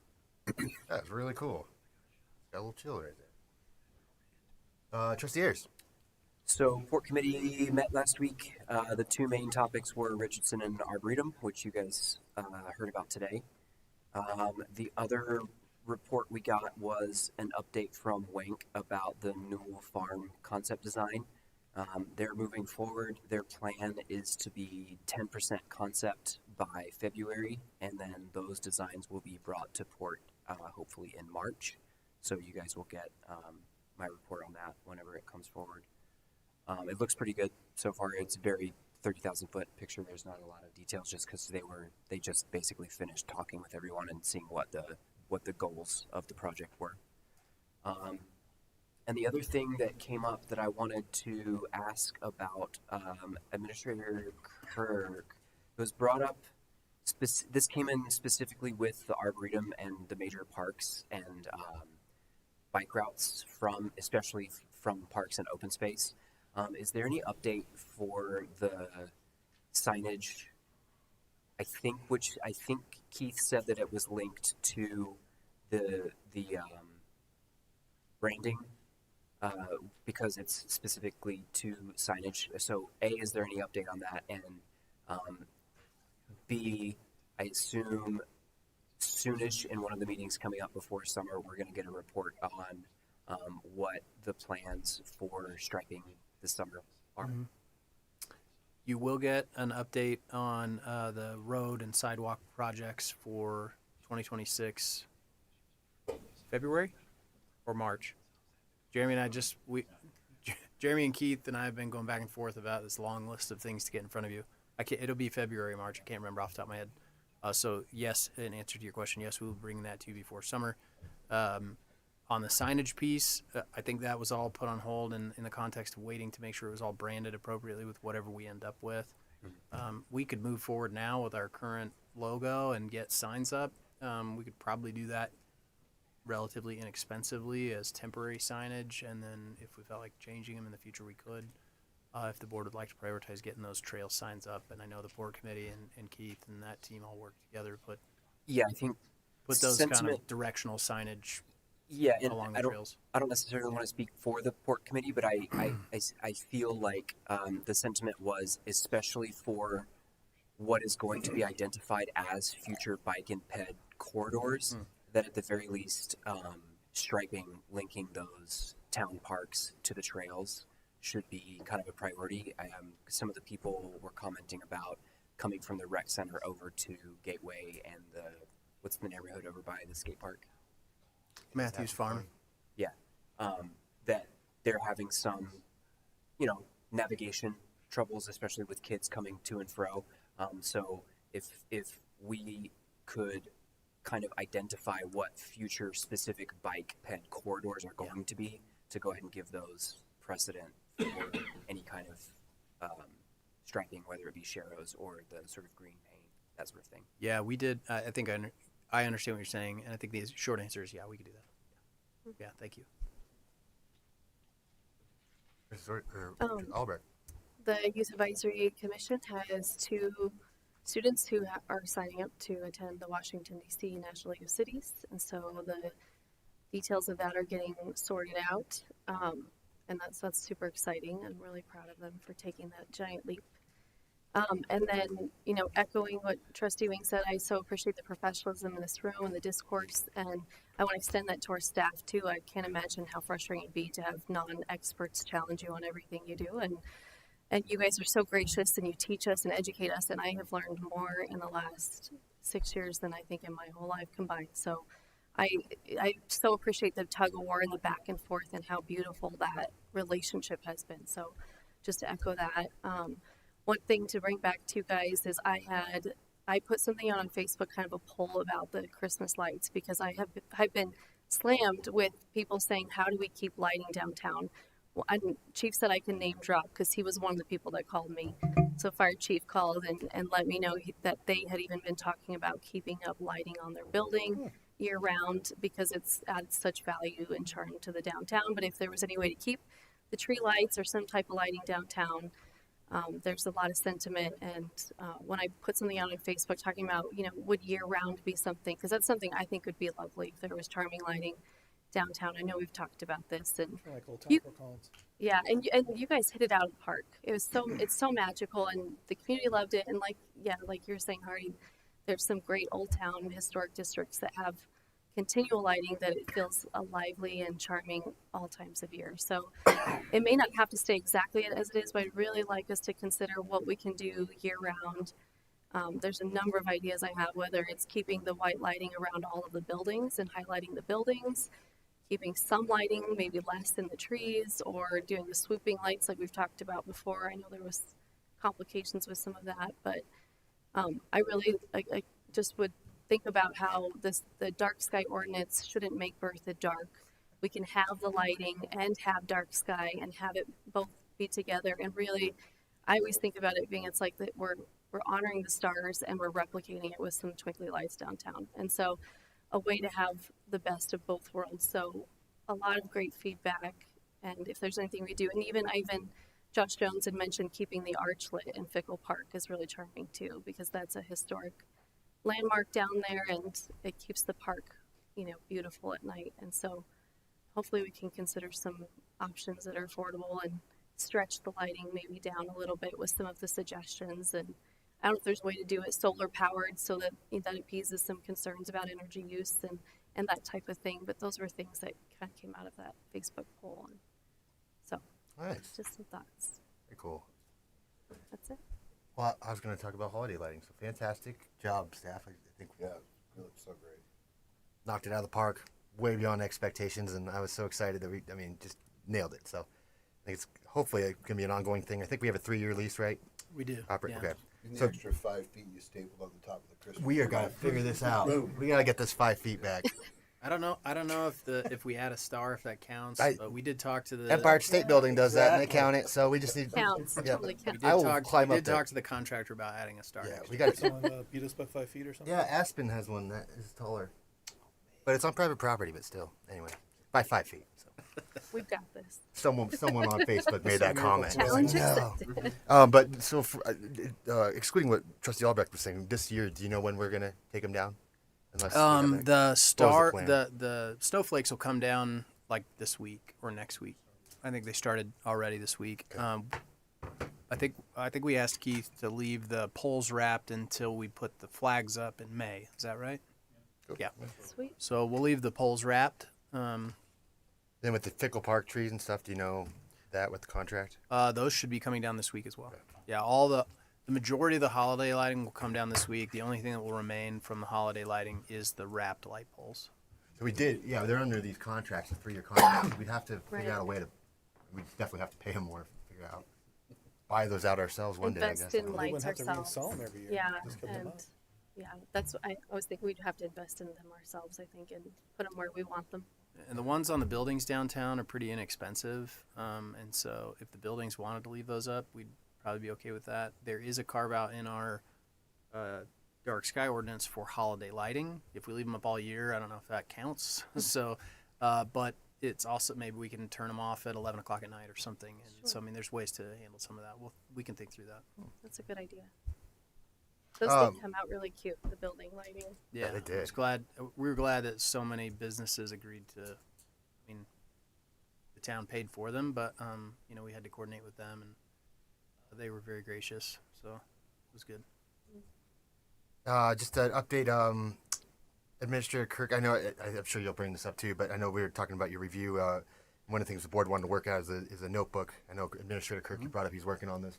I brought over an old example from back in the day that I think we could help incorporate, but I didn't want to steal your thunder, but I'm very impressed that you're already working on the board and committee handbooks there on that. On the other half of that, we'll be meeting Administrator Kirk and I with Marlene, who gave us this awesome review of Chris. Good. So him and I will be doing that. Got that organized. And then Administrator Kirk and I, a Boulder commissioner reached out to us to talk about 287. So we'll be driving to Longmont to meet with her, Commissioner Lockman. What was that for? Did that date get settled? For 287? I don't know. I don't think it did, but I think we bounced a few For back and forth. 287. The last time she randomly reached out to me, and I was like, okay, I'll meet with her. And then she was bringing up purpose. They're doing a corridor study, and CDOT's putting in some requirements. I will say it's actually more than a corridor study. That's one of the things I'll talk about tonight, or I can jump in right Sure, now. just if that's jump okay. in. But CDOT has been working on some safety improvements to 287 from Mountain Avenue all the way south to Boulder, north and south of Longmont. Effectively what they're planning to do is build concrete barriers down the middle of the highway so that you can only turn left at signalized intersections. It'll be at very specific locations. Well, that's going to cut my drive time to long. That's going to increase my drive time. So I've met with, I think there's a lot of concerns all use that from same route? Yeah. from all the affected agencies and property owners. I met with the CDOT project team. They were great. They were very gracious. They listened. They met with our staff. They met with me individually. I expressed my concerns about them blocking left turn access from, like Spartan Avenue, for instance, that has been planned for a long time. There's an existing access permit submitted to CDOT to build an intersection at Spartan. And, two different sides of CDOT are not, in fairness, we got connected because of a one application, but it got pretty far down the road before there was some awareness that there was a crossover issue. Anyway, I think that's what this is about. I don't know. She's doing it again. The last time I met with her alone, and she brought this up. Yeah. So maybe there's something coming up that she wants to meet with us. But that's great. I was told by CDOT that originally I believed that we were only being studied on the northern end of 287 north of Longmont.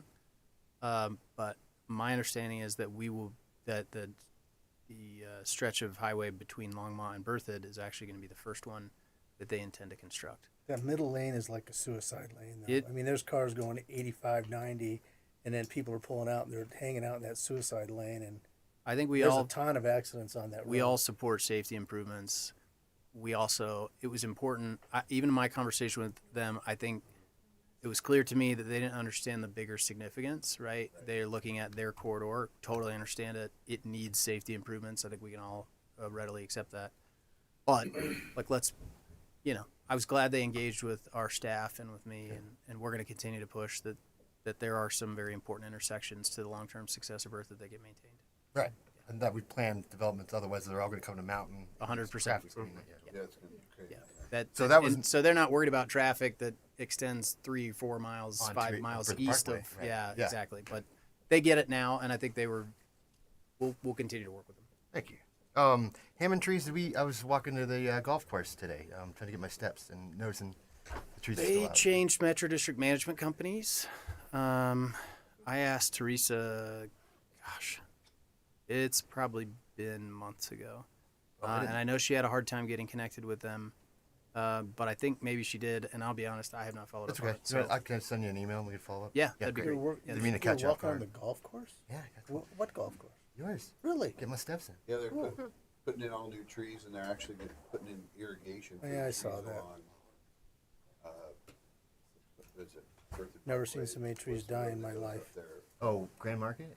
Grand Market, where it goes up towards, out of the development, they've replaced a lot of trees, and they're trenching in, I don't know if it's drip. Oh yeah, or that's on something TPC else. Parkway. Yeah, TPC Parkway, all that. Yeah, because those trees just aren't getting enough water, that's why they're all. Okay. The overhead didn't. I was quite talking get it. on the Hammond side when you could take sorry. that. No, that's fine. But that bridge that goes over, and then you can get back way into the golf clubhouse.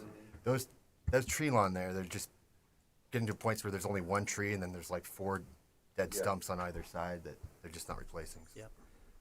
Okay, cool. Thank And finally, I don't you. staff party on Thursday. I just want to confirm. There is a town winter party, not just for staff. Thank you, Steve. You all received the invitation. We have, I think, 4 trustees that have already Is it in RSVP'd. Windsor? It's at the main event in Windsor. So they have, I think they like to call it go. the Eagle Room, but we'll have some hors d'oeuvres. You can buy your own drinks. Isn't it a bowling alley? There's bowling. Yeah. Yeah, it's a lot of fun. We've done that. I don't know, 5 out of the last 7 years, maybe.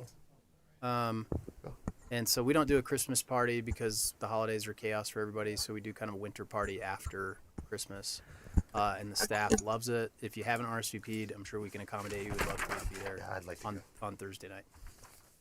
Awesome. That was it. Thank you. Yeah. Turning it over to Administrator So Kirk. just a couple of quick things.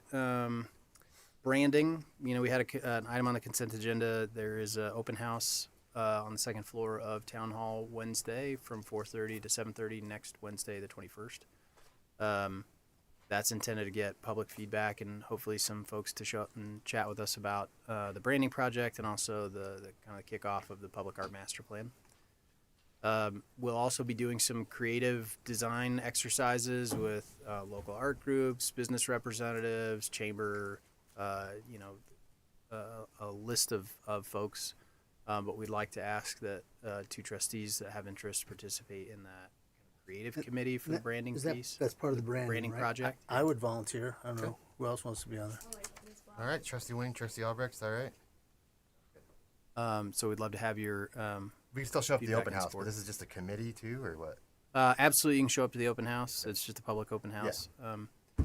And this is a committee, so there's a creative component to this rebranding or branding effort. And so we just need, like we've talked about before, you can't invite the whole neighborhood over to pick paint colors for the house, but we do need a group that that can give us some good creative feedback What and night is direction. Those meetings have not been set Okay. yet for the committee. I'm glad to be doing it. I've got a little bit of travel. Luckily, it's leapfrogging board meetings right now. So, but if I'm in town, I would love to Participate in the creative piece.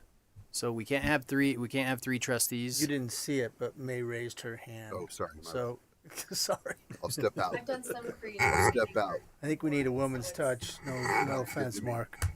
But we appreciate that, and we'll sorry. and the board will still have an opportunity to review all that creative work too. None of those decisions will get made independently. It's more of a steering committee to try and point us in a direction, and then the board will have to make all those decisions. We received 2 proposals from interested firms to serve as our town attorney. As we all know, we're going to really miss Erin here in the very near future. she moves into retirement. We're excited for her. But Come on, the Aaron, two it's firms starting that's to get good around here too, you know. You see me in Cox right there, asking us all the questions? Gonna miss that. I think we received 2 really good proposals. We'd like to do interviews next week, and I know that there was some. We appointed 2 members of the board to serve on that interview committee, and I know there was some interest from others to participate. And so we've been thinking about it. I do think we could probably schedule multiple interviews, just so long as there's not more than 2 of you in there, and so long as you guys don't talk about it outside the board meeting. So if 2 of you participate in an interview and 2 of you participate in an interview of that same firm, but you're not talking to each other about it outside the meeting, I think that's probably fine. So if there are others that want to participate in those interviews, our goal is to do them either on the 20th or 21st next week. We've got to try to schedule them with those 2 firms.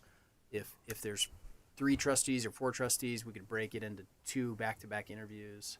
That's a thought. So you could have at the same time the candidates go to 2 different panels. That's kind of what I'm thinking. Yeah, and then they could just flip, and then that way you have a chance if you want to be a part of that interview before a recommendation is made to you at the 27th on the meeting on the 27th is the goal. Can you give us a little runway on timing of that? So, I mean, what, a couple weeks, you think? No, Could be- next week we'd be doing the interviews. I'm out. So we want to get them in as Okay, can quickly you as get possible something for out those to interviews. us that are going to be part of that, like tomorrow or something? or- Yes.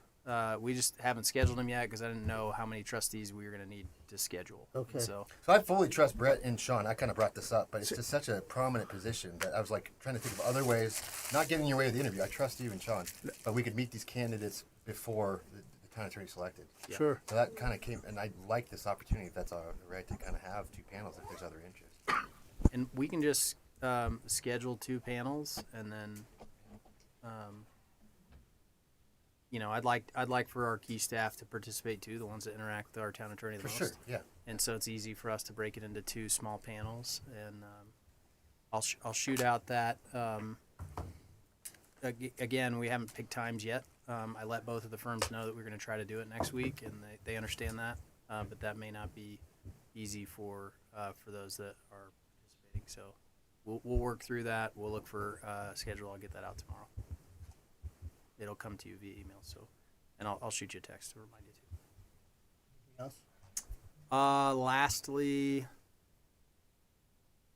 no, that's it. I have a question for you guys. I check my personal email multiple times a day. I'm always on it.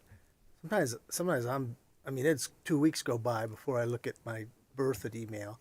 Do any of you struggle with that at all? Or the reason I'm asking is, sometimes not. could we supply you with a second email, or is that a hassle? So I know it wouldn't part of the group. The reason why we don't want to send you stuff to your personal email is that opens your personal email up to Quora requests. Oh, I see. Nobody wants that. Okay. And so we want you to do all of your official business through your official Okay. email. And there was I think I had gotten this. I ran into a tough area too, where I tried to do those apps that merge all your different accounts, Oh. and then if there is a Quora request, then Christian's trying to figure out what came from where. So it was interesting. Okay. Yeah, so don't try to use those combiner ones too. And I do believe that if you are using your personal email account for official town business and we receive a request for those emails, even if it's in your personal account, it's still official town business. It is Sure. still. So that's why, I'd love to do something more direct and more instantaneous. Text message is wonky. Teams can create some issues with, serial meetings and stuff we don't want to get into. So email is best, I think, but That's why I asked about the hear what you're runway saying. for the meeting. When if it's going to be in 5 days, it's like I need almost like a flag to. I will just text you or call you. Oh, cool. For that Thank one. you. Okay. I was going to say, if there's something time sensitive and there's no response, a phone call would be super helpful. 100%. Like, hey, there's something in your email. Please check it. And I have money budgeted for an assistant this year. AI that assistant? will also an actual person to work part time. That will also support the town board with scheduling and. Oh, no some way. other things, Okay, yeah. great. That's fantastic. You know I miss stuff, so that's great. I miss stuff too, so I need somebody. We have to that keep me Thursday straight. morning TSD meeting, right? Yeah, we do have a Thursday morning TSD meeting at the I almost ranch. forgot that one. Hey, when's the next coffee with the mayor that you're not going to come to? Oh, stop, We- never. Oh. The end of this month. We always take December's off. Okay. If he doesn't show up, just fill in. Yeah, do it maybe. I have one quick item. Yes, please, Attorney Smith. Are you done? I am done. Thank you. Because the board set ballot titles and sent questions to the voters, I wanted to remind you all that that means that the Fair Campaign Practices Act restrictions kick in, and I will be sending you memos tomorrow. Great. Thank you. With some instructions. We still have you one more meeting, right? Yes, I will be here on the 27th. One more year. Thank you, Aaron. Okay, great. We're gonna shoot down all the candidates. We have an emergency situation. Hey, we're just lucky she stuck around and willing to stick it out with us. That's hilarious. Mayor, we do need a motion to go into executive session. Sorry. Can we move us into executive? I make, Okay, I'll just do it. I make does it have to be read, or can I just say it? I think we have to say the title of the reasons why. Alright. So is there a movement to go into executive session? I move to go into executive session for a conference with the town attorney for the purpose of receiving legal advice on specific legal questions, and the following details are provided. Oh, wrong one. Mayor Karspek, it'll be on page 4 of the handout. Okay. Is there a motion to go into an executive session to determine positions relative to matters that may be subject to negotiations, developing a strategy for negotiations, and in instructing negotiators, and the following details are provided, Thompson School District land acquisition? Yes. Okay. Trustee Wing has moved. Is there a second? Trustee Ayers has seconded. Clerk, can we have a roll call vote, please? Trustee Ayers? Yes. Trustee Albrecht? Yes. Trustee Brody? Yes. Trustee Hardy? Yes. Trustee Wing? Yes. Mayor Karspek? Yes. Excellent.